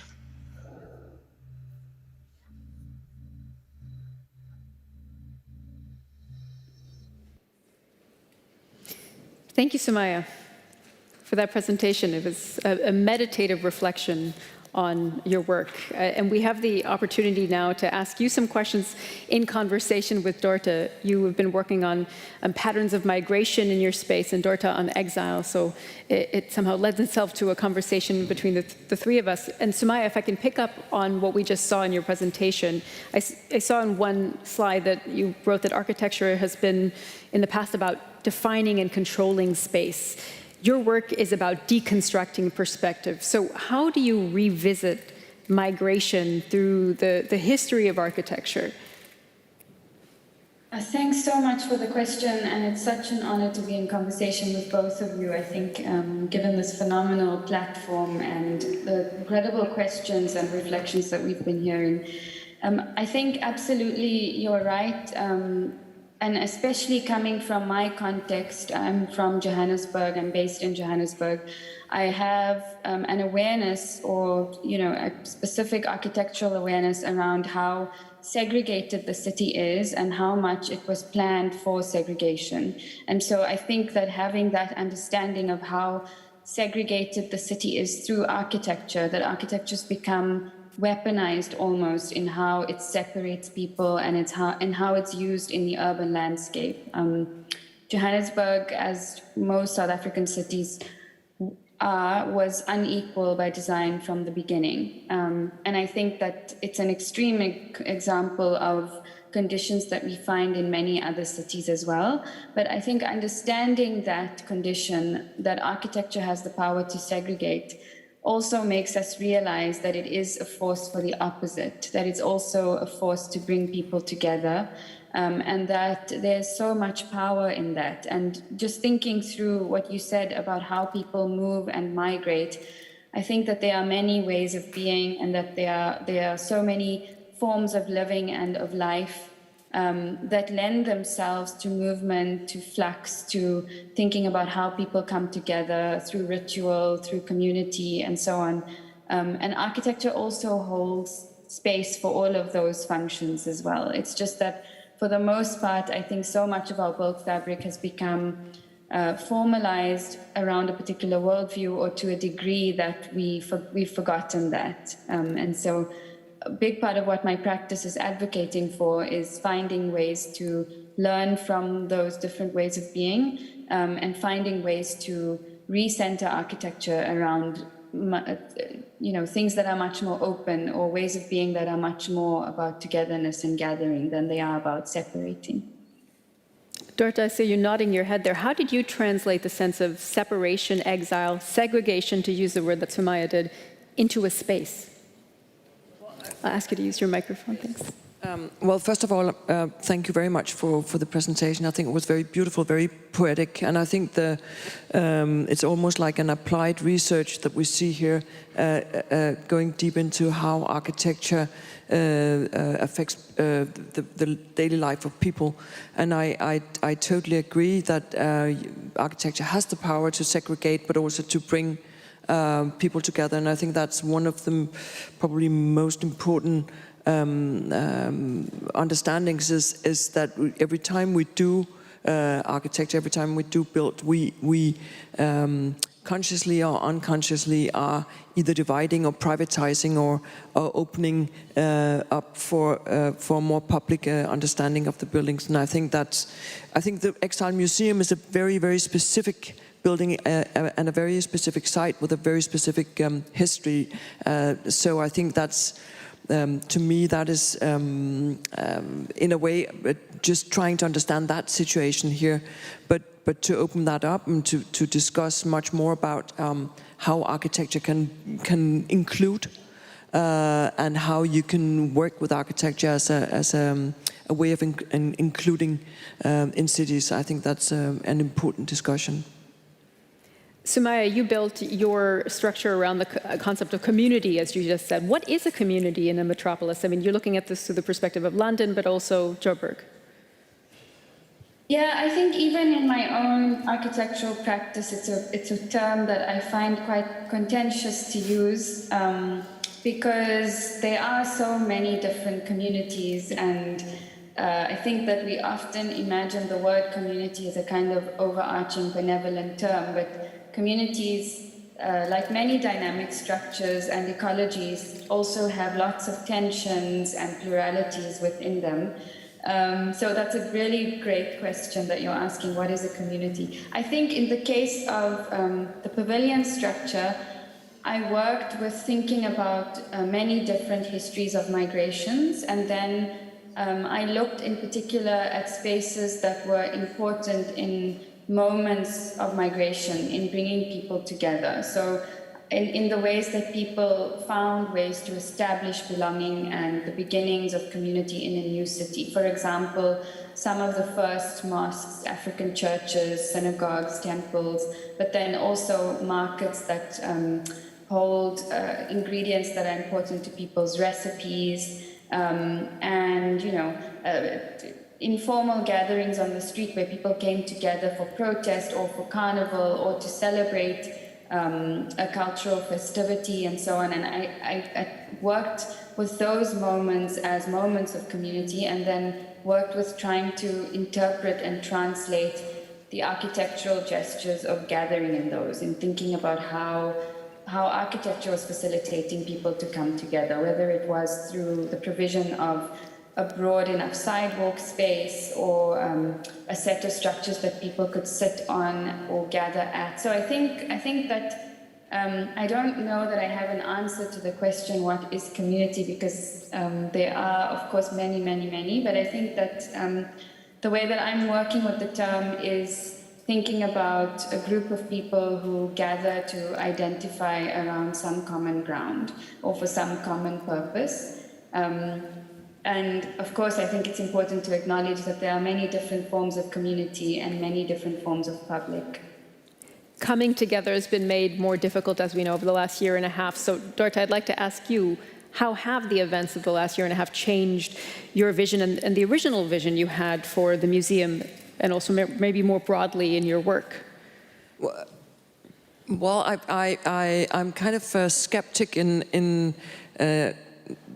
I'm kind of skeptic when we discuss cities and discuss whether the gathering places is not necessary anymore, or whether we should. I do think that the pandemic has somehow showed us how important public space actually is, and how we need to be much more careful in shaping public space and to make it inclusive, but not necessarily to program it or to brief it as a space for a certain function, but actually to, I think what Sumaya is saying about understanding the means that you can use to actually bring people together, or just to make public space livable.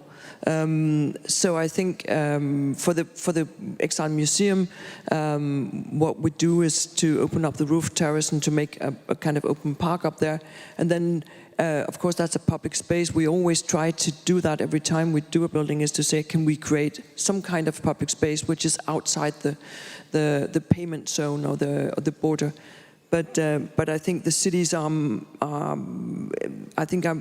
need to be much more aware now that the cities we create really needs not just space, but public space and of course green space. I was just in Athens recently, and which is one of the cities in Europe that has the least public space, and on top of that, it is a really hot city too. And I think that's kind of almost at a breaking point, you could say. And I think there's lots of cities around the world that really is reaching that edge because public space is kind of is totally lacking. Yeah. Sumaya, I'd put the same question to you and add, I read that you said that you believe the racial justice protests that swept the world could make people more receptive to your work as well. What did you mean by that?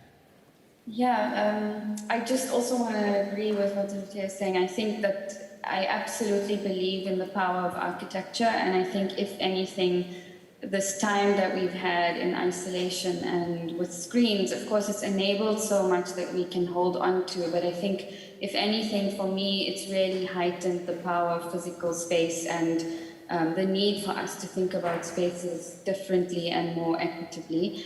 What I meant by that statement is, I think that the intent and the design that I had for this project has been the same before and after COVID and during COVID as well. But I think that there are many moments that we've had in the last year, the pandemic being one of them, that heightened for so many people the inequities in cities.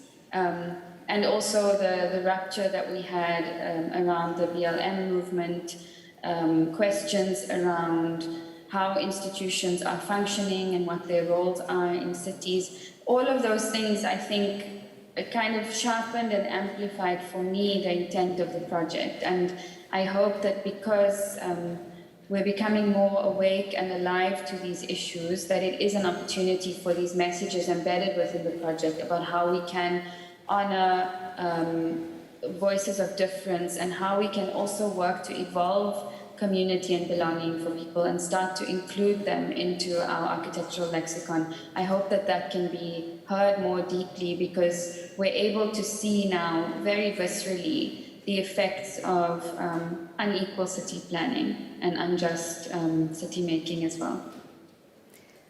Embedded in your practice, Dorota, just to pick up on what Sumaya was just saying, you are focusing, you said the Exile Museum obviously is a very specific project with a specific goal. You're focusing on stories of exile also in the lead up to the Second World War.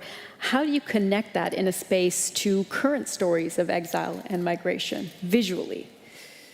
I think that we're trying to avoid symbolism, I think, in some ways, and what we try to do is to create a sensuous experience, which is it's not intellectual. It's much more about experiencing with your body the uncertainty and the spatial experience of being not belonging or not having a home. And I think it's what Sumaya is showing is also that home can be many things. It can be tiny constructions around you, but to have the physical experience of being homeless, I think is very different than not having a home. So that's what we try to do with the architecture, but with avoiding kind of a symbolic way of understanding exile. You said in your presentation you hope to create a space for some magical elements and unexpected elements as well. What would those be? Well, I think with the Exile Museum, there's kind of a balance between creating the uncertainty, the spatial uncertainty, and at the same time actually creating a useful public space. So we work very much with the invitation to invite people inside and to actually have the space that is the exterior space, which is a public space, to be part of the building. So there's a kind of seamless transition between interior and exterior and so forth. But I don't think it's so much present in this building as much as it is in some of our other buildings, because there's this kind of emotional loaded story about this place. So this is where we've been focusing. Yeah. And Sumaya, in the deconstructed spaces that are part of your pavilion, how do you bring in people who are beyond the communities, as contested as that word is, as we said, beyond the communities that are addressed by these spaces, that you have included by your research and the work that you put into them? So on the one hand, there are these fragments of the pavilion that are located in community arts institutions that have been integral to the formation of the pavilion. So I think out of a list of about 52 places that I've worked with drawing on and translating the generosity of, we've developed more meaningful relationships with 4 of those places, and there are fragments of the pavilion located in these neighborhoods, which are now becoming sustained collaborations, hopefully, between myself, the Serpentine, and these partner institutions, and then by extension, of course, all of the neighborhoods and the actors involved in those spaces as well. One of them, for example, embarking in Dagenham, which builds on an existing relationship that the Serpentine has had with the municipality over the last 10 years, is going to become a hub for a radio station, which is launching in September. And there are many, in the same way the other three also function similarly. But I've also had the opportunity to, over this last year, set up a fellowship program with the Serpentine called Support Structures for Support Structures, which is working to support artists at the intersection of art and social justice, art and ecology, and art and climate change. And more than just through funding, we're also looking to develop a network between and among these artists and to mobilize resources within the Serpentine, like access to mentorships and access to skills development. And I think my hope is that through this, that we really start to build and generate networks and bodies of knowledge that are coming from places of difference in the arts. And so I think that, to answer your question, we need to be able to function on many different levels in the realm of physical architecture, but also I think reflecting on this moment of the pandemic and so on, we also need to think about how intangible structures are perpetuated in physical structures more deeply, and how we as architects can start to intervene in all of those realms. What do you think of that, Dorta? How intangible structures can be made into tangible structures in architecture? I don't understand the question. Could you repeat it? Well, Sumaya was just saying, bringing intangible structures into your tangible work as an architect. How do you reflect that in your work when you go about your process of design?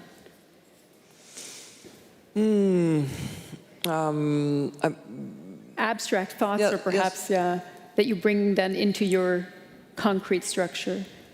It's a difficult one. I think Sumaya just touched on it. Maybe you want to elaborate on it, Sumaya. Well, I mean, I think to use negative examples, so much of our politics perpetuates in physical space. Securitization, privatization, the increased amount of enclaves that we have. In Johannesburg, the increasing amount of walls and fences that we have. Those are intangible forces that then have tangible form.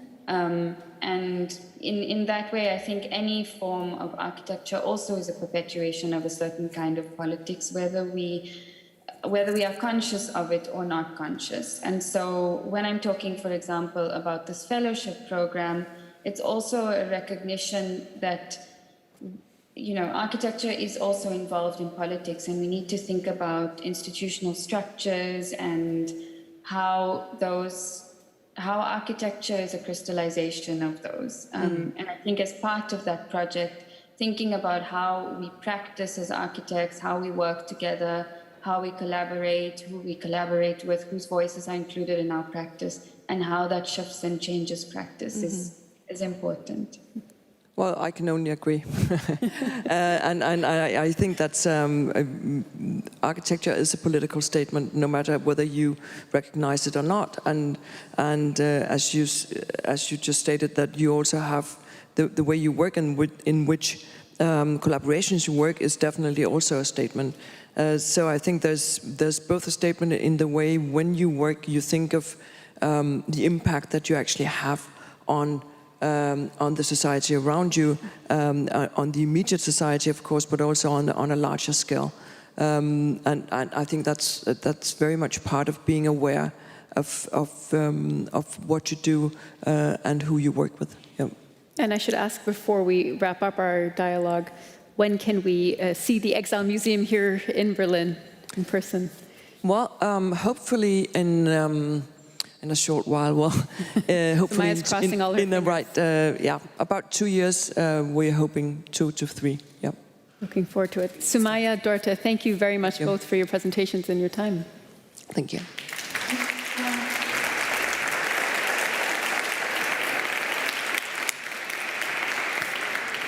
One of the topics we wanted to discuss is ecology, and we have a short taste of that topic now, ecologies after nature.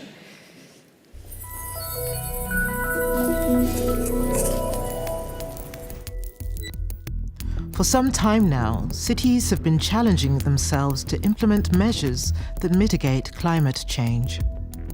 Most have failed miserably in doing so. The process of involving various stakeholders who represent competing interests has slowed important progress on creating sustainable cities. Change has therefore been intermittent and piecemeal, despite the acceleration of extreme weather patterns that have challenged urban centres to find solutions quickly and holistically. Our cities are facing everything from scorching heat waves to severe flooding and a scarcity of crucial resources like water. Ecology after nature goes beyond the ecological perspective and asks how the driving forces of technology, economics, and society can help us create a truly sustainable future. Ecology is no longer sufficient. We must adopt a holistic approach to innovation and growth, incorporating, for instance, alternative models of economic thinking and the integrative nature, richness, and the intelligence of urban space. Are data and numbers really the solution to fighting climate change? Or is it transparency, communication, and creativity? Because only in cooperation can these factors bring the social dimension of cities to the forefront.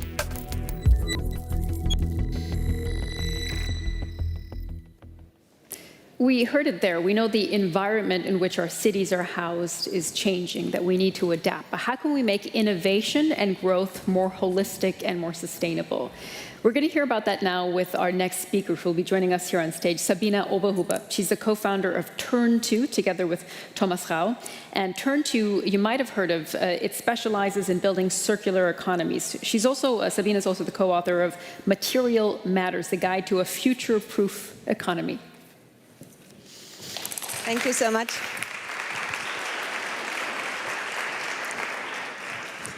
Thank you for having me here.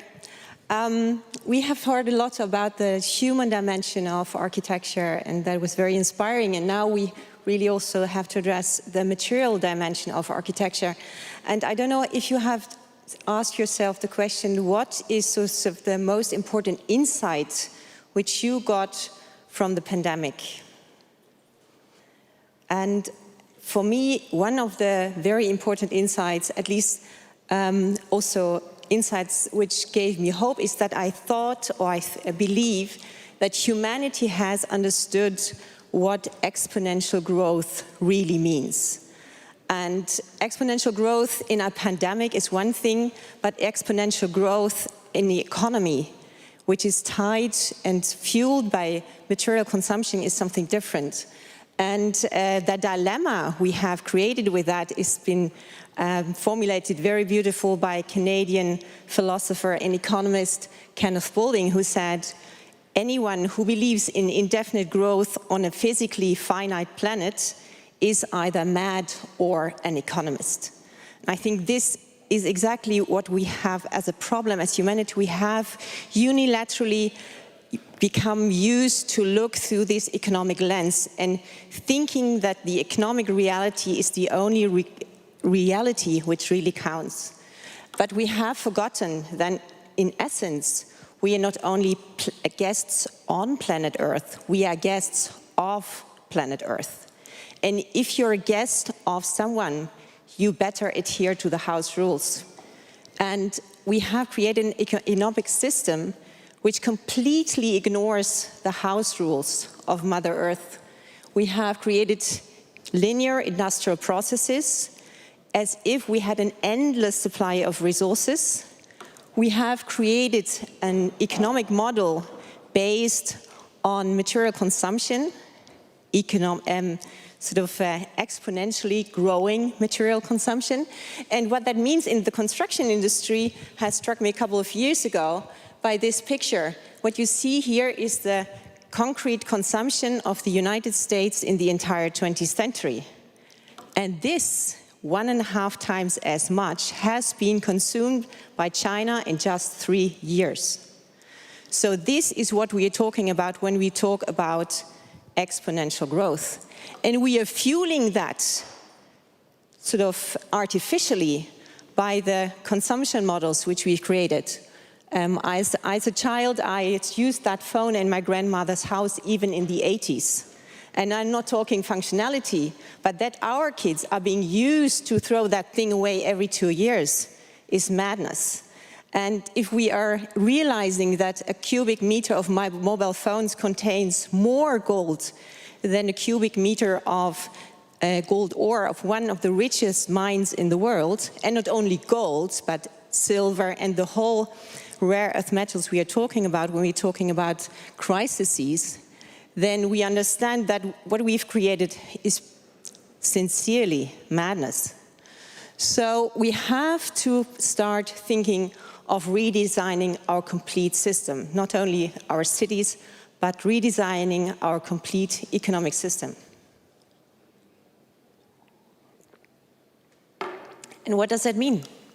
It means that we have to rethink how we produce buildings, materials, everything which we consume, but we have also to think about how we use things. So how we produce with less, how we produce with what we already have been using, but also how do we use products longer? How do we use them more intensely? How do we use them together in order to make sure that we really use them to their full potential and use less materials? And this is just an example we created together a couple of years ago with Schiphol Airport of Amsterdam and Philips. And the airport of Amsterdam has the problem that they are remodeling their lounges every 15 years. But what they could get as a lighting installation in the market would only last for 6 years. It's a very bad business case, as you can imagine, 3 times the lighting installation in the course of 15 years. So they turned to us and said, could you help us please with this dilemma? And so we said, well, let's just turn it around and ask Philips to deliver light instead of lighting equipment. And you pay just for the service. And Philips is owner of the problem. And that is what happened. So we signed a contract for 15 years with Philips. And it turned out that the problem why the installation was breaking down after 6 years was just a tiny little driver. I think everybody of us knows that there are so many products that have just this one little thing which breaks down, but you can't repair it anymore and it's useless, so you have to dismantle everything.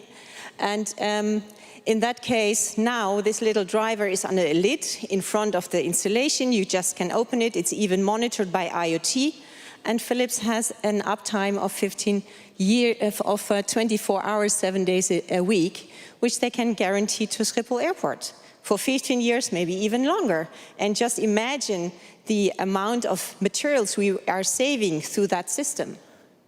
But that all comes down to design. We have to rethink how we're designing, and also not only what we're designing anew, but also how do we design with what we already have.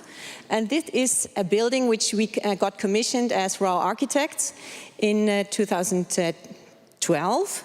And the owner just wanted to demolish everything. And we said, no, if you look at the embedded carbon in this building, this is just not sustainable, it's not responsible.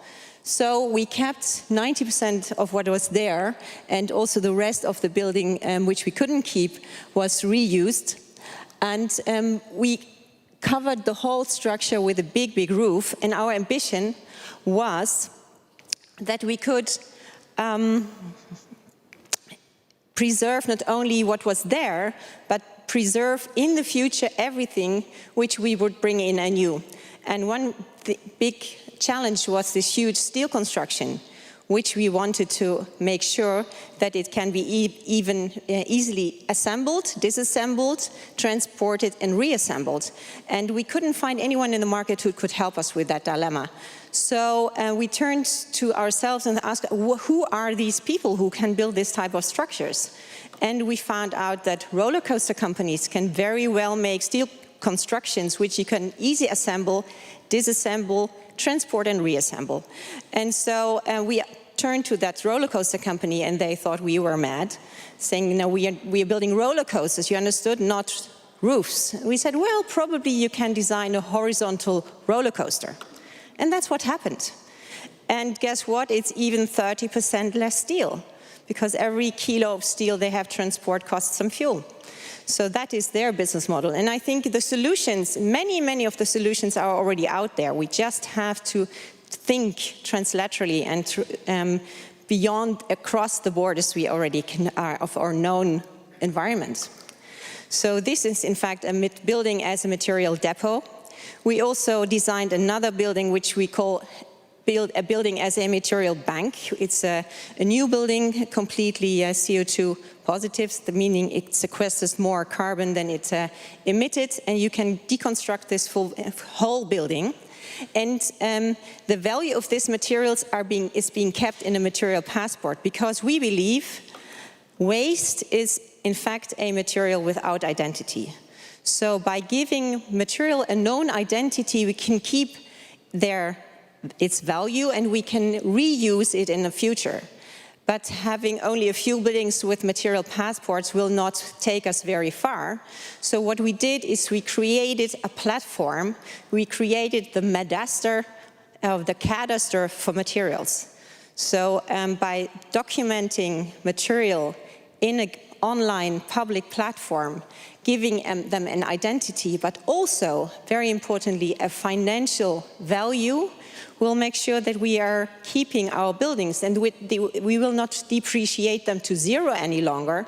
We will depreciate them to their minimal material value. And that is a big opportunity and interest also for banks and all investors, because somehow you're creating an extra safety level in your investment. And in fact, that way we are going to create sort of a material library in our economies.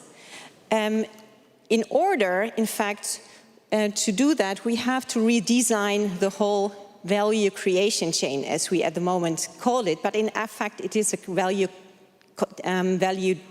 destruction chain, because when you look at it, we are taking material from planet Earth and we're turning it into waste. But we need a value sustain chain. We need to make sure that material also can go back in the whole economic system, and that there are specialized companies which are able to, turn materials which have been used again into raw materials, but also that materials and products are designed in a way that you can use them much longer and use them and reuse them, as I already said. So in fact, we envision that material will in the future be moving like that, in the forward direction in value creation, and in the backward direction in the value sustain chain. And we also have to rethink the ownership of materials. Maybe material is a sort of commons, and maybe we have to really start paying for the service material, for the right to use material.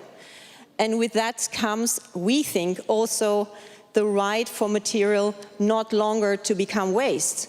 So what we did in 2018, we presented the UN, the Universal Declaration of Material Rights, because we believe material has the right of being used, remaining utile and not becoming waste. And in order to do so, I think we as humanity need to adapt a completely different attitude towards everything which makes our life possible. So we have to really start thinking in generations, and this picture could be me and my little daughter, so it sort of has this emotional appeal to me, and I believe that we should treat every material, as a precious Swiss watch, and therefore I borrowed my statement of Patek Philippe, saying, you never actually own a material, you merely take care of it for the next generation. Thank you so much. Thank you.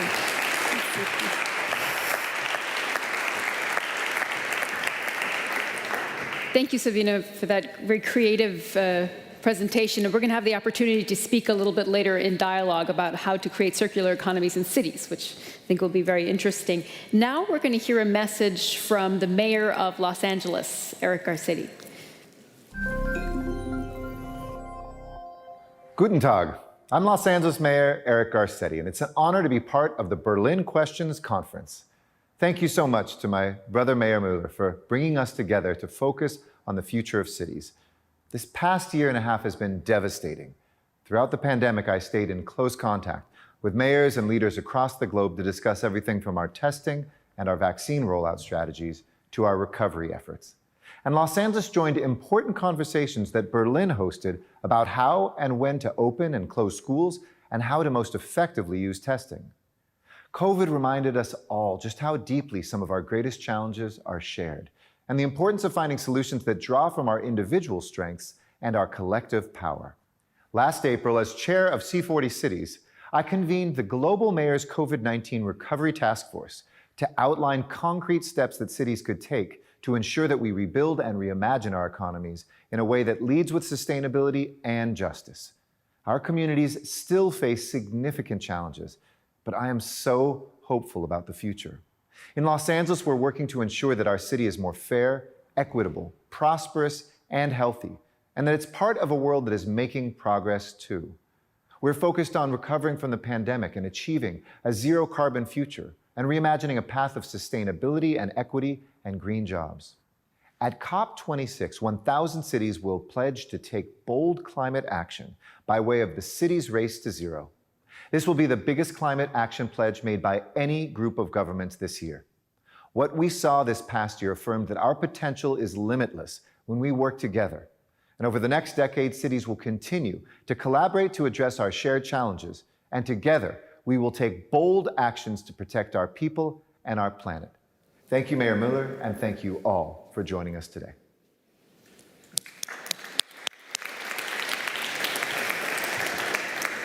A message there from a global city, Los Angeles. I just want to remind everyone again who's here that you should absolutely and can absolutely access our virtual platform if you haven't done so yet, the virtual now.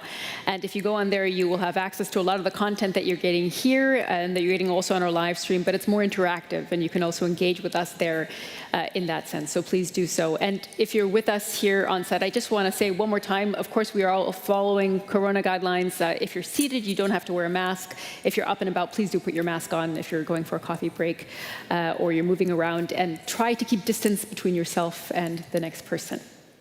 So we're going to move on now and move to a dialogue of mayors. And I believe our governing mayor here in Berlin, Michael Müller, is just arriving and will be joining us here on stage for a discussion. And we will also be speaking in discussion with the mayor of Buenos Aires, a great Latin American city.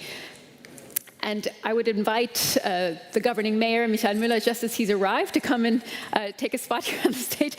We know it's a very busy time for Mr. Müller at the moment. A quick note that our mayor will be speaking German, and as soon as the mayor of Buenos Aires joins us, he will be speaking English, so we'll have translations available for anyone who needs that. While we're waiting for your colleague, Mr. Rodriguez Larreta from Buenos Aires, we can begin our discussion. Mr. Müller, we know you've just come over this way, and we are going to discuss where cities are right now and international reopening. So maybe you can bring us up to date on where Berlin stands right now in its reopening and preparing for a possible fourth wave. Na, das verändert sich ja Well, these things are in a flux.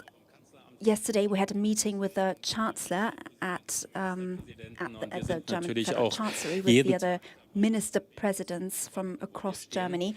Und man muss immer wieder sagen, wir haben wirklich viel erreicht. We have made quite some progress, I must say. Being able to get back together to meet, sports events, cultural events taking place, this is progress. But of course, we're still concerned, and we have to be honest. Numbers are growing again, especially when it comes to young people. Many young people are getting affected. There is an incidence rate of 40 in Berlin, especially young people, over 100, an incidence of over 100 amongst young people. So there is a transmission dynamic going on. We are in a different situation compared to last year. Many people are vaccinated, but we still need to be cautious so that we don't, so that all the things we fought for and won, that we don't put that on the line. We are still appealing to people to get vaccinated, and I think many cities all over the world are in the same position. My colleague Loretta is joining us, and I think they have the same problem. Mr. Horacio Rodriguez Larreta, I hope you can speak. You can hear us, rather. He's joining us from Buenos Aires. Can you hear us? Oh, hi. Welcome. Can you hear me? We can hear you, yes. Welcome. We were just beginning our discussion, and we wanted to say that we're happy to have you joining us here. And we have the governing mayor, Michael Müller, sitting here on stage, and we're welcoming you. And we're just getting underway with our discussion to ask about the current state of the pandemic and the reopening. So let's talk about Buenos Aires at the moment, where you are. You are the governing mayor and have been there since 2015.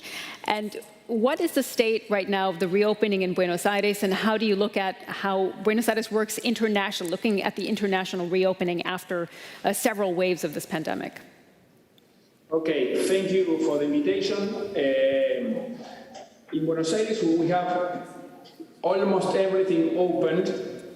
The only restrictions we still have is we have to close at night. Restaurants, bars, we have to close them at 12 at midnight, and then we still have restrictions on big events in closing places. Now, in closing and in open places, for example, the soccer games are without public, without people. You cannot organize a party or a musical show, for example. But most of other activities, all the shops, all the restaurants, they are all in a. They can all put 70% of the approved people at normal times. So theaters, gyms, churches, restaurants, shops, they can all put up to 70% of the people they are allowed to in normal times. So it's 70%, which at the end of the day, it's almost no restriction. Then we have all students at school in Buenos Aires. And there's no other restrictions as far as I remember. The important ones are those. In offices, for example, people that work in offices, they can be up to 70% too. We are in a stage, in a situation of the new cases of COVID per day. It's been going down for the last month and a half. It's at a fifth of the peak situation. We have around between 500 and 600 new cases per day. And 2 months ago, we were in 3,000 per day. But we still don't have the Delta virus here. We only have very few cases that entered in Buenos Aires in the last couple of weeks. Of course, as it happened everywhere in the world, we expect it to enter and to increase cases again. We've been a little slow in terms of vaccines because the vaccines are bought and provided by the national government. We at the city level cannot buy our own vaccines, so we just put the vaccines that national government is giving us, and the process is being slow.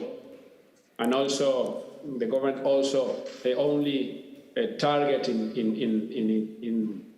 the procurement of the vaccines on the Russian vaccines and the Chinese vaccines. We haven't bought any. We haven't bought the Pfizer of the Johnson, for example. So we have problems now with the second doses of the Russian vaccine. Okay. We have a lot of people vaccinated with the first one, almost 80% in Buenos Aires, but only 25, 28, let's say 28% with the 2 doses, because the Sputnik 2 is not entering. Okay. So we started last week. We've done a research, very, very scientific, very, very well done research. And now we started last week to apply as a second doses of the Sputnik instead of Sputnik, the Moderna. So with that, we will increase the amount of vaccines for the next couple of weeks. And that's good news. And vaccinations are key. If I could just jump in, Mr. Larreta, and ask about, excuse me, urban life, because Buenos Aires is very much a city where urban life plays out in the streets. So how have city authorities and you yourself as the head of government there in Buenos Aires worked to adapt to how citizens are changing their use of public spaces, like parks, for example? No, parks are, let's say, exploding in Buenos Aires. There's a lot of people using and enjoying the parks. It also, for the last years, even before the COVID, we've been improving all the parks in Buenos Aires. So they were already in very good shape, very well maintained. There's a lot of new parks, well maintained. So that helped a lot when the virus happened.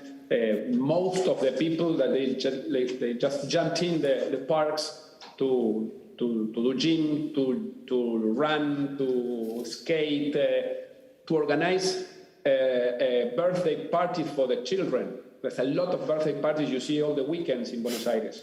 So there's a lot of people using the parks. We also are allowing all the bars, the restaurant to put as many tables outside wherever they can. We cut some streets, for example, to let the bars put tables outside. So you see a lot of people enjoying the open space in Buenos Aires. We have the advantage that we have a mild climate all around the year. Probably only this month it's a bit colder, but it's probably 1 month a year. The mild climate helps a lot on that. You see people eating outside for a long time when the COVID cases were up. We allowed the restaurants to have the tables outside, but not inside. So they put everything outside, cutting the streets. We took out a lot of parking spaces to let restaurants put tables, so that people are taking over the streets and open spaces in Buenos Aires. When the gyms were closed for a long time, people do exercise with their professors, the gym professors, outside in the parks. And we had just allowed them to do it wherever they could and wherever they want. So still, you have a lot of it. And we see a trend that came to stay. We hope that even after the COVID, this idea of this trend or this habit of using the public spaces for everything, we hope to promote it, that it keeps, to promote that children organize birthdays in the parks. That's a common habit now. You see it everywhere. Before, it didn't exist. Yeah. It's something we're seeing here in Berlin as well, and maybe I can ask that to Mr. Müller. We don't have the benefit of a mild climate all year round, of course, here in Berlin, but we do have the benefit of many public spaces that people are now using in the pandemic. So how do you, as the mayor of the city, see how the city can adapt to the need for more public space? Does that mean, for example, less parking spots and more parks and plazas and places where people can be outdoors? Well, first of all, I'd like to welcome my friend and colleague, Horacio de Larreta. I'm pleased to have you. I'm grateful you're here with us at this conference. We had many meetings before, especially in your wonderful city, Buenos Aires, and I saw what he described. People are outside. They spend a lot of time in public space. It's clearly a question of mentality, but this is catching on here in Berlin too. And COVID, I said this in the morning, COVID has helped us to see a certain development as under a magnifying glass. People want to spend time in public space outside. They want to to take public space, and we need to win these places over for people. And I think especially traffic can no longer play a dominating role in our cities. And greeneries are part of a livable city. Our goal in Berlin is to make sure that every Berliner can access a greenery within a distance of 400 to 500 meters. That might sound utopic, or for others as a matter of course, but this requires measures and this requires work. You need to plan neighborhoods differently, traffic differently. You need to maintain certain spaces and preserve them to make sure that greeneries are and remain accessible to people. So the trend we've seen, people increasingly meeting outside, is something that is what people really want and what we have laid a priority on. Coming back to you now in Buenos Aires, lockdowns and quarantines have meant that some people have decided they've had enough of the city. They're going to move out into the countryside because of these large kind of concrete jungles that cities can sometimes be. Has the pandemic rendered cities in some way obsolete? How do you keep a city like Buenos Aires? It's hard to say it's not ever going to be, it would ever be irrelevant, but how do you keep cities relevant in this time? No, I know there are some people that claim that city can become obsolete. I don't agree with that. I think that cities, I'm sure it's already happening, that cities will change, but I'm sure it will remain the center of innovation, of ideas, of culture, and I see this trend, and we promote this trend in Buenos Aires. There's a lot of people that choose to live in urban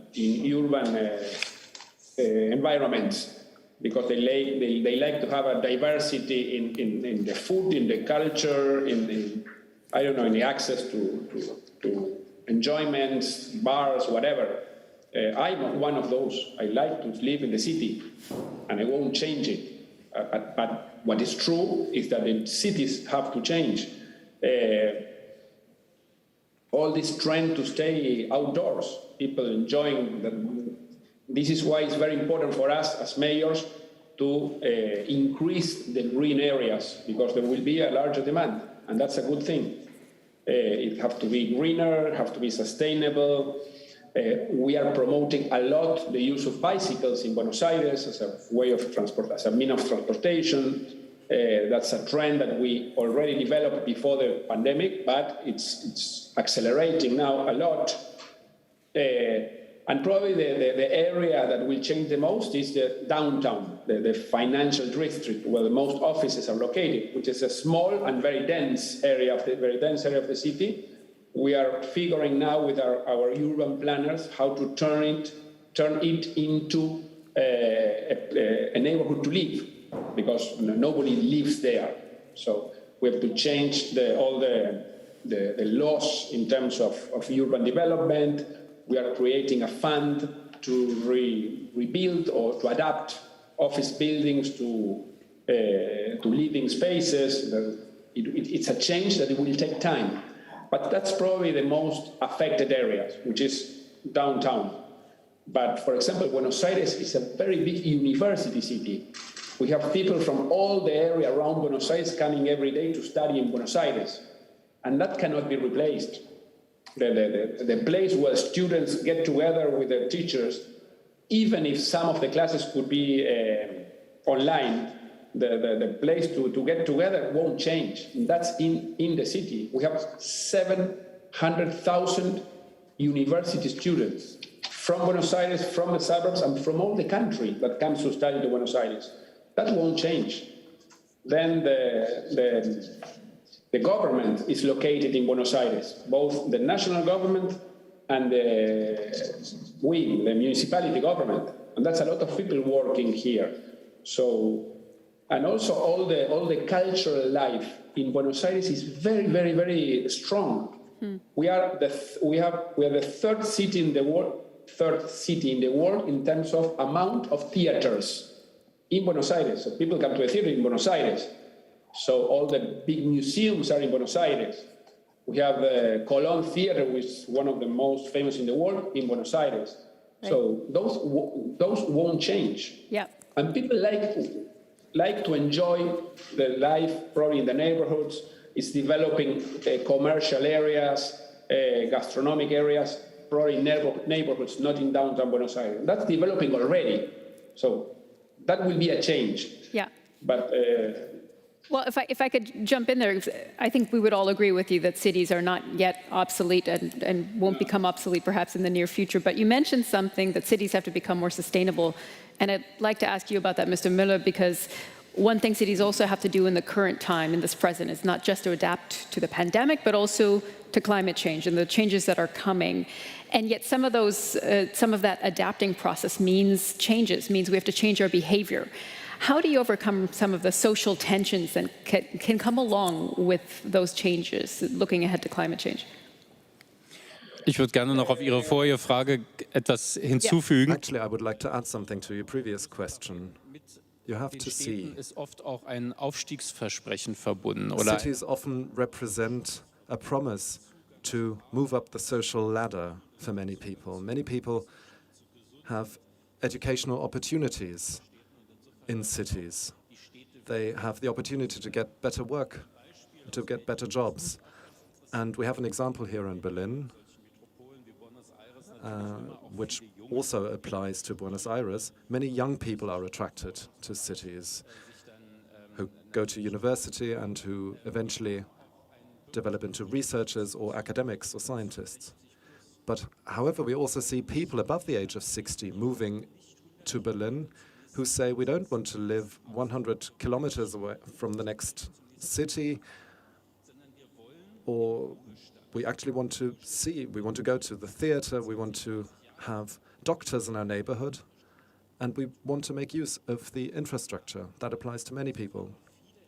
Also transport infrastructure. So older people are also moving to the city. And I see eye to eye with my colleague from Buenos Aires that cities will remain attractive in the future as well. But of course, cities will need to adapt in many areas. Climate change is, of course, a hot topic. We need new mobility offers, new green space, new housing that needs to be built. But of course, a lot depends on how citizens behave, how they act. We can only achieve climate targets if we can convince people to act accordingly, to change their behavior. And of course, this is a fine line. In Germany, we will have elections very soon, and we can see this in the debate, in the current public debate. How do we manage to close the gap in this area? How do we communicate that we want to achieve climate targets while respecting economic considerations? Many people think this is mutually exclusive. Some people think if you protect the climate that you will lose jobs. And we have to point out to people that change is necessary and change will lead to new opportunities. For instance, we will see new forms of companies being established. New professions will come into being. And of course, we will have to invest money as a society and we as individuals as well. I don't think we can achieve climate targets for free. Of course, it will cost money, but on the other hand, we will also save money because climate change actually has devastating consequences for society. So this is why we need to change our behavior in order to save money in the future. So that is the task that we have at hand as politicians right now, to convince people to change their behavior and that this will entail new opportunities. And Mr. Larreta, last question to you as we're running out of time. Just to build on what Mr. Müller was just saying here, how do you think a city like Buenos Aires can work together with partner cities around the world, like Berlin, to tackle some of these challenges, be it future pandemics and crises or climate change? Well, we interchange experiences every time with my colleagues especially with Berlin, of course, which is a brother. We have a brotherhood with Buenos Aires, but I spoke during the pandemic times a lot, and I learned a lot, and I share our experiences a lot with colleagues from Latin America and from all over the world. I think the pandemic strengthened our links between or among the cities a lot. And still, every time I'm asking around what happened with the vaccines or how they are facing the Delta situation. So there's a lot of interchange of experiences, mainly in a situation in which we don't have knowledge. There's no scientific knowledge.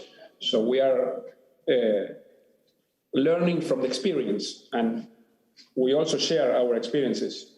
In terms of the social impact that you were asking before, somehow in Buenos Aires, paradoxically, it went the other way around. Somehow it tended to an equilibrium, because most of the services in terms of testing, in terms of vaccines, have been offered by the public sector, by the city government. And it's the same service from everybody, from the richest person in Buenos Aires and for the most poor. It's the same service. It's a very, very good service in terms of you go for a test, you get your result in your WhatsApp an hour later. You can go driving, you don't have to leave the car. Just from the car, you take the test and you leave, and in half an hour you have a result, whoever you are. The same for the vaccines. You get a turn for the vaccine from your WhatsApp. For the next day, you go, it takes not more than 15 minutes altogether. There's vaccine centers all around the city, and that's for everybody the same. So we gave a very, very good service, free, in terms of the attention in hospitals, in health centers, in terms of testing, in terms of vaccines, in terms of information. So somehow the COVID helped to equilibrate the service we provide to everybody. We promote prevention campaigns in all the most poor neighborhoods in Buenos Aires, with a strong presence of the state, of our health system, that worked very well. It's a very good example today, not only in Argentina, but in Latin America. So, and we made we promote a lot of participation. In the testing centers, we have NGOs helping in each of the centers, associations from the neighborhoods, they are helping on that, to go and look for people that got the virus, that if they had to stay at home, we have a network of people helping, bring them food or whatever they need, so they didn't have to leave their apartments. So it's been somehow an equilibrium situation. A good measure of social cohesion, you're saying, is perhaps a silver lining that's come out of all of this. Yes. We want to thank you. Our time is up, unfortunately. We want to thank you very much, first of all, from here in Berlin for this conversation. Mr. Larreta, for your time there in Buenos Aires. Un placer tenerlo con nosotros. And, gracias, muchas gracias. And Mr. Müller, thank you as well for the conversation. Thank you, Michael. Thank you. Well, we can move on now to the next speaker. You know, the pandemic brought a lot of things, as we know, to a screeching halt. One thing it didn't stop, you might have noticed, is construction. There were still construction projects all over Berlin and other cities. Well, should it happen, why didn't it? That's something that our next speaker is going to touch upon. Charlotte Malter-Barthes is an architect, an urban designer, assistant professor of urban design at the Harvard Graduate School of Design, and she examines how design can critically engage with resources, mainstream economy, governance, and social justice. Charlotte. Thank you. Thank you. Thank you very much for the invitation. Construction relies intensively on resource extraction, space-making processes from building a single simple family house like here, where every single construction element used in that home is traced back to its original material, to building an entire city, require in the materialization mineral resources that are acquired via extraction, and the reallocation and relocation of the Earth's resources. We're talking about limestone, clay, iron ore, aluminum diatomates, as well as processed materials in the form of aggregates, crushed stone, sand, gravel, cement, all primary commodities impacting labor, economy, energy, and ecology. If less damaging materials are emerging, it is still concrete, sand, brick, steel and glass that remain the most prevalently used in construction, along with a myriad of petroleum-based products, of course. All these metals are violently extracted and then processed via energy-intensive methods to become the architecture of our lives. Yet we know we have to problematize the role of materials in architecture, in design, in real estate, because we must face the constant increase of consumption of construction material, exponentially rising in the past decades, picking up again after the 2008 crisis, as we see on this diagram. In Germany alone, the construction of buildings caused some 40% of CO2 emission, 52% of our waste production, and consumes 90% of mineral, non-renewable raw materials. While the building industry is covering its tracks by attempting material reinvention, dirtying further terminologies such as sustainability, resilience, durability, green, it has become unmanageable to ignore the complicit role that construction plays in environmental degradation, social injustice, and climate crisis. So not only is new construction destructive, but it is also unnecessary. From Cairo to Marseille, to Belgrade, to Berlin, massive development or renewal projects, as they are sometimes called, are ongoing as we speak, at times demolishing existing neighborhoods, displacing fragile population to construct non-necessary offices and luxury housing. Grand projets of generic skylines, as here, made of displaced and disfigured habitats and landscapes, result in profound territorial reorganization spanning across hectares, all claiming to be green, green, green, and to adhere to the principles of sustainability. But what we really see is commodified designs, capital accumulation and circulation, and the strengthening of ruling powers, both political and economic, fueling, again, climate change. In March 2020, the world stopped and stood still.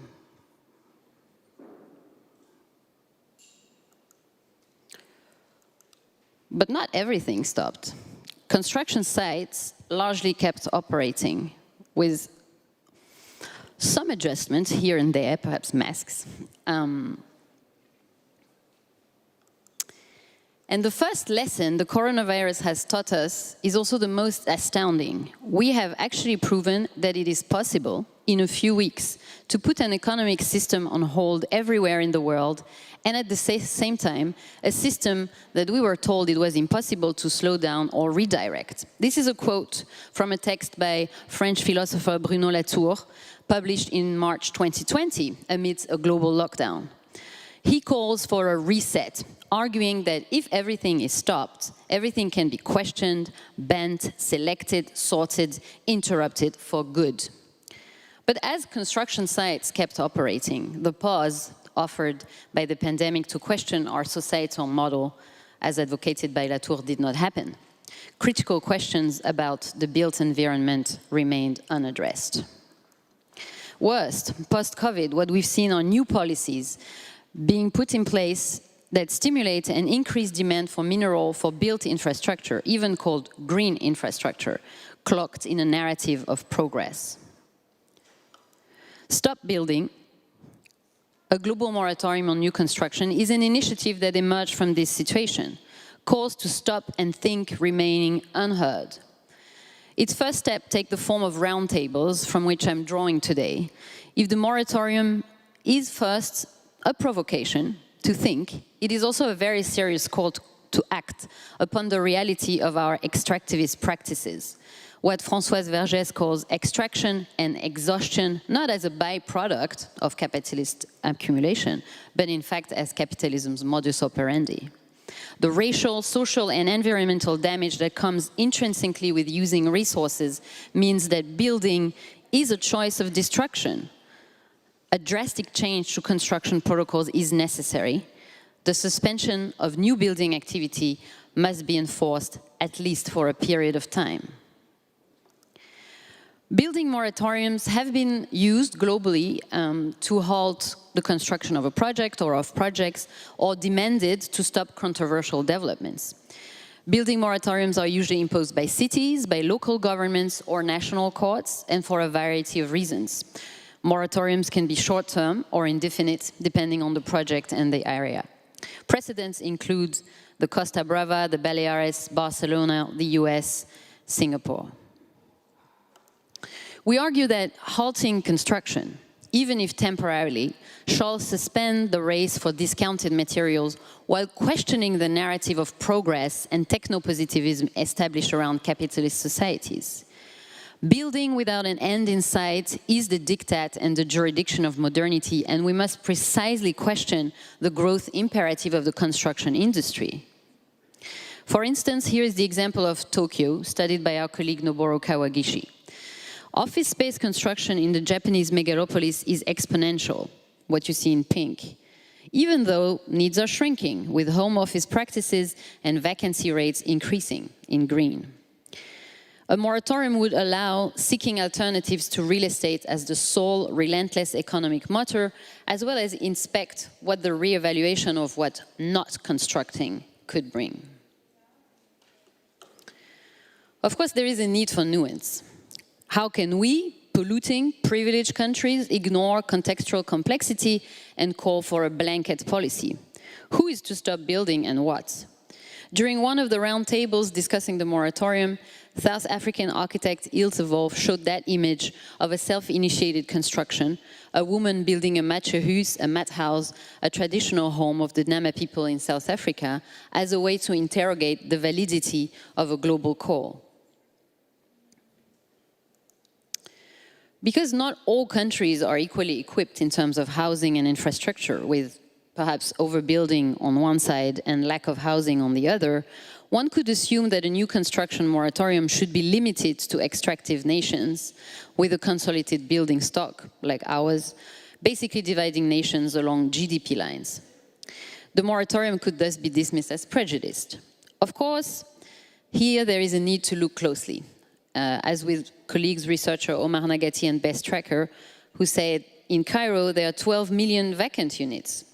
Of course, these high vacancy rates are grounded in locally specific conditions, such as outdated rent control laws, proactive suburban development state programs, and lack of trust in banking institutions.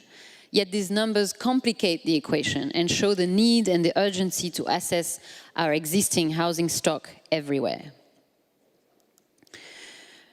New societal and ecological values could be higher than the value of constructing, argues Sarah Nichols, our colleague of Rice University.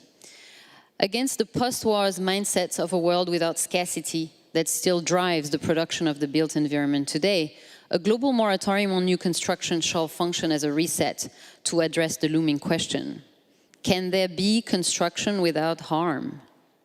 Along these lines, we're also thinking about what is to happen to the labor force involved in construction, at times a fragile, undocumented population.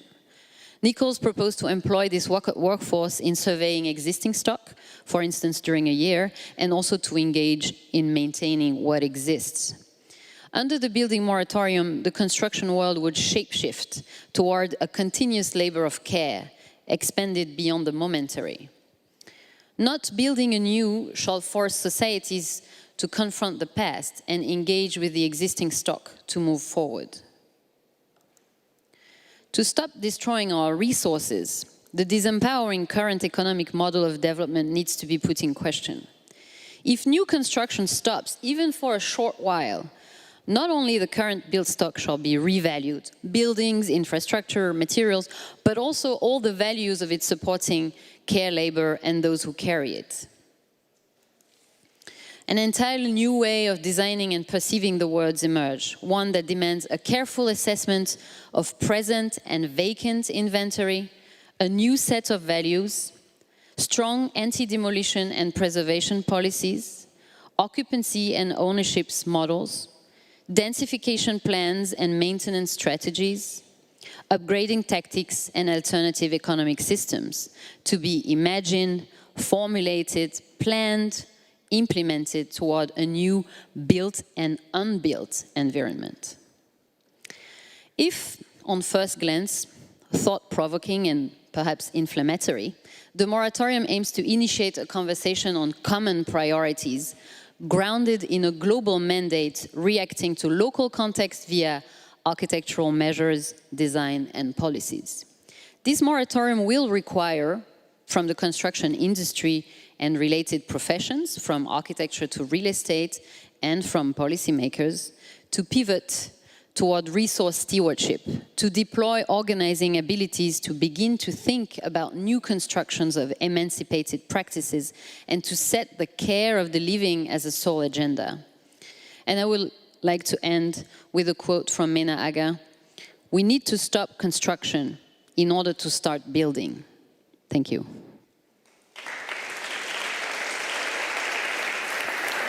Oh, you can have a seat right here.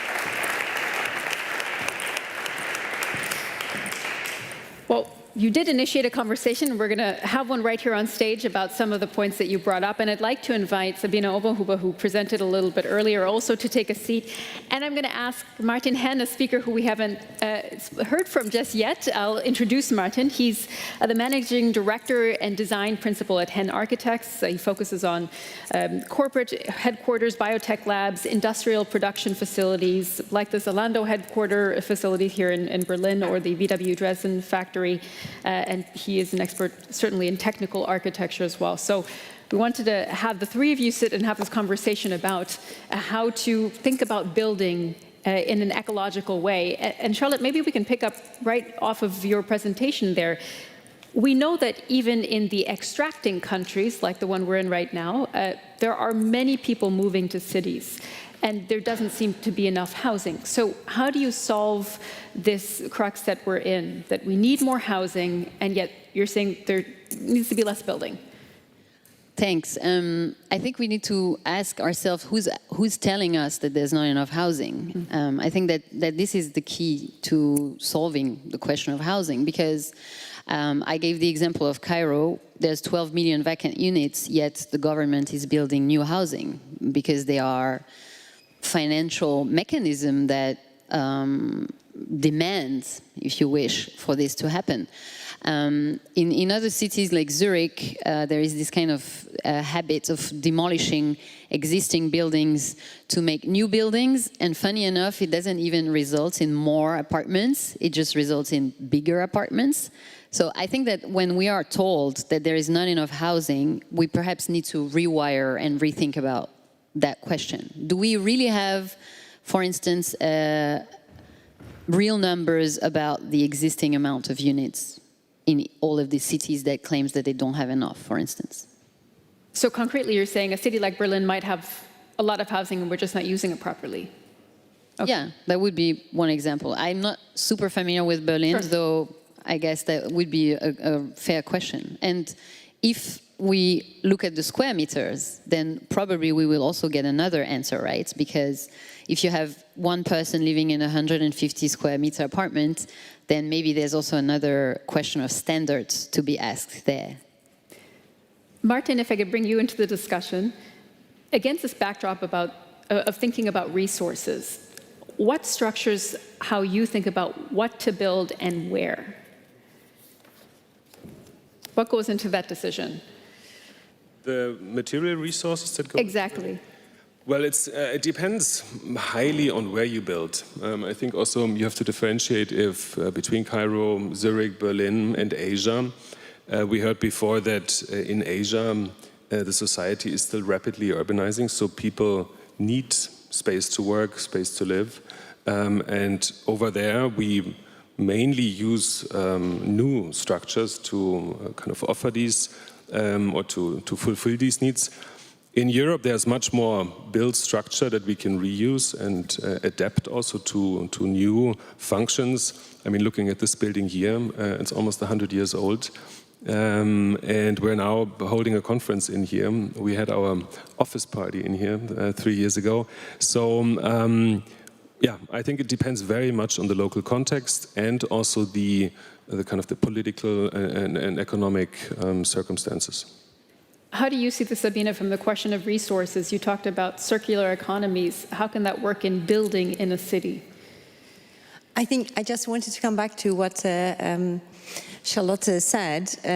This imperative of growth, I think that is a very, very important one to understand, and that also the construction industry is a victim of this paradigm, if this imperative. And it very much reminded me of a presentation given by a professor of MIT who did a study on Chinese cities where you have so-called ghost clusters. So these companies building projects because they have to build for their investors, but there's nobody living in them.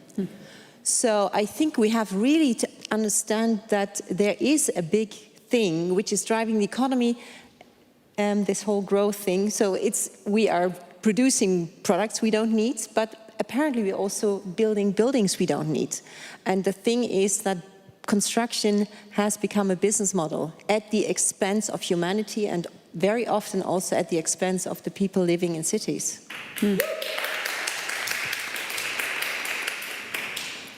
Charlotte, maybe we can pick up on that. You also said we have to ask the question, who should stop building and where, to be fair? If you think in that context, what type of building do you find necessary in cities? What kind of structures are necessary? Is it public spaces? Is that the type of building that should continue? See, that's also a very kind of a question we need to examine also. Because, for instance, when a new area is being built, let's say by private investors in an area like Berlin or Zurich, or let's say in Europe, what happened very often is that the city is going to be the one who has to provide the schools that come with it, and for that they're going to have to sell, or build over some empty spots, because very often they don't think about, using existing structures. Also because you have again this question of standards. So I think that this question of, for instance, saying you can't, we're not going to call for infrastructures not to be built, but of course, if those infrastructures are tied to developments that are fueled by private, then we need to really ask, why are these infrastructure being built in the first place? So I would advocate, of course, first and foremost, for a moratorium on private construction of offices first, and then of residential. Of course, everything that has to do with big commercial infrastructure, I think is even at this moment already going into a crisis where we see that, this is actually a modus of consumption that's already being questioned by the internet and so on. So that would be my favorite gradation of the moratorium being implemented. But I think that what is interesting with this idea of questioning all construction, it really forces us to look at the existing as something to cherish and not something to trash, and also to cherish the people who take care of it, which I think is also a change of value instead of the new, because the new sells. Of course, a new airport, a new museum, this is politically, it's a political instrument. It works great. It's a legacy that you will leave as a political person. So these are linked and wired to societal models that also need to be questioned. I agree, and maybe if I can add to this, I think you really have to differentiate if a building is built to last and to create a value, or a maximum return of invest in the fastest way. You were talking about products. You can also, I think, refer your theory to the built environment. And I think to just stop construction will not be sustainable for our society. Our society is moving forward, technology is moving forward, and we have to build sort of the hardware to go with this new software. And that includes schools, universities, research laboratories, but also production facilities to, for example, enable the mobility shift. So, yeah, I would really recommend to differentiate between speculative growth and growth that is sustainable and actually valuable for society. But how do you differentiate? Because I think that one of the, let's say, agility of the system is to cover everything under a very nice veneer of sustainability. Everything is sustainable. No one is going to claim, I'm going to build something that's, polluting and useless. So, how do you differentiate?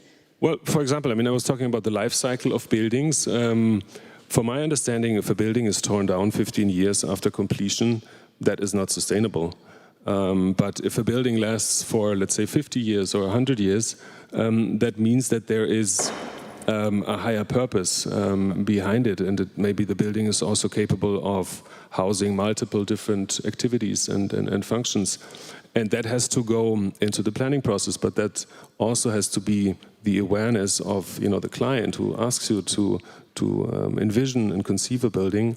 So I agree with you on that point that it's not just about the construction industry, but it's also, or probably more importantly, about the system that kind of orchestrates all this.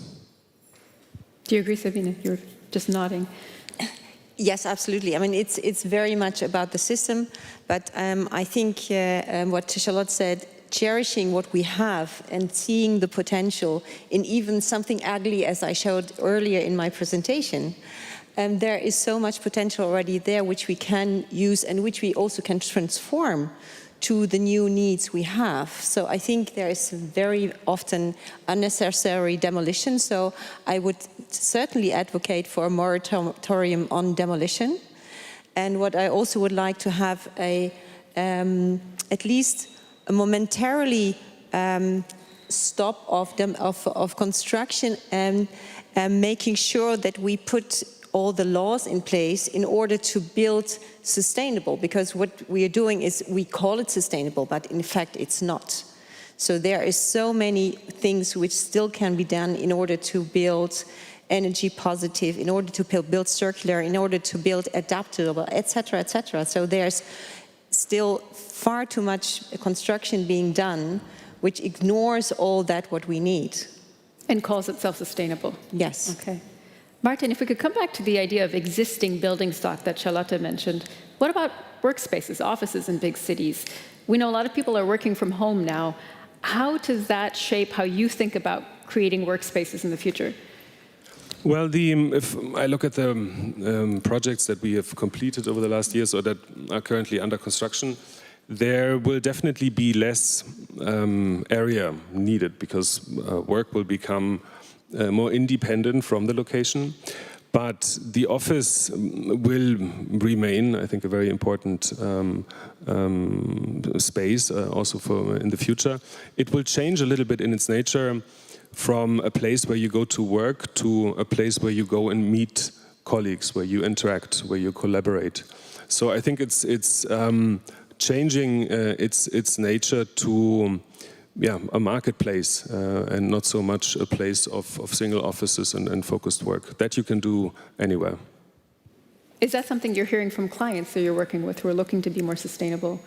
We are absolutely hearing that office space will be less. So there is certainly in Holland a huge trend of certainly a third of the workforce staying at home, not all the time, but needing a third of the less of the workspace, converting the current workspace into areas of interaction, but still there is much less needed. So I think that is a big opportunity for reshaping our cities into more environments for living, and at the same time also we have to rethink the retail space. I think the retail space is another area which will be completely transformed through e-commerce, but also to the pandemic. That's very true. Retail space is another important factor in cities. Charlotte, I want to come back to something that you showed in your presentation, which is the number of cities that are thinking about moratoriums on types of construction, at least. Do you think, yes, the pandemic didn't stop construction. Do you think there's been some sort of reset button, or at least a pause to rethink how we shape cities? Is there a silver lining at all there? I mean, I think that the appeal of the moratorium is that it's a bit of a one-liner, right? It's a bit clickbait, right? It's kind of, that sounds interesting. But the moratoriums that have been implemented have been very targeted. So the Costa Brava one was basically a halt to the madness that was going there.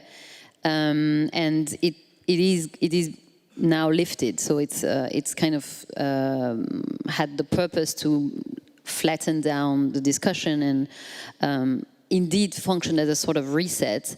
The same with the moratorium on hotels for Barcelona, which was very clearly aimed at reassessing the tourism situation in Barcelona, which is now restarting as well. So I do think that it functions well as a way to send signals to investors and construction industry that basically there are policies that can hinder this kind of, perpetuate growth.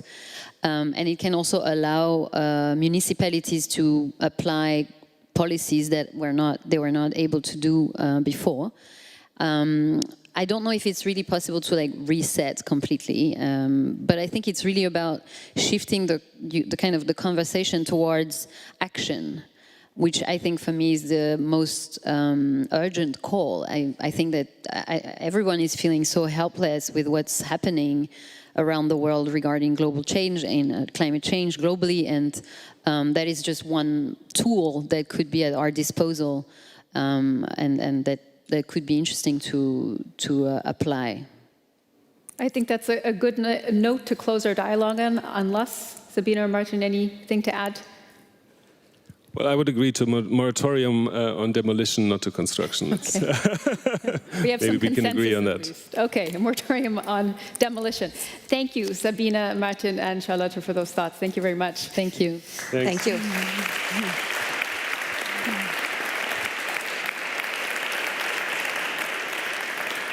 We're going to take a short break again. Please go get some coffee and relax, and then come back in just a half an hour's time where we'll talk about quarantine economies.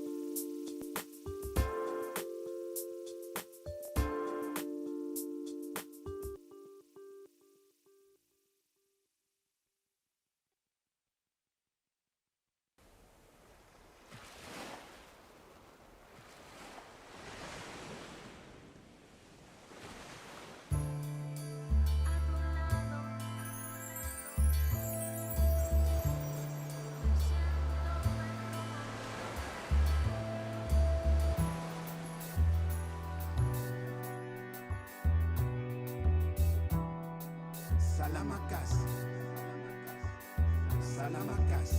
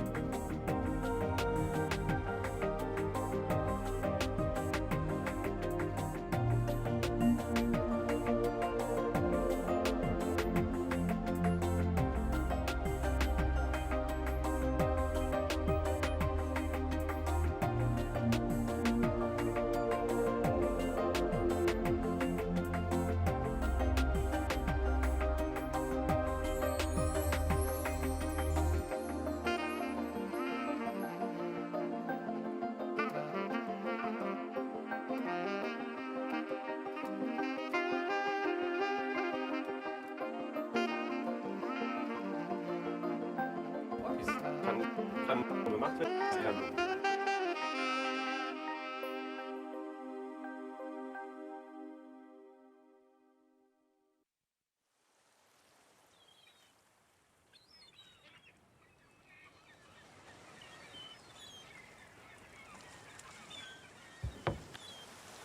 Fonctionniert. Oh, sorry. Yeah.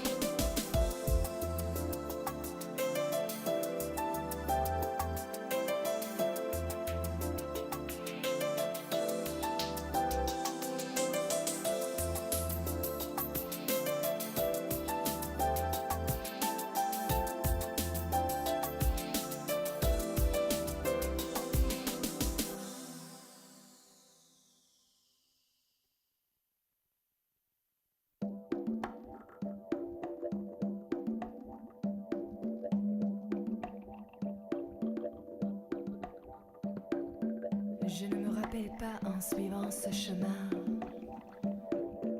mais je ne peux pas oublier que je t'ai donné ma main. Et plus tard, des bises comme des papillons.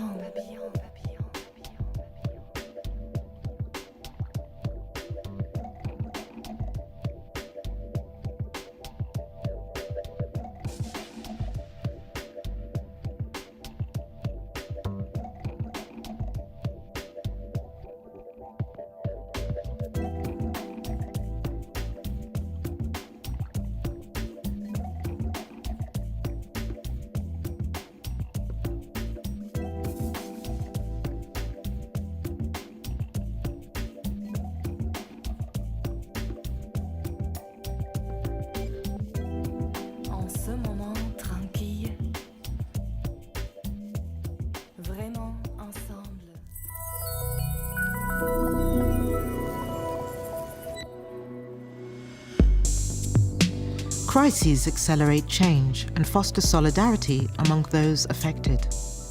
Unusual circumstances call for innovative, collective action. Looking to the future, what can we learn from COVID-19 and past crises? We have witnessed the pandemic exacerbate sharp divides between essential and non-essential workers, culture and industry, the unhoused and the housed, city dwellers and rural communities, gig workers and those with stable employment. COVID-19 and the stimulus packages that are being pumped into economies around the world provide an opportunity. They can lead to long-awaited structural changes. These, in turn, could improve living conditions, set ambitious climate targets, create more solid wealth and healthcare programs worldwide, and reduce inequality. Could the lockdown be the first domino, setting in motion a new economic logic? Although the stock market remains largely unaffected by the pandemic, could stakeholder economics replace shareholder economics? How can metropolises lead the way in this process? Which voices must be included in the process to ensure a new economic logic provides fair and sustainable change for the present? And how can these visions provide a roadmap for the future as well?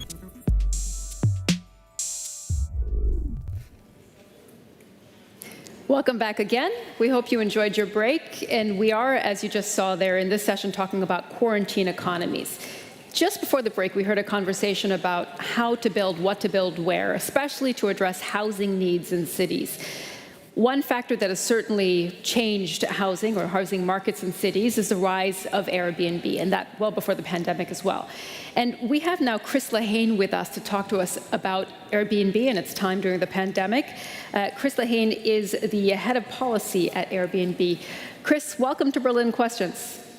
Sumi, thank you so much for having me. Let me apologize at the front that A, I'm not there in person, and B, not speaking in German. If I was speaking in German, it would begin with Guten and end with Morgen, and it would be a very brief conversation. Let me also just acknowledge, we're having this conversation while we're still in the midst of the challenges from COVID. Certainly hope everyone is safe and sound out there, your loved ones are. And also in particular, I want to acknowledge that Germany's been going through some real challenges, both with COVID, but also with the impact of climate, and our thoughts are with you. It is a real honor to be here. I want to thank the mayor of the city of Berlin for organizing this incredibly important conversation. And also want to do a shout out to my good friend Burkhard and Visit Berlin, which have really organized and curated this conversation. I've gotten to know Burkhard over the last 4 or 5 years. He is both a true Renaissance man, but also someone who's just an incredible advocate for the city and the people of Berlin. So really honored to be here. If we could go to the deck, that would be really helpful. I can't tell if it is up or not, but I assume it is up. What I'd like to begin is really a conversation about how we can think about rebalancing travel. We are in a moment where it's incredibly important we think about this and that we do it together. So if we go to the next slide. I want to begin this conversation, the next slide, please. Yeah, thank you. What I'd like to begin is talking about the 3 interrelated trends that we really see driving new travel. And those 3 trends are travel, work, living are all really blurring together. There's a growing awareness of how important travel is to human connections. And then third, how we're thinking about creating a healthier version or model for travel. So if we go to the next slide, I'd like to touch on each of these pretty quickly. When it comes to travel, work, living, blurring, travel is really evolving from something that may have been more of a consumer activity into something that's becoming more of a way that people are actually living. And you see that really then driving some pretty significant market shifts within the sector. First of all, you have the fact that remote work from home is allowing people to do longer term stays wherever they may be visiting. on Airbnb at different times of the year, about 25% of our stays were people staying 30 days or more. Secondly, you have a real focus on travel built around and organized around family and friends. That's leading to a market shift away from traditional accommodations and more to a focus on homes, whole homes, because they really do optimize for that type of an experience. And then the third is the growth of rural travel. You've seen a market shift away from business travel to nature travel. Again, nature helps really enhance the experience of connections. And so really big takeaway from all of this, and you can see it here in Germany, the travel is really evolving. You've had more people on the Baltic Sea coast this summer than in the city of Berlin on Airbnb.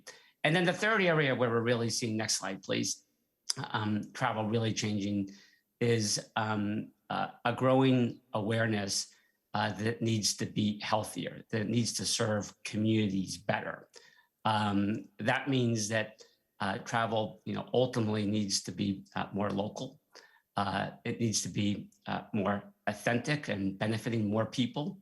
And it also needs to be sustainable. And that sustainability piece needs to come really, really fast. Obviously, everyone saw the IPCC report this month. And as I referenced earlier, obviously, Germany is dealing with some of these issues in a real way. Not surprisingly, when we polled folks in Berlin, we found that around half the people of Berlin want to incorporate sustainability into their travel decisions. So if we go to the next slide, please.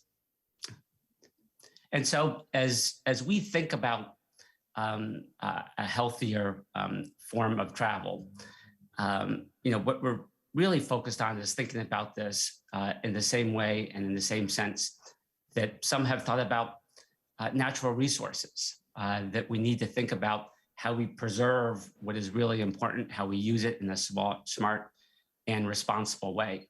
And next slide, please. And at Airbnb, we think about this almost in the following construct. Can there be healthy travel, and is there unhealthy travel? And no place in the world has done a better job of thinking about stakeholder economics, holistic solutions to a whole array of issues than Germany. This very conference is dedicated to actually thinking about the future and having those conversations. And so from the Airbnb perspective, when we think about healthy travel, there's really 5 elements that go into it. So if we could go to the next slide, please. And those 5 elements are, is that travel local? Is it authentic? Is it inclusive? Is it distributed? Is it sustainable? That's how we think about it on the Airbnb side. So if we go to the next slide, please. And over the course of the pandemic, as we saw these trends emerging, as we began to think about the impact that we're having, how we can think about healthy travel, we built an actual platform within Airbnb called the Airbnb City Portal. And the City Portal is really designed to allow governments, whether it's a city government or a national government, to integrate directly into the Airbnb platform so as they can advance their specific vision or version of a healthier model for travel. When we launched it at the beginning of the year, we committed to putting this in 100 cities around the world. As of September, we'll already be at that 100 number. And within that, we had committed to doing 50 markets in Europe. And right now, as we stand here today, we're in 35 markets in Europe. And we, in particular, would very much welcome the opportunity to be able to advance the City Portal into the great city of Berlin, but build it in a collaborative way and do it in a way that addresses some of the very specific policy issues and policy needs that have been identified by the city. So if we go to the next slide. So in that context, and in the spirit of a conference that is really about thinking about the future, thinking about commitments and questions that can be posed, commitments that can be made, today we want to make 5 commitments to help support a healthier travel model for Berlin. In making these commitments, I really want to underscore that ultimately it's up to government to lead on this, and it's a responsibility of platforms to support governments. But again, in the spirit of this conference, wanted to offer these 5 commitments. So next slide, please. Commitment number one is to work collaboratively with the city to build an online registration system. Such a system would be designed to allow the city to effectively administer its prevailing and ongoing regulations, and in particular, to be able to protect housing. And we've done more than 1,000 plus regulatory frameworks around the world. Many of those include this kind of an online registration system. They work. We just recently rolled this out in Greece, in the Netherlands, and in France. Next slide, please. Commitment number two is to really work closely with the city to make sure that the economic engine that Airbnb is driving is really supporting the people at a local level. And so the commitment is to use the city portal to share neighborhood level data about the economic impact of Airbnb on particular neighborhoods, therefore giving the city the visibility, the information to be able to leverage that data to make sure the economics stay as local as possible. On Airbnb, the vast majority of the economics go to the hosts and stay in the communities. And we want to make sure that we're providing that knowledge, that information, and those tools to the city. Commitment number three, if we go to the next slide, please. Commitment number three is to really work to distribute travel, to redistribute travel. And our commitment is to work with Visit Berlin and the city to redistribute travel. We can do that in three ways. We can either do it seasonality. We know Berliners would like to see less travel in the peak and spread it out over the course of the year. We can do it by making travel longer with less people, so people staying longer, but less people overall coming to the city. And the third way, we could even work with the city to redistribute travel from Berlin to other parts of Germany. We've done 100+ partnerships with DMOs, the travel entities representing cities around the world, and many of them have been focused on this redistribution. Next slide, please. Commitment four is to really work to help protect and promote the quality of life at the neighborhood level. We are today announcing that we're introducing a neighborhood hotline, the Good Neighbor tool, in Berlin and across Germany. This follows on a policy that we announced last year to ban party houses all across the world. We've taken down almost 3,000 listings, stopped 400,000 reservations from taking place.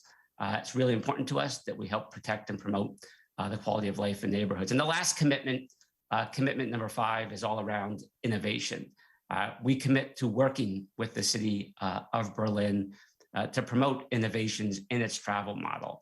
In particular, I think a great area for us to potentially work together on would be green stays. Airbnb rolls out innovations almost every day. There's a ton of tools on the platform that we can use in a bespoke way to support innovations at the local level, and we really look forward to doing that. But really bringing this to a conclusion and stepping back for a moment, what all of this adds up to is a commitment from us to work with cities like Berlin to promote a new vision of travel, a rebalanced vision of travel. It will take all of us to do that together. And as we think about that, it's obviously incredibly important to get this right for the sector, important for a city like Berlin, but really important for humanity. At the end of the day, we're in a time period where the world is closing in. Travel has always played a critical role in connecting people, those people-to-people connections. We absolutely need to be able to have those connections if we're going to take on issues like climate, like economic inequality, like polarization. Travel plays a critical role in that. And so it's really important for us, for all of us, to make sure we get this right. Thank you so much for having me here today. It's an honor, and I look forward to any follow-up questions. Thanks, Chris. We have just a very short window to ask you some follow-up questions, and I'll ask straight away. You talked about the commitments to Berlin, healthy travel. I want to ask about healthy ecosystems in cities. The economic impact you're saying that you want to offset. What about the economic impact that has already been created? And I know that you know well some of the criticisms there are of Airbnb. I'll just list them: making cities unaffordable, pushing up rents, exacerbating inequality, making it impossible for young people and lower income people to remain in cities. How is Airbnb working to be a part of the solution of that impact that's already been created? Yeah, I appreciate the question, and I glossed over it pretty quickly given the time. But just in terms of the economic impact, right? The vast majority of the economics that are generated by the Airbnb platform do actually stay in the city. We're different than other models in the sense that we are democratizing capitalism. The hosts make the overwhelming chunk of the money, up to 97% of the money that comes through. The majority of it stays in the actual neighborhoods. I shared some data on the deck. I didn't speak to it directly, but for every 1,000 guests that show up in a city, this is from an Oxford economics study, we generate 9 jobs directly. They over-index on the retail and restaurant industry.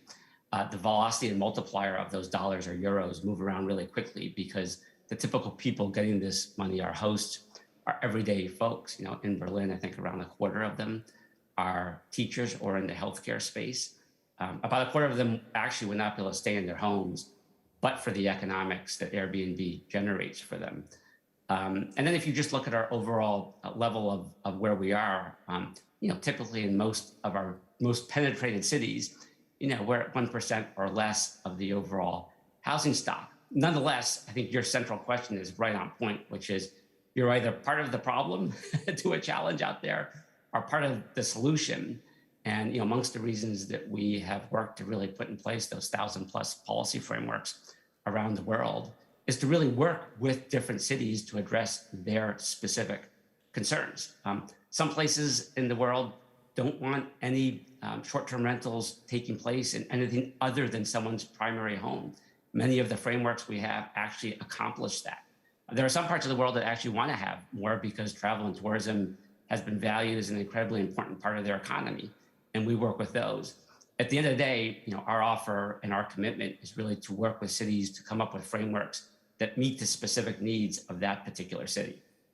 I'll ask you about Berlin because you did make those 5 commitments to Berlin in your presentation. Yes. In 2016, we saw Berlin had as many Airbnb flats as real rental apartments, and that meant that the government here had to put a stop to it. Is that the type of regulatory approach you're talking about in working with cities?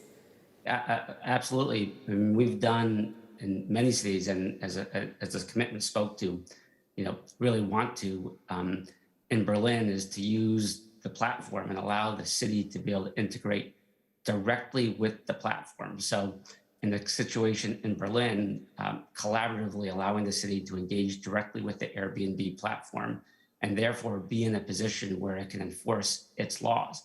And in a city like Berlin, Airbnb listings would not be able to appear unless the city has actually given them the authority and approval and ability to do that. And now you accomplish that successfully by integrating the city directly onto the platform. I'm sitting here in San Francisco, and 5-6 years ago, San Francisco was a hotspot dealing with a very similar situation. We introduced an initial version of what eventually became the city portal, ended up taking down about 5,000 listings, which is a significant chunk of our listings in San Francisco, much smaller city population-wise and housing stock-wise than Berlin.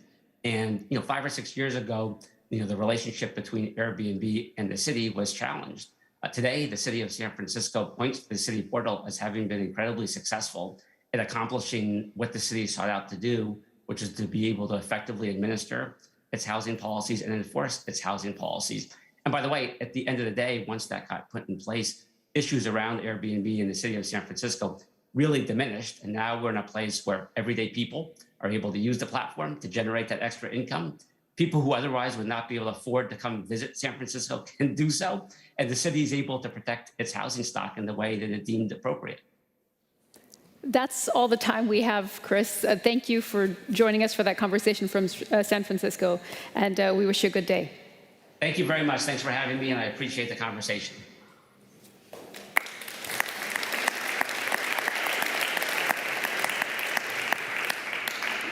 It's time to hear another message from a mayor of a global city, the mayor of Seoul in South Korea, Mr. Oh Se-hoon. Good morning. I'm Oh Se-hoon, mayor of Seoul. First of all, I would like to thank Mr. Michael Müller, governing mayor of Berlin, and the organizers of the Berlin Questions 2021 conference for inviting me to speak today. I'm very pleased to meet all of the participants online. As you know, the COVID-19 pandemic has made the past 19 months a very challenging period for everyone in the world, without any exceptions. However, if we look back at history, pandemics have always threatened the lives of humanity. Yet, the resilience of humanity has always prevailed, and in many cases, it has even developed society for the better. For example, the plague pandemic of the 14th century had a very devastating effect across the European continent. But at the same time, it also served as a trigger for the Industrial Revolution, which sparked the transition from feudalism to capitalism. Likewise, the COVID-19 pandemic and its aftermath has brought a complete halt to the daily lives of billions of people around the world. But on the one hand, it has also brought some positive effects as well.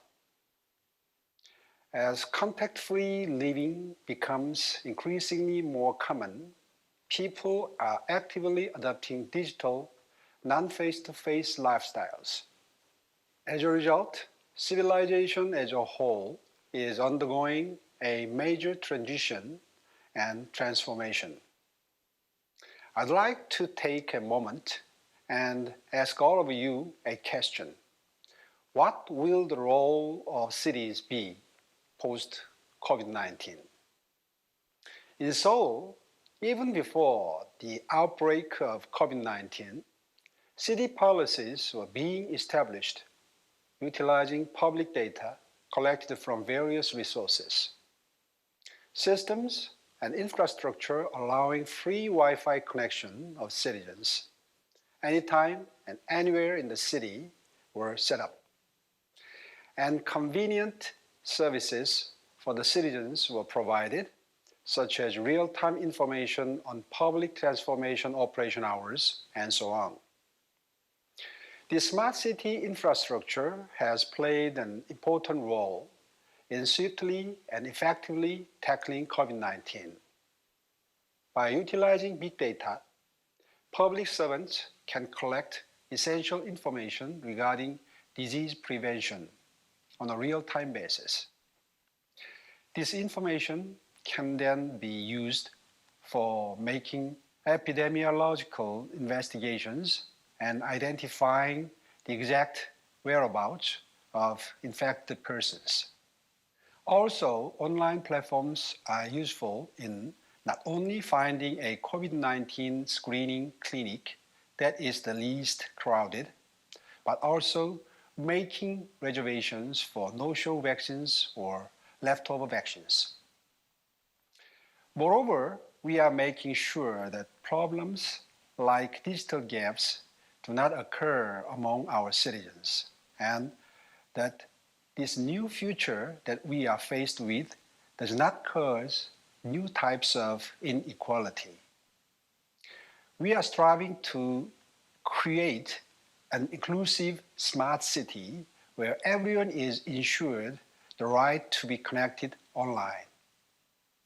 Everyone, especially the underprivileged, can have access to public educational content provided through information and communication technology and edutech methods. Senior citizens can have access to educational courses on digital and smart devices. Our goal is to implement policies that support the digitally disadvantaged citizens in our city and to create an inclusive and people-centered smart city. When the COVID-19 pandemic comes to an end, the world will most likely face an unforeseen and unpredictable future. It will surely not be a mere return to the past. Our lives will be completely transformed, even more so than the new normal of today, with digital economy, artificial intelligence, and virtual reality. Cities will have to consider their roles in the future. I hope that through this conference, cities can deeply reflect on the changes that its citizens will experience in a post-COVID-19 era and carefully deliberate about the resilience and sustainability of cities. I would like to end my speech by asking you a question again. What should the role of cities be post-COVID-19 to ensure that citizens live happy lives?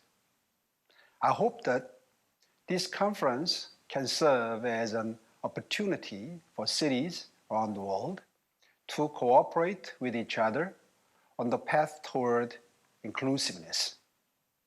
Thank you very much.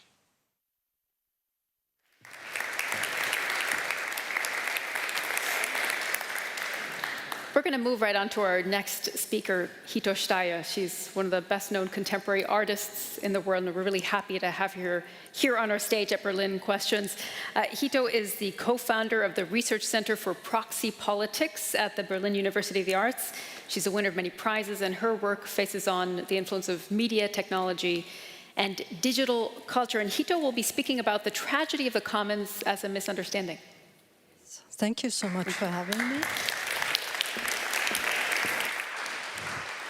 Thank you so much. I would like to talk about the commons today and why this is not a choice, but a reality we are facing already. In 1968, an ecologist named Gareth Hardin wrote a paper that was called The Tragedy of the Commons, and this describes the problems that arise when shared resources are sort of plundered and privatized by individuals, thus causing everyone's ruin.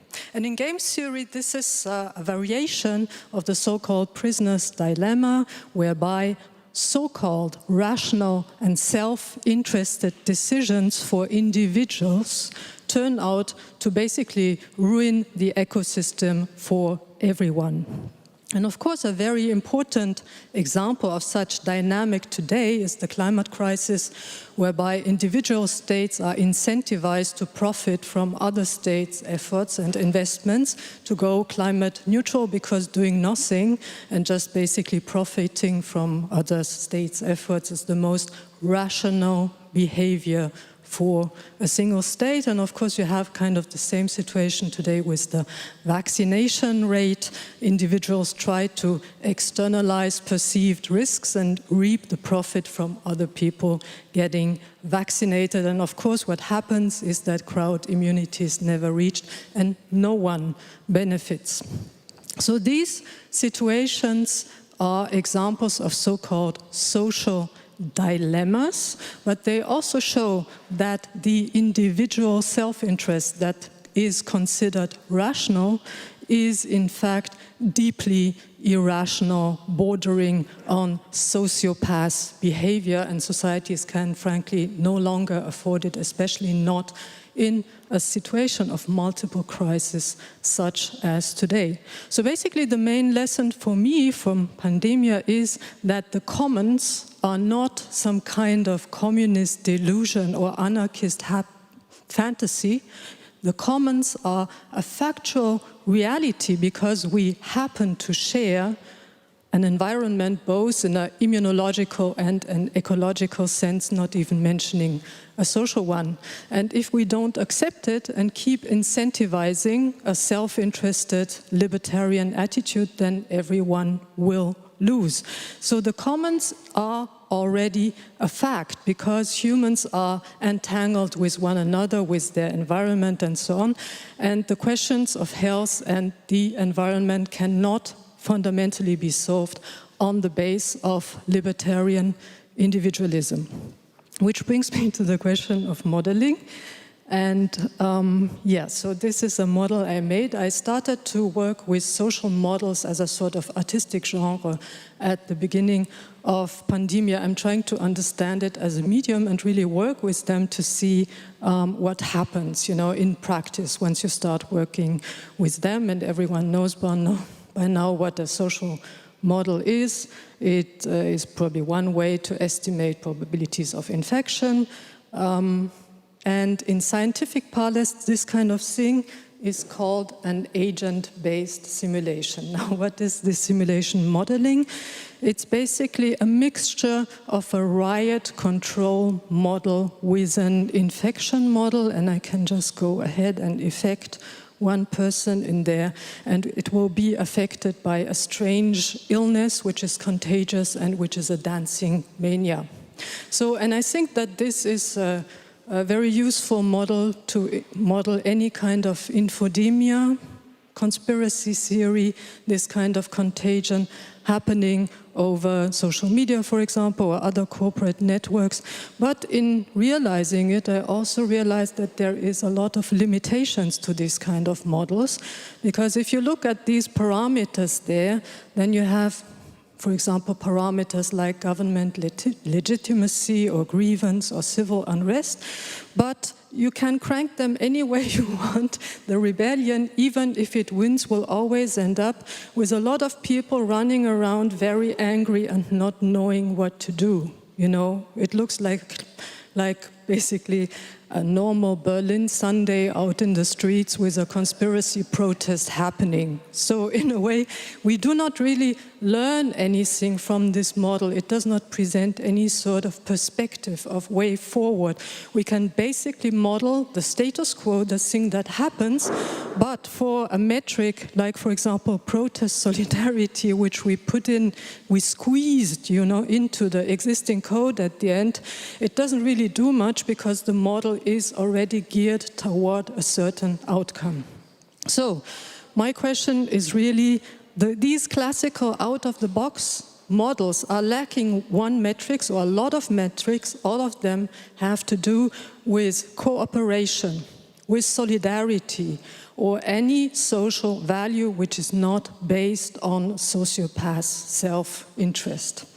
And I would like to apply this to the real life situation right now. I cannot escape this. Sorry. Okay, this is not working. Can you please help me to escape this? Okay, good, I have it. So let me show you this picture because I think that this really encapsulates the new now, which embodies the title of the conference. This is a photo taken at the airport in Sarajevo. Sarajevo is always a good model to look at what's happening now. And you see it shows 3 clocks, one of which says Sarajevo, one London, one New York. In Sarajevo, it's 12:15. In London, it's 8:43, and in New York it's 9:35. None of these clocks work, and the artist who made this installation is called American Express. And I think that this is a really good way to understand where we are at now. The project of globalization is sort of stalled, or at least halted, and we are back in a phase of neo-feudal vernacularization where people are sort of stuck in their own small filter bubbles. Which reminds me of William Gibson's often quoted phrase that the future is everywhere, it's just not evenly distributed.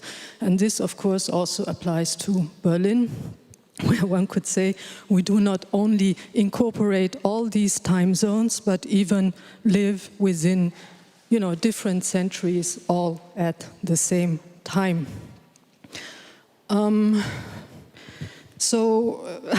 One example is, of course, the airport. It's quite famous. It took 14 years to build, and when it was finally ready, it was obsolete already, which led me to come to the idea that Berlin has invented a whole new design style, namely obsolete design. You design something to be outdated by the time it is released. But then, of course, the Humboldt Forum came along and told the airport to just hold its beer, because for those who do not know what the Humboldt Forum is, it's a big, shiny, new museum full of looted art in fake feudalist style, which recently was opened, which took even longer to build and is even more obsolescent. So it seems that Berlin has adopted a similar attitude towards the internet, frankly. It seems that Berlin just wants to skip the phase of the internet and wait until it's over. I don't know. I spent a year being a parent, faced to the Berlin education system during pandemic. It was frankly excruciating. How long do you think it took to connect Berlin's classrooms to the internet? Did it take maybe 4 weeks after the start of pandemic, or even 3 months? For now, the projected date is 2025. By then, maybe all classrooms will be connected to the internet. But even for those classrooms that were actually connected to the internet wasn't used for distance learning because of privacy reasons. There is a saying in German, you're stuck between the plague and the cholera. And in a way, this is how I felt, because the solution cannot really be to either force Berlin students to become vector of infection or to have their data expropriated. This cannot really be the solution. Of course, all this is part of a set of larger problems. Elsewhere, people talk about defunding the police, but Berlin has gone ahead for decades and defunded its public education system without a lot of debate.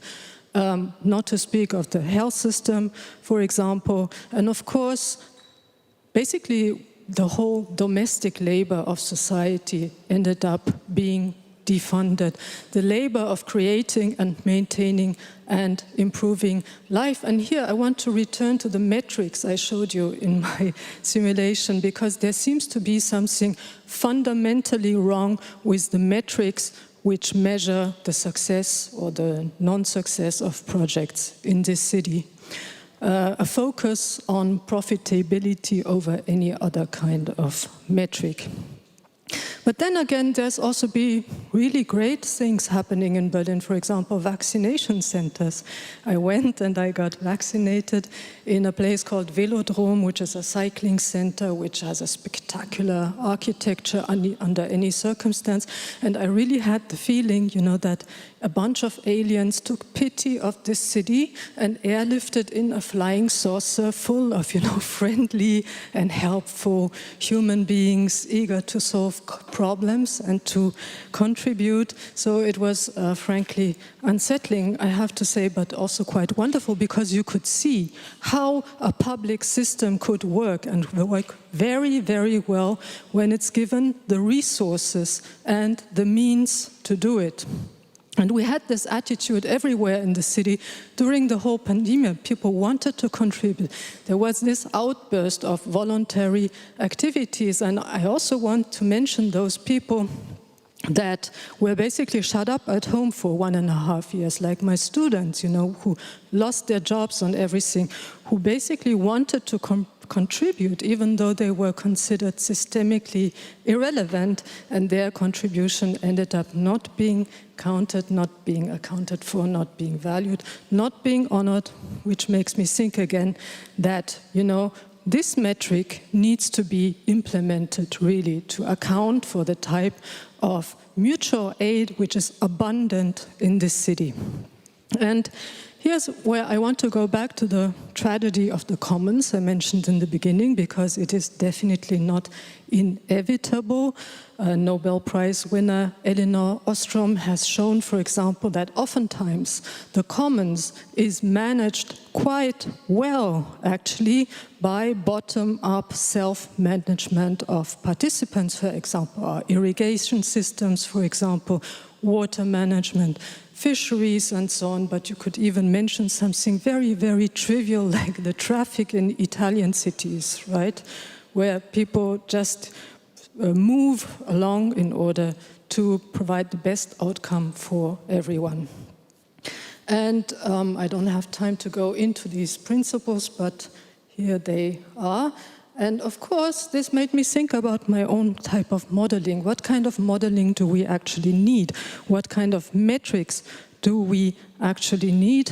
And I came up with an implementation of this paper, Climate Club Futures on the Effectiveness of Future Climate Clubs, which basically deals with the problem how to make climate treaties work, how to incentivize states to really take part. But I chose this type of agent here, which I call the communist Shiba Inu. And I made a completely different type of draft of metrics, of simulation, which looks like this, which actually does have parameters like cooperation, mutual aid, and as an incentive, every time a so-called mutual aid event happens, you have a little polar bear cub dropped into the simulation, which I call the Knut metrics of mutual aid. So I think this should be enough as an incentive to consider such type of new alternative modeling, because the thing that has become abundantly clear is that the commons, whether one likes it or not, is already here, and we better start dealing with it. Thank you.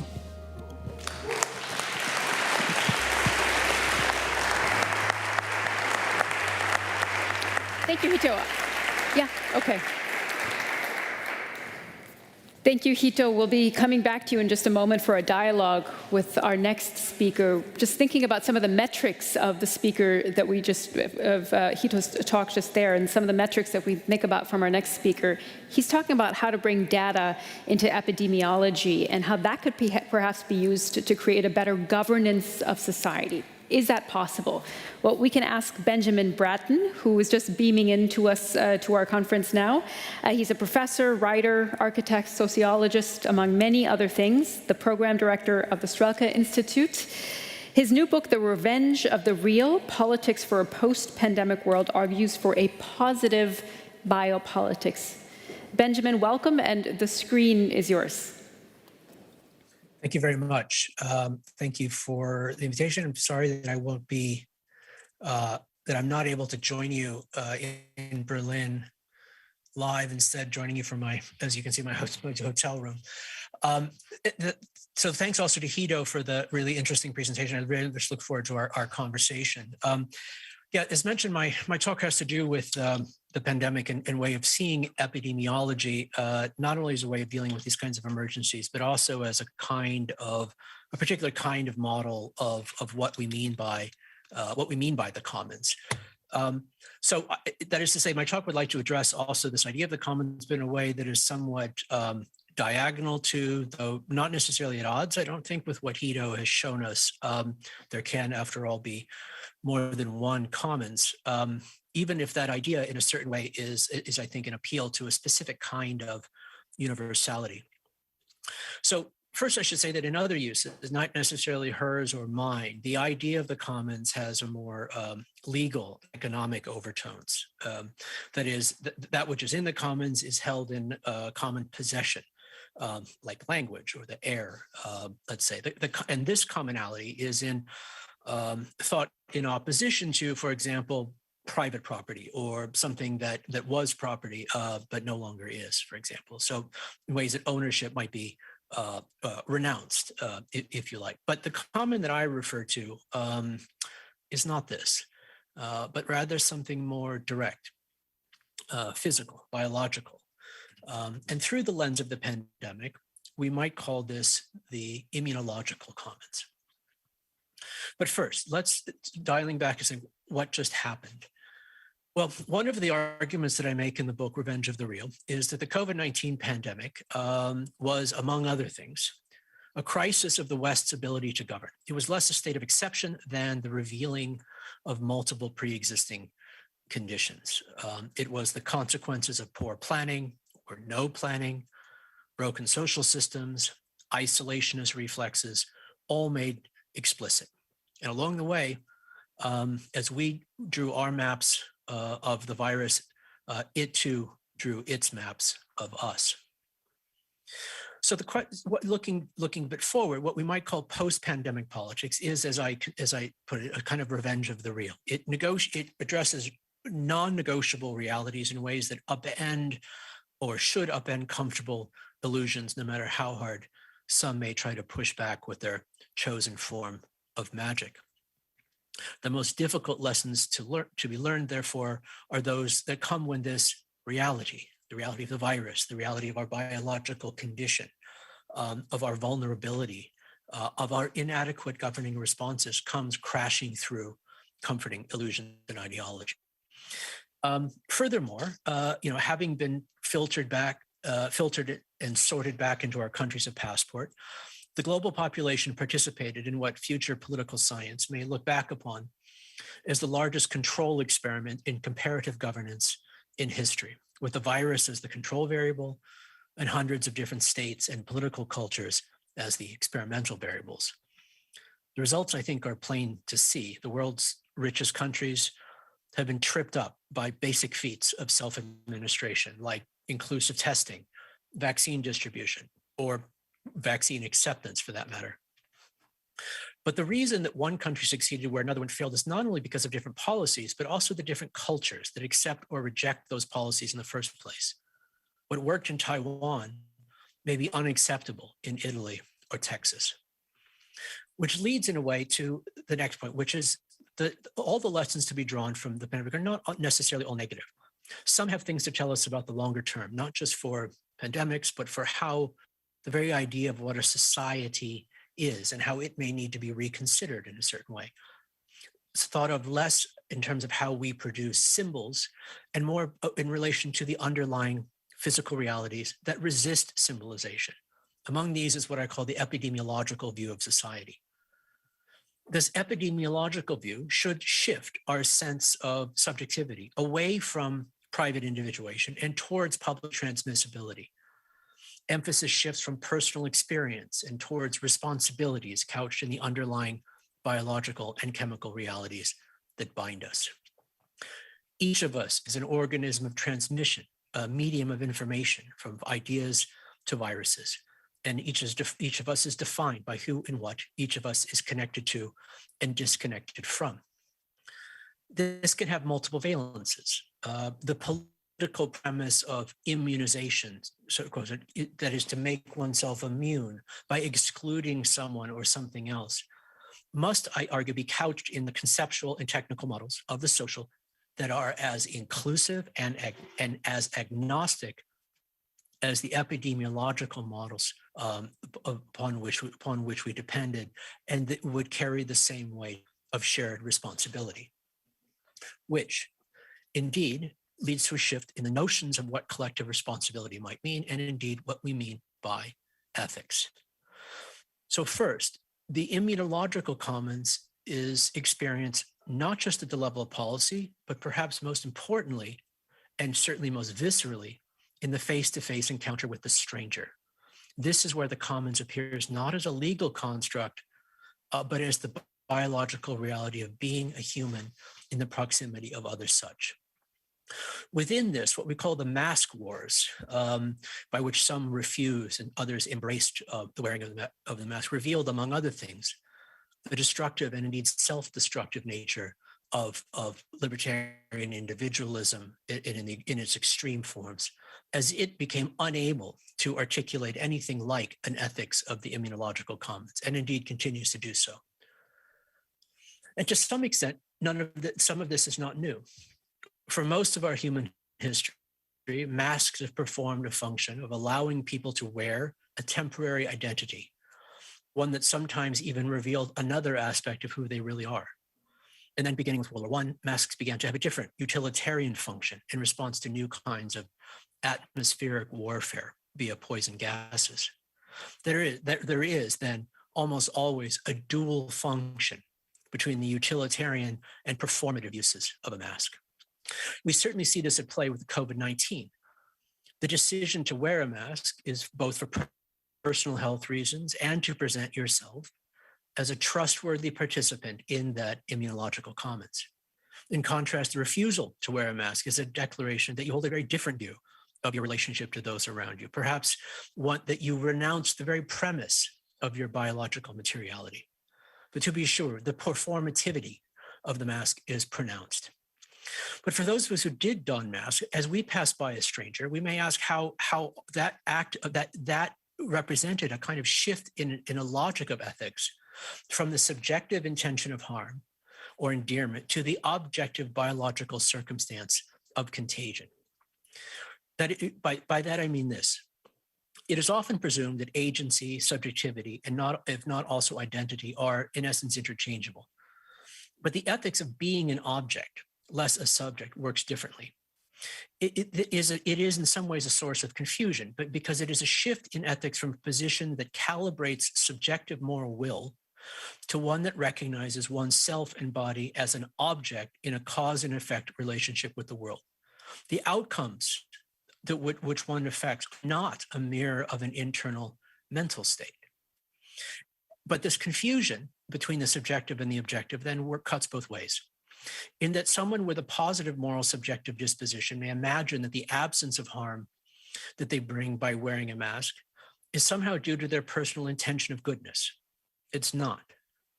To be contagious is not to be a bad person, but it does mean that irrespective of one's wishes, one may cause objective harm to others. The harm that one person may bring to another has nothing to do with the affective bond or antagonism that they feel. And indeed, this kind of ethics of the object is something that in a way we all learned without doing it, without knowing it during the pandemic. Another way in which I think conventional social theories, the conventional dynamic between individual and collective was and continues to be somewhat miscalibrated is with regard to the questions of, quote, of surveillance. The lesson is that the term, quote, surveillance cannot possibly describe all the ways in which a society needs to be able to sense and make sense of itself. The overinflation of the term has become blunt and debilitating. The conversation on legitimate and illegitimate forms of data production needs to be understood in relation to a more expanded notion of what I call the sensing layer of society. A good definition of which refers to all the ways in which a society is able to sense what is going on at both the granular and holistic levels, so as to make models, as Hito showed us, that may be used to act back upon itself and thereby govern itself.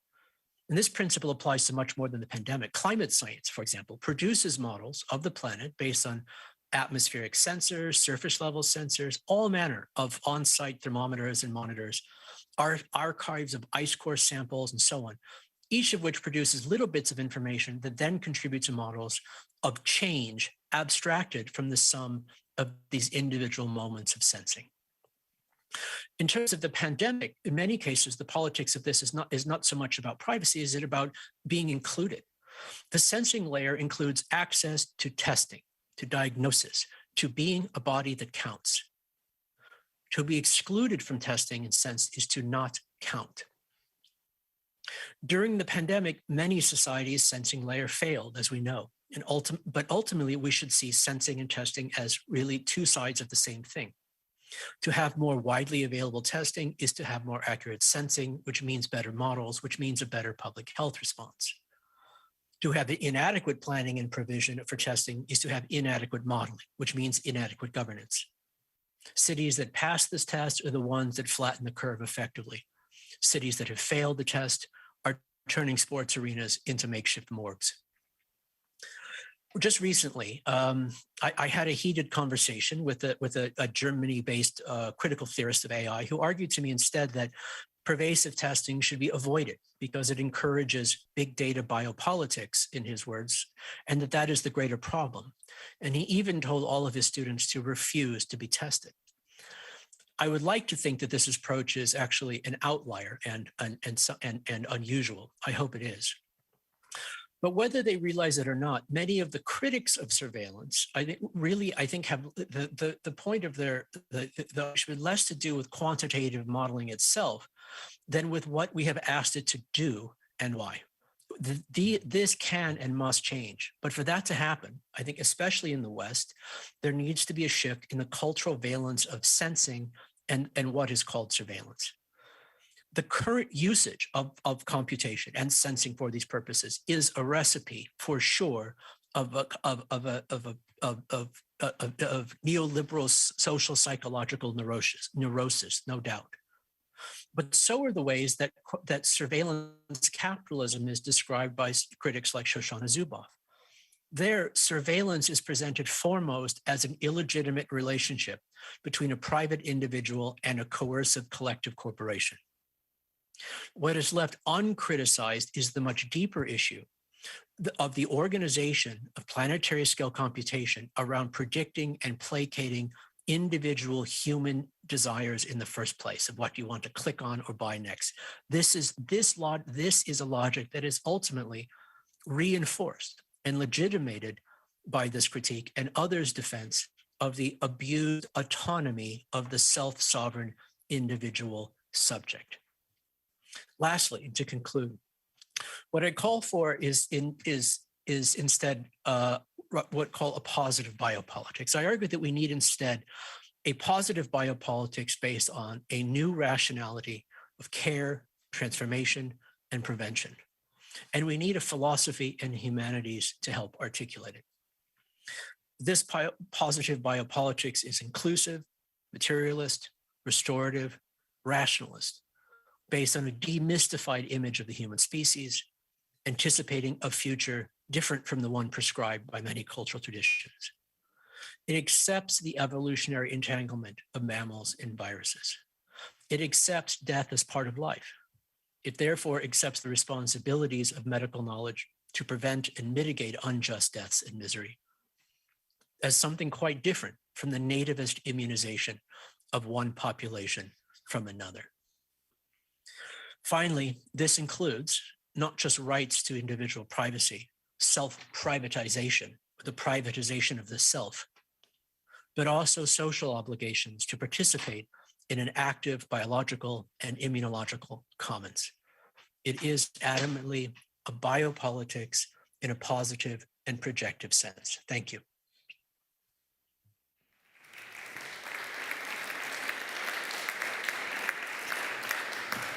And thank you, Benjamin. And we have the opportunity now to ask Quito to come to the stage and engage in a dialogue with you, perhaps even over the understanding of commons, as you touched upon. Do we have a common understanding of commons? What do you think? I think they're complementary, for sure. Yeah.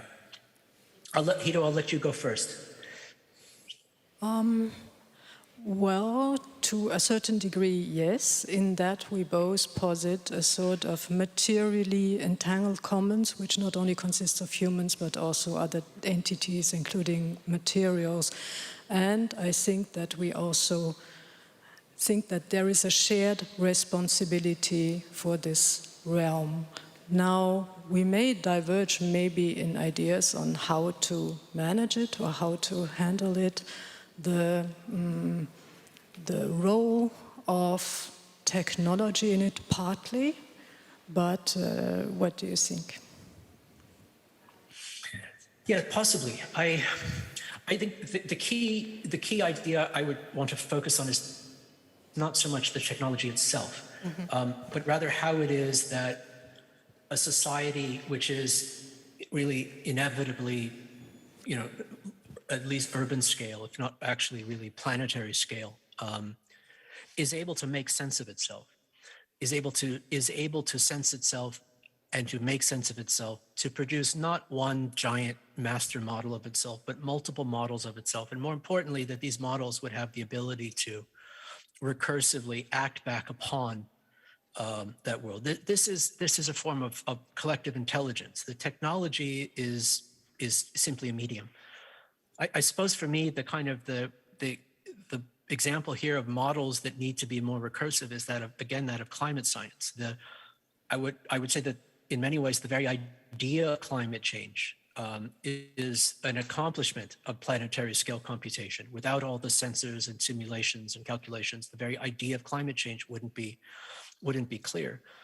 The problem is that as the RPCC reports we just saw a couple of days ago, we have very clear idea of what's happening and what's going to happen. What these models don't have is the ability to actually affect the future. And this ability for models to actually become a medium of collective intelligence is, I think, what they're for. Unfortunately, they're being used, as I think we both agree, for much more trivial and sometimes quite pernicious ends. Well, we had a great example of that previously when there was this sort of Soviet-style corporate propaganda emanating from the Airbnb representative, which is positively one of the data collecting entities, which is definitely not part of the solution, but the problem, or one of the problems. I'm saying this as a person that resides in Berlin and really has seen over quite a period of time how this type of operation is disrupting neighborhoods in a very negative way. So I think that this kind of data collecting and extracting operations is maybe also one of the reasons why, of course, there's a lot of people that are very worried about this type of activity, which also borders surveillance. Now, I completely agree with your analysis that restricting the criticism of surveillance on one's own data as private property may not be going far enough. I completely agree with that. But having said that, we also need some kind of protection, against invasive operations of collecting data and privatizing them. Because, I don't know, I mean, you probably remembered the first model I showed, and I said that the metrics of libertarian, individual, rational self-interest is harmful to the commons, but many of the big data corporations are acting exactly in this way, as if they were these kind of sociopath entities which are not interested, of course, in maintaining or managing a commons in a rational way for everyone, but free riding on it, in fact. Yes, I really agree with I think most of everything that you're suggesting here. I think maybe the key point is not only is the ways in which, I mean, the argument is suggesting is the ways in which we've been using the tremendous capacity for societal, making sense of ourselves and modeling ourselves one way or another has been, misused and continues to be misused. Not only in on a world historical level, and maybe the primary, the crux of this, which I mentioned in my talk, and I think we agree with, we're getting is this kind of over-individuation of the sense of society. The idea that society is just an accumulation of these atomized libertarian monads bouncing off of each other is a broken model of the social, which is also why I think we may agree in some extent, some of the critiques of surveillance capitalism that come to the conclusion that the remedy to all of this is to kind of counter-weaponize the individual against the collective, so that it might be further privatized, is kind of missing the forest for the trees, and may actually be pushing us even further in the wrong direction to some extent. Though I agree with almost all of the critiques of the status quo. But I think you also raise a point here that might be interesting, and that is all of the ways in which these kinds of tools and platforms and technologies are being misused is also preventing them from being used in the way that we need. That is, it's not just a matter of taking back our data. We're producing the wrong data. The data that Facebook produces, the data that the social media, that Airbnb produces about what the city is and what a society is the wrong data that a society needs in order to properly organize itself. And so the question of what is the data that we need? How do we produce it? How is it administered? How can it be used in ways that are equitable and productive? These remain the key political questions, as well as technological ones. Yeah, absolutely. I mean, I'm really sorry I got stuck in these Berlin public education problems, which really start with not being able to access the internet, because what I would have liked to talk about would be a communist data infrastructure. How can this be managed? How can this be even imagined using, insights that other scientists had already about the commons? What data to produce? Who owns them? The question of ownership of data, the question of management of data, and the question of making them commons is, I think, one of the main questions facing us today. And I would really like to hope that the city of Berlin takes some interest in this going forward. I very much agree. Two things that sort of come to mind. One is I keep coming back in my own work to earth sciences and climate sciences as a model for another way in which all of this could work. Another model for how planetary scale computation could be organized.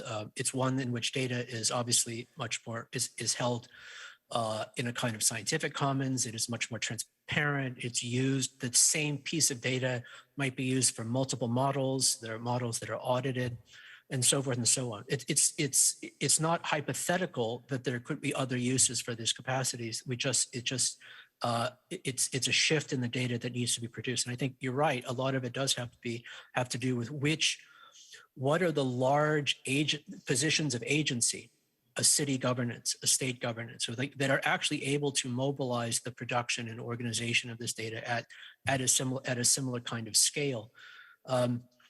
I think going forward, to some extent, the question of the use of quantitative models, the use of so forth. So it's not just something that governments will do. As we saw with the pandemic and the production of epidemiological models that we all kind of took a look at to see how close the wolf was to the door and what the trends are. We all became amateur epidemiologists. That this kind of modeling is in a way what governance is. It's how that underlying physical, biological reality of our existence is able to make sense of itself and hopefully rationally act back upon itself. But we seem to be further away from that than we really should be. Thank you. Thank you, Benjamin and Hito. That's all we have time for. It's been a pleasure to listen to your discussion and to hear both of your presentations. So a warm round of applause for both of you. It's my pleasure. Thank you. Thank you. Thank you.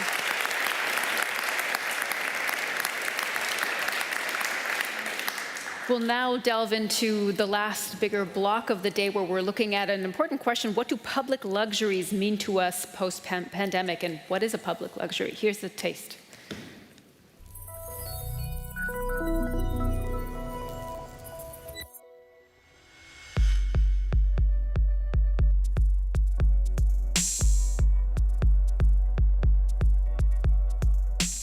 Cities are the centers of creativity, diversity, and science.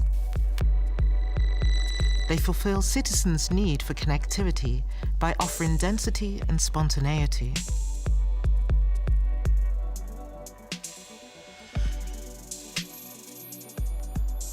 In times of lockdown and isolation, we have come to value community and social interaction.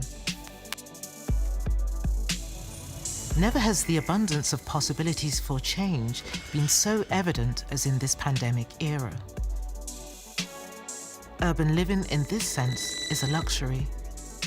It offers opportunities in all spatial dimensions and scales and presents public space as a common good. Cities are home to people who can maximize these possibilities in new and unique ways and who seek to engage with each other.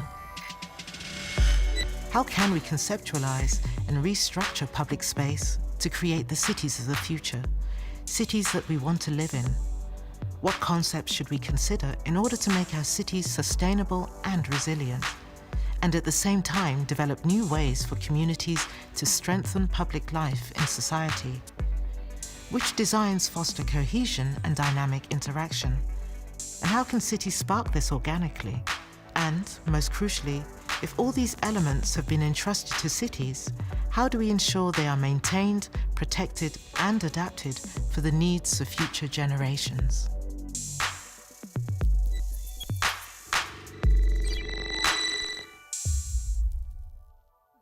Public luxuries.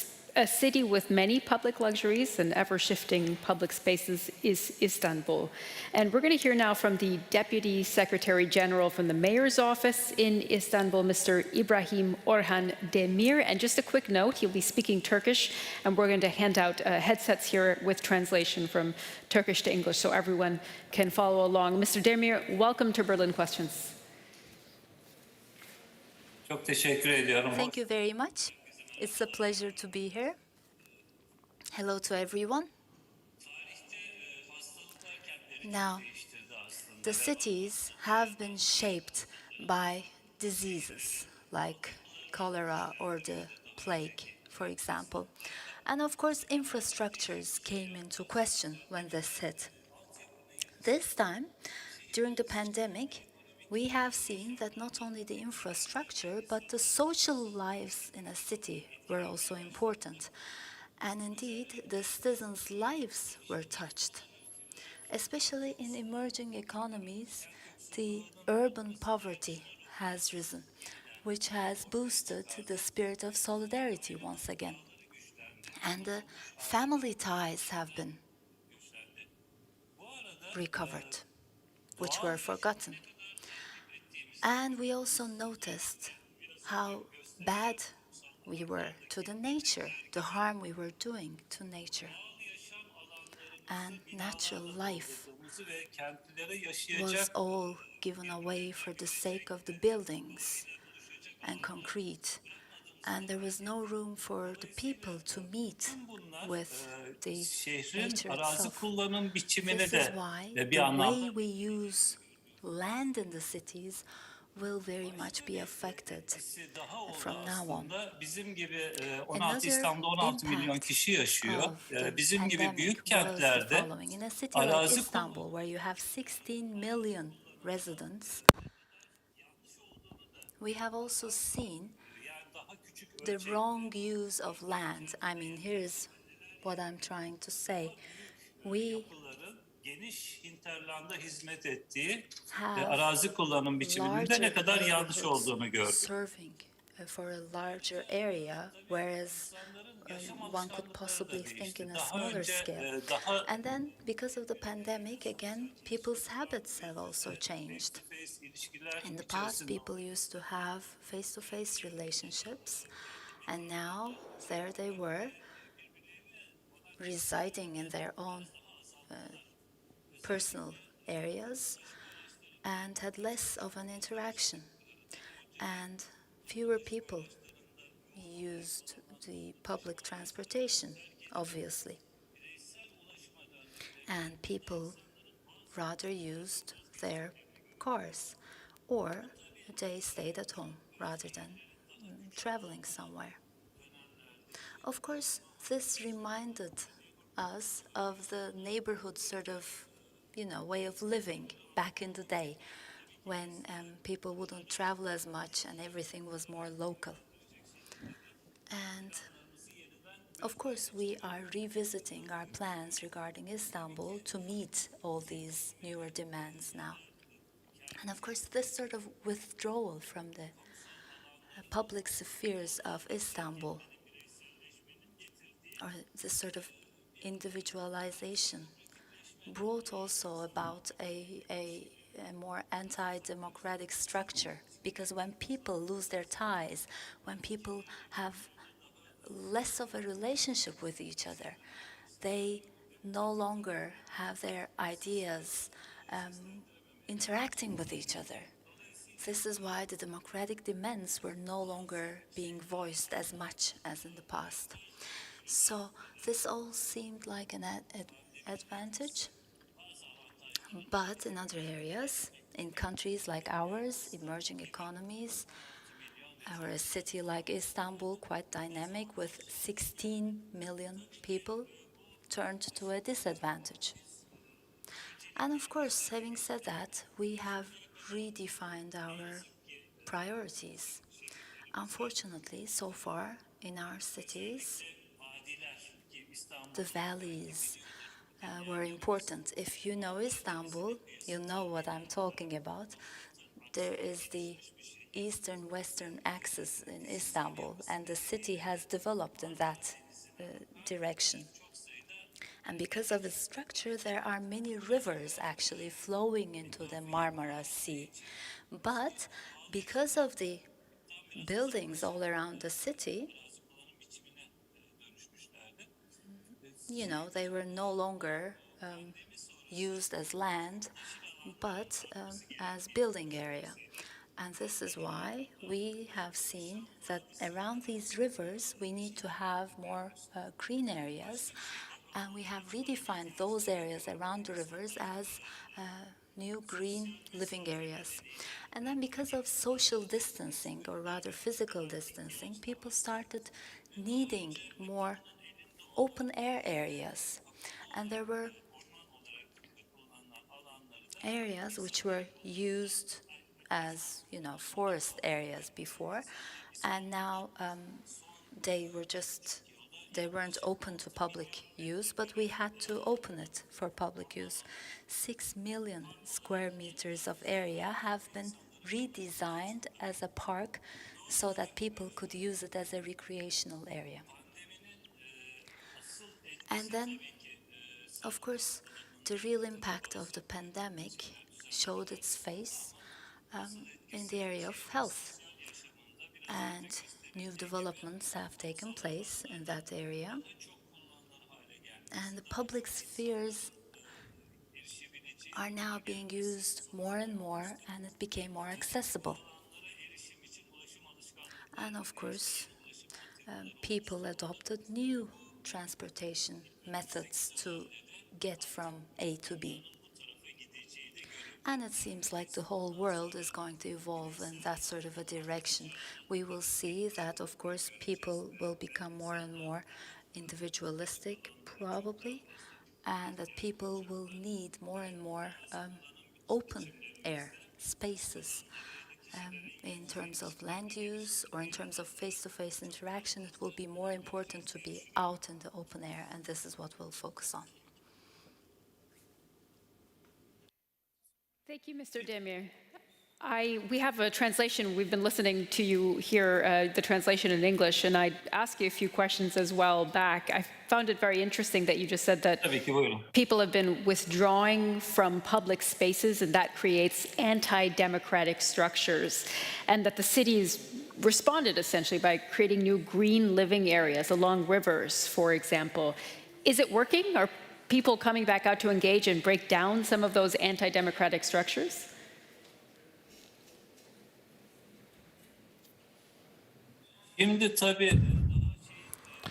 Yes. Of course, we haven't overcome the pandemic fully, so I can only say that previous to the pandemic, our public transport system used to carry about 7 million people, and now we're at about 5 million passengers. And during the height of the lockdown, it was down to 1.5 million passengers. So basically, we have a decrease of public transport usage to capacity of about 20%. But people's habits are also changing. So a lot of people used to be commuting and are now working from home, and they have understood that this is actually possible and sustainable. And this has allowed them to save on spendings on transport and commuting. And this means that we are seeing a kind of long-term change of habits. And I think we'll see new forms of behavior in using public spaces.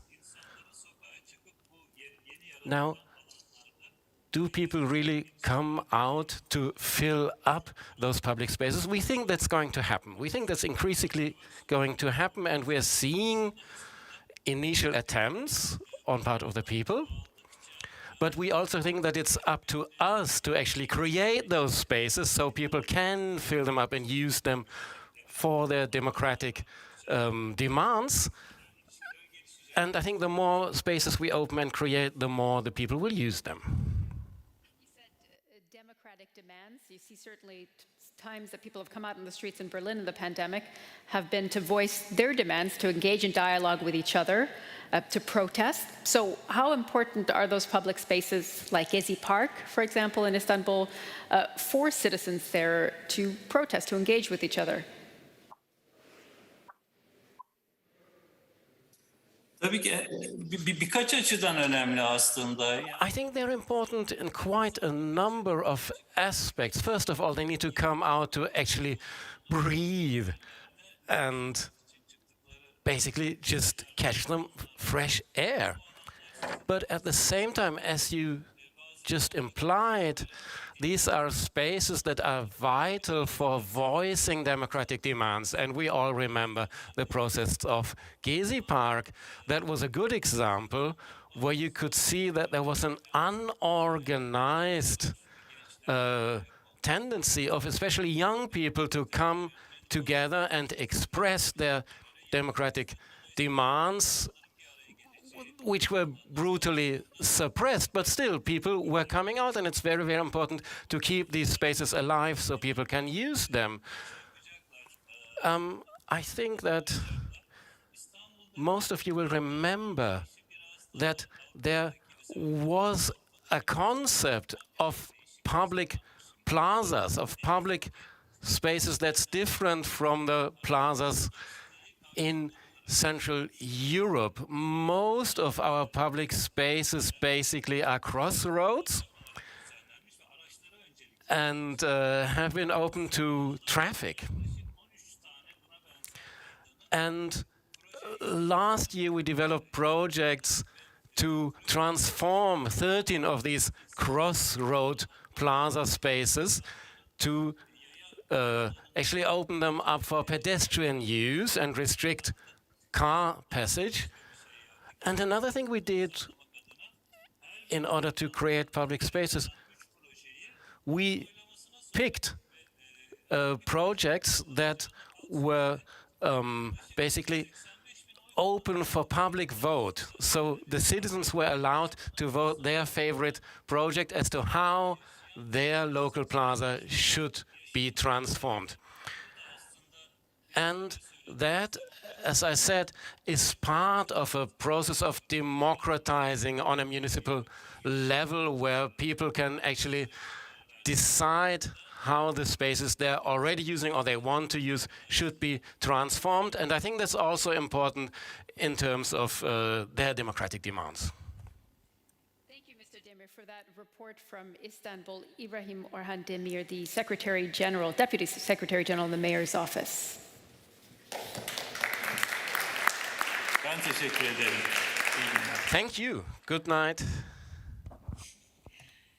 Now we have someone who is going to speak to us about public luxuries from a very different perspective, someone who you will likely know, Liz Diller. She's a globally renowned architect, known internationally for projects like the High Line in New York. She's a partner at Diller Scofidio Renfro. And alongside her partner, Riccardo Scofidio, Liz Diller's work has been recognized with, among other prizes, the first MacArthur Foundation Fellowship awarded in the field of architecture. Liz, welcome to you.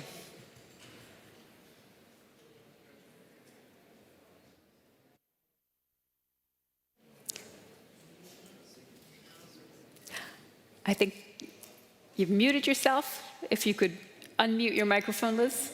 Yes, okay. Perfect. Is that fine? Yes. Okay. Very good. Shall I begin? Yes, please. Well, okay, I will just say, first of all, thank you. Thank you for the introduction. I want to thank Mayor Mueller for the kind invitation to participate in this conference. I will say that, for me, of course, luxury, I know that it's a very specific word, the way it's used, of course, for all of us, it's a necessity. And the work of my studio is mostly civic in nature and guided by one major principle, that space is fundamentally public and democratic, just like air and water. And this is before it's cut up and privatized as property. And as our cities get progressively more privatized or controlled by repressive regimes, I believe our obligation as citizens and as architects is to defend this space or find ways to reclaim it. And I've been very fortunate to be able to be part of large urban architectural projects in New York. And I want to just focus on a cluster that's down in Chelsea on the west side of Manhattan.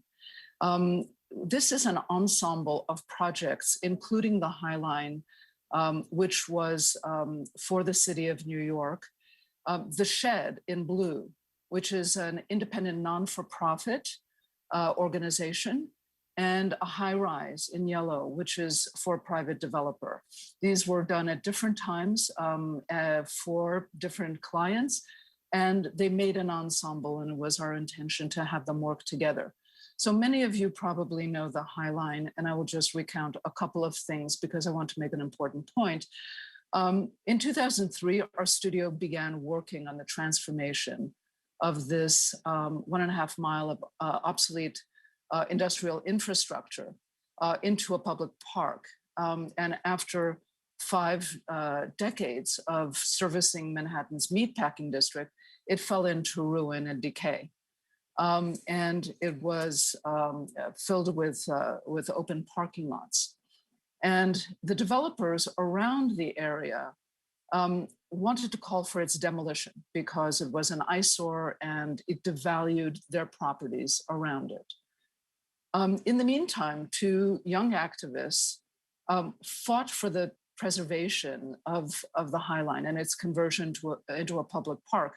There was a need for green space in the area.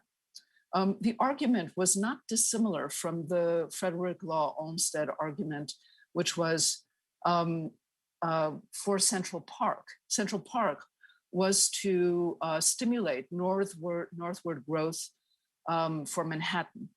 And so the outgoing mayor, Giuliani, basically signed a demolition order to raise the High Line, not believing in this, and Mayor Bloomberg and his administration reversed that order, and the High Line became a reality. So the High Line, I'm just going to show you some nice pictures here. And just of the High Line over the years. And the only sort of interesting model was the Promenade Plantée in Paris, but it had to be proven that a park in the air could work. So this was very new at the time. It opened in 2009 and had progressive openings. So something unforeseen happened. First imagined to attract maybe 400,000 visitors, the High Line became an instant success. Pre-COVID, 8 million visitors a year came to the High Line, more than the Met, the Empire State Building, MoMA, and so forth. The High Line also became overcrowded, something unanticipated and not loved by New Yorkers. And actually in the post-COVID era, it's been much nicer. It's really a place of refuge now. But the other thing that happened that was unanticipated was the High Line went viral. It went across 6 continents, and everyone was inspired by the notion of turning in infrastructure into public space. And this happened all over the world. It was dubbed the High Line effect, after the Bilbao effect. So the High Line had hit a global nerve. So aside from the fact that we're glued to screens all the time, as many of us are on this conference, populations still value public space.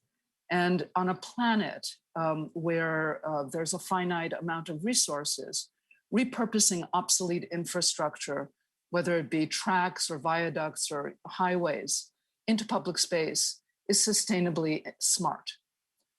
Something else happened that was unexpected. an alarming amount of gentrification and growth around, much more than was anticipated. So the city initially put in $115 million to stimulate this, and $5 billion in urban development started to come back in the surrounding neighborhoods. So once considered an eyesore that devalued a property, the High Line instantly became a kind of catalyst for this sort of escalated value and of property. So after working on the High Line and seeing this rapid change, we asked ourselves, actually, what is the measure of success? And I just want to show you, actually, this is downtown and Midtown, and was the idea of Hudson Yards to become a kind of new sort of catalyst. So this Hudson Yards, which was really at the edge of the High Line, this was like the dominant growth here. And this was the idea to sort of grow this. This is like the biggest development there, Hudson Yards. It's around the train yards, and you could see the High Line just coming all the way around it.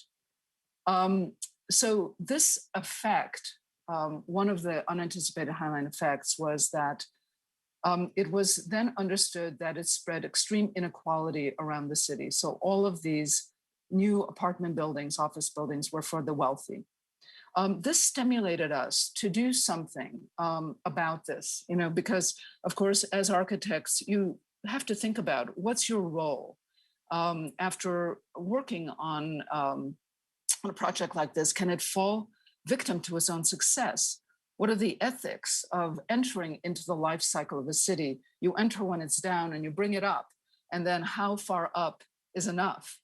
And what is the responsibility of the architect in shaping the aftermath of urban change that they've unwittingly made? So which is the better city, the one on the left or the one on the right? And the question is still a question. I don't know, maybe not, neither. Or maybe both. But it stimulated us to do a new piece, a project on the High Line, where the High Line was the stage, and also it was also the city was the backdrop. This was an opera staged on the High Line for 1,000 singers. So 1,000 New York City singers, mostly non-professional singers, from church choirs and community choirs. The audience would weave in and out of the High Line 1.5 miles of stretch of stage.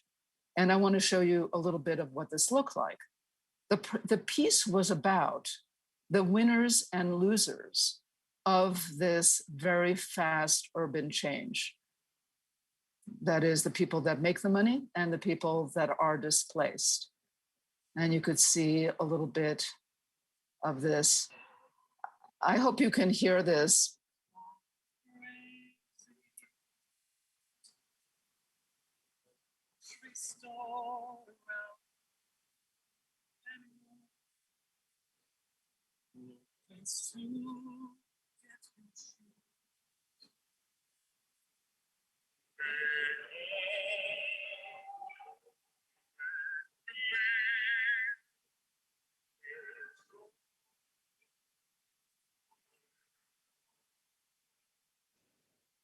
So what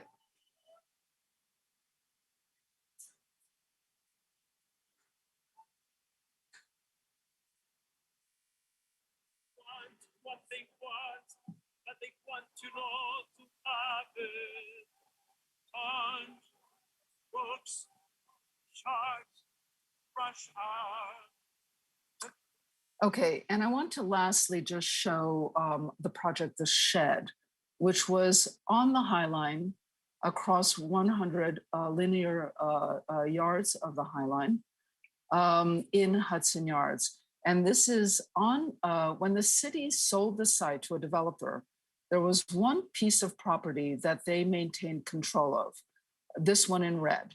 And this was slated for cultural development.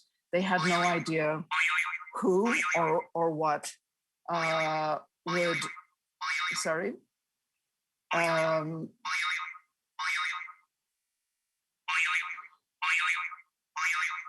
Okay, I am, okay. So just very, very quickly, the city put out an RFP for anyone that would want to develop this cultural facility. This was in 2008 at the height of the meltdown of the economy. And we submitted a proposal for this and asked ourselves, well, why there are 1,200 cultural institutions in New York City. Why should there be one more? And the point was that there were no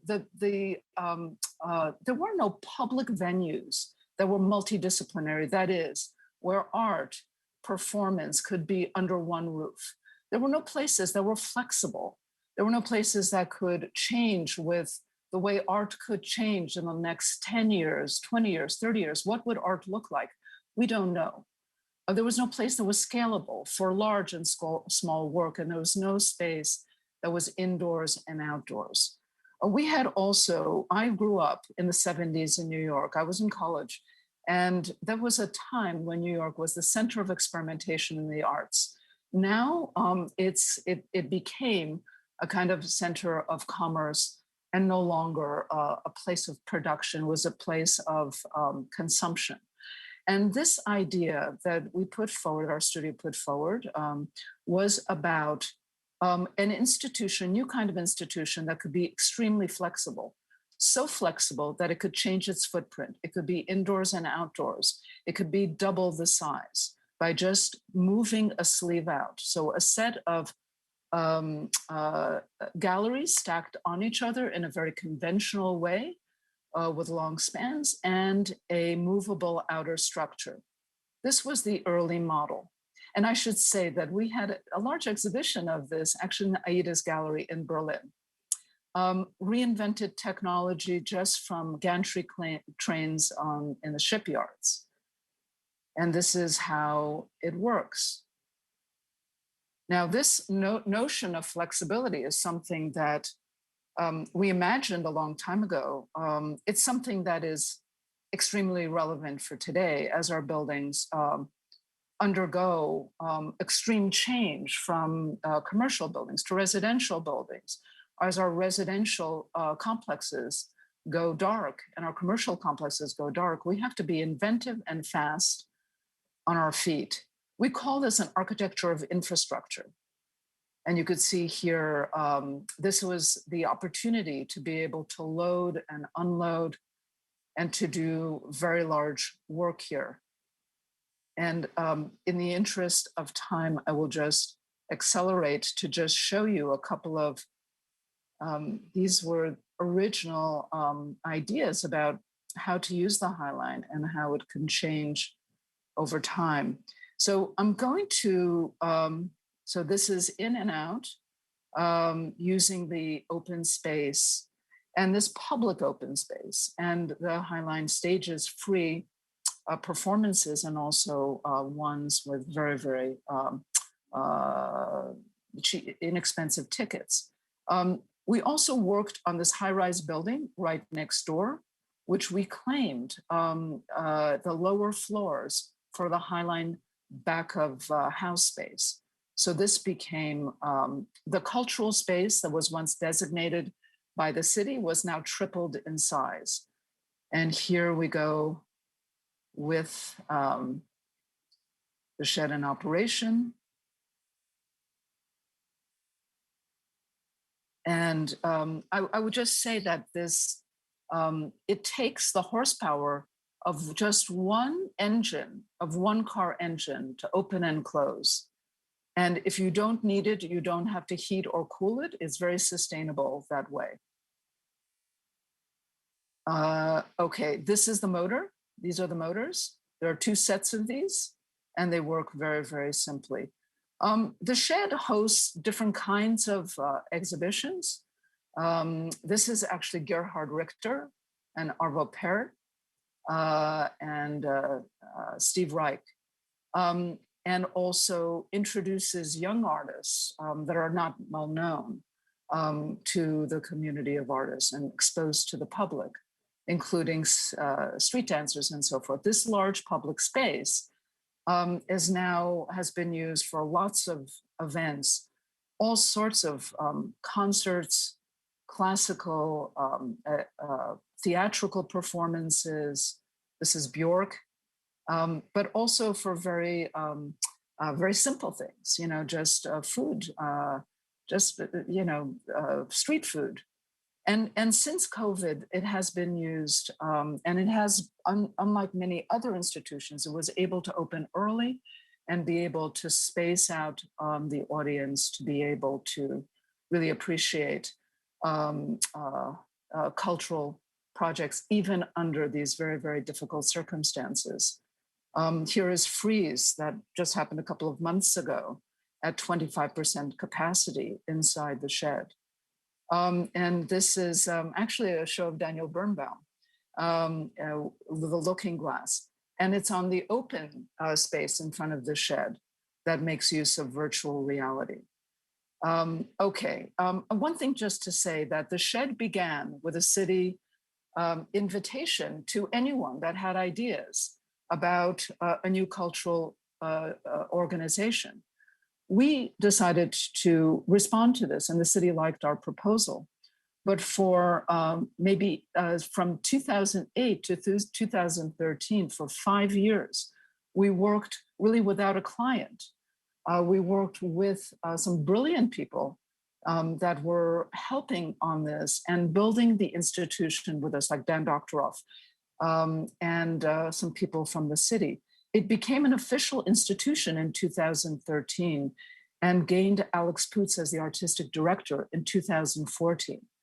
And so this is to show how citizens, independent architects, can also put ideas on the table and not just rely on ideas that are handed down in public briefs. Okay, I am going to, I'm going to stop sharing here. And I don't know how to do that. Escape, stop share. Okay, and now I can be back in conversation. Thank you, Liz, for that presentation. We really enjoyed it, especially the images there towards the end of seeing the shed in its various forms. I have to ask, go back to the High Line. It's been such a wildly popular public luxury. Do you as an architect, or how do you as an architect think about what creating a public luxury like that, what kind of adverse effects it can have? You mentioned the gentrification that we've seen along the High Line. Yes, I think it's really impossible to know. I think that the High Line is a very good case study in effect now. It's triggered so many different projects now on infrastructure, hundreds of them all over the world. And I think that it's hard to make a case that any place is like New York and this part of downtown, and it would have the same kind of effect.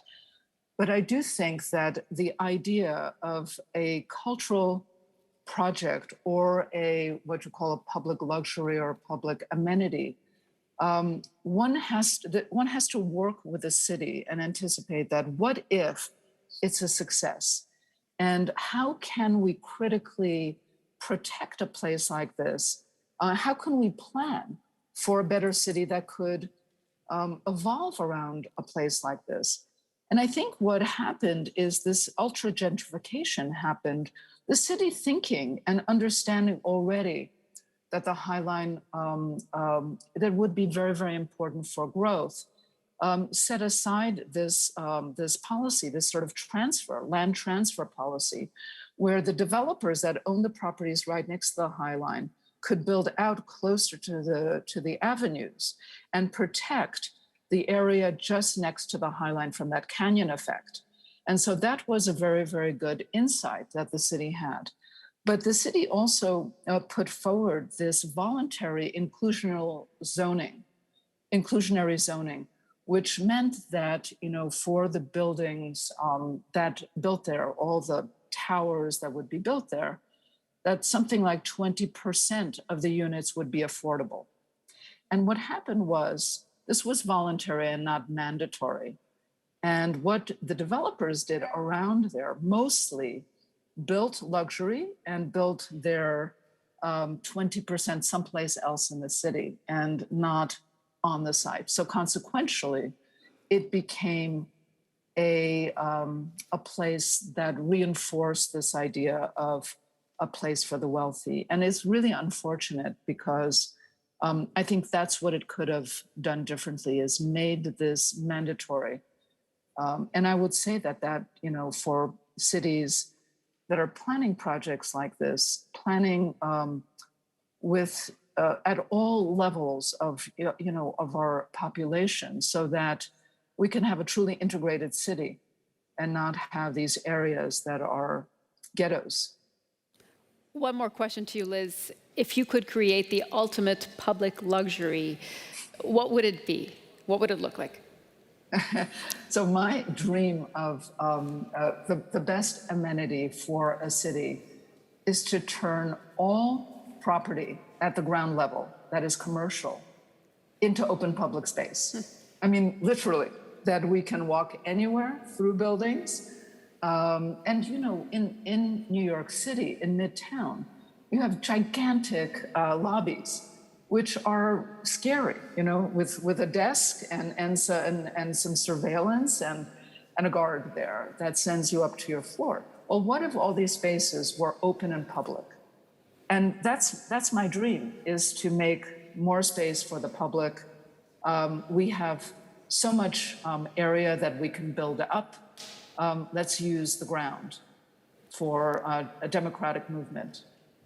That's a great vision, Liz. I 100% sign up to that and would love to see that here in Berlin as well. Thank you so much, Liz, for taking time to speak with us. Thank you so much.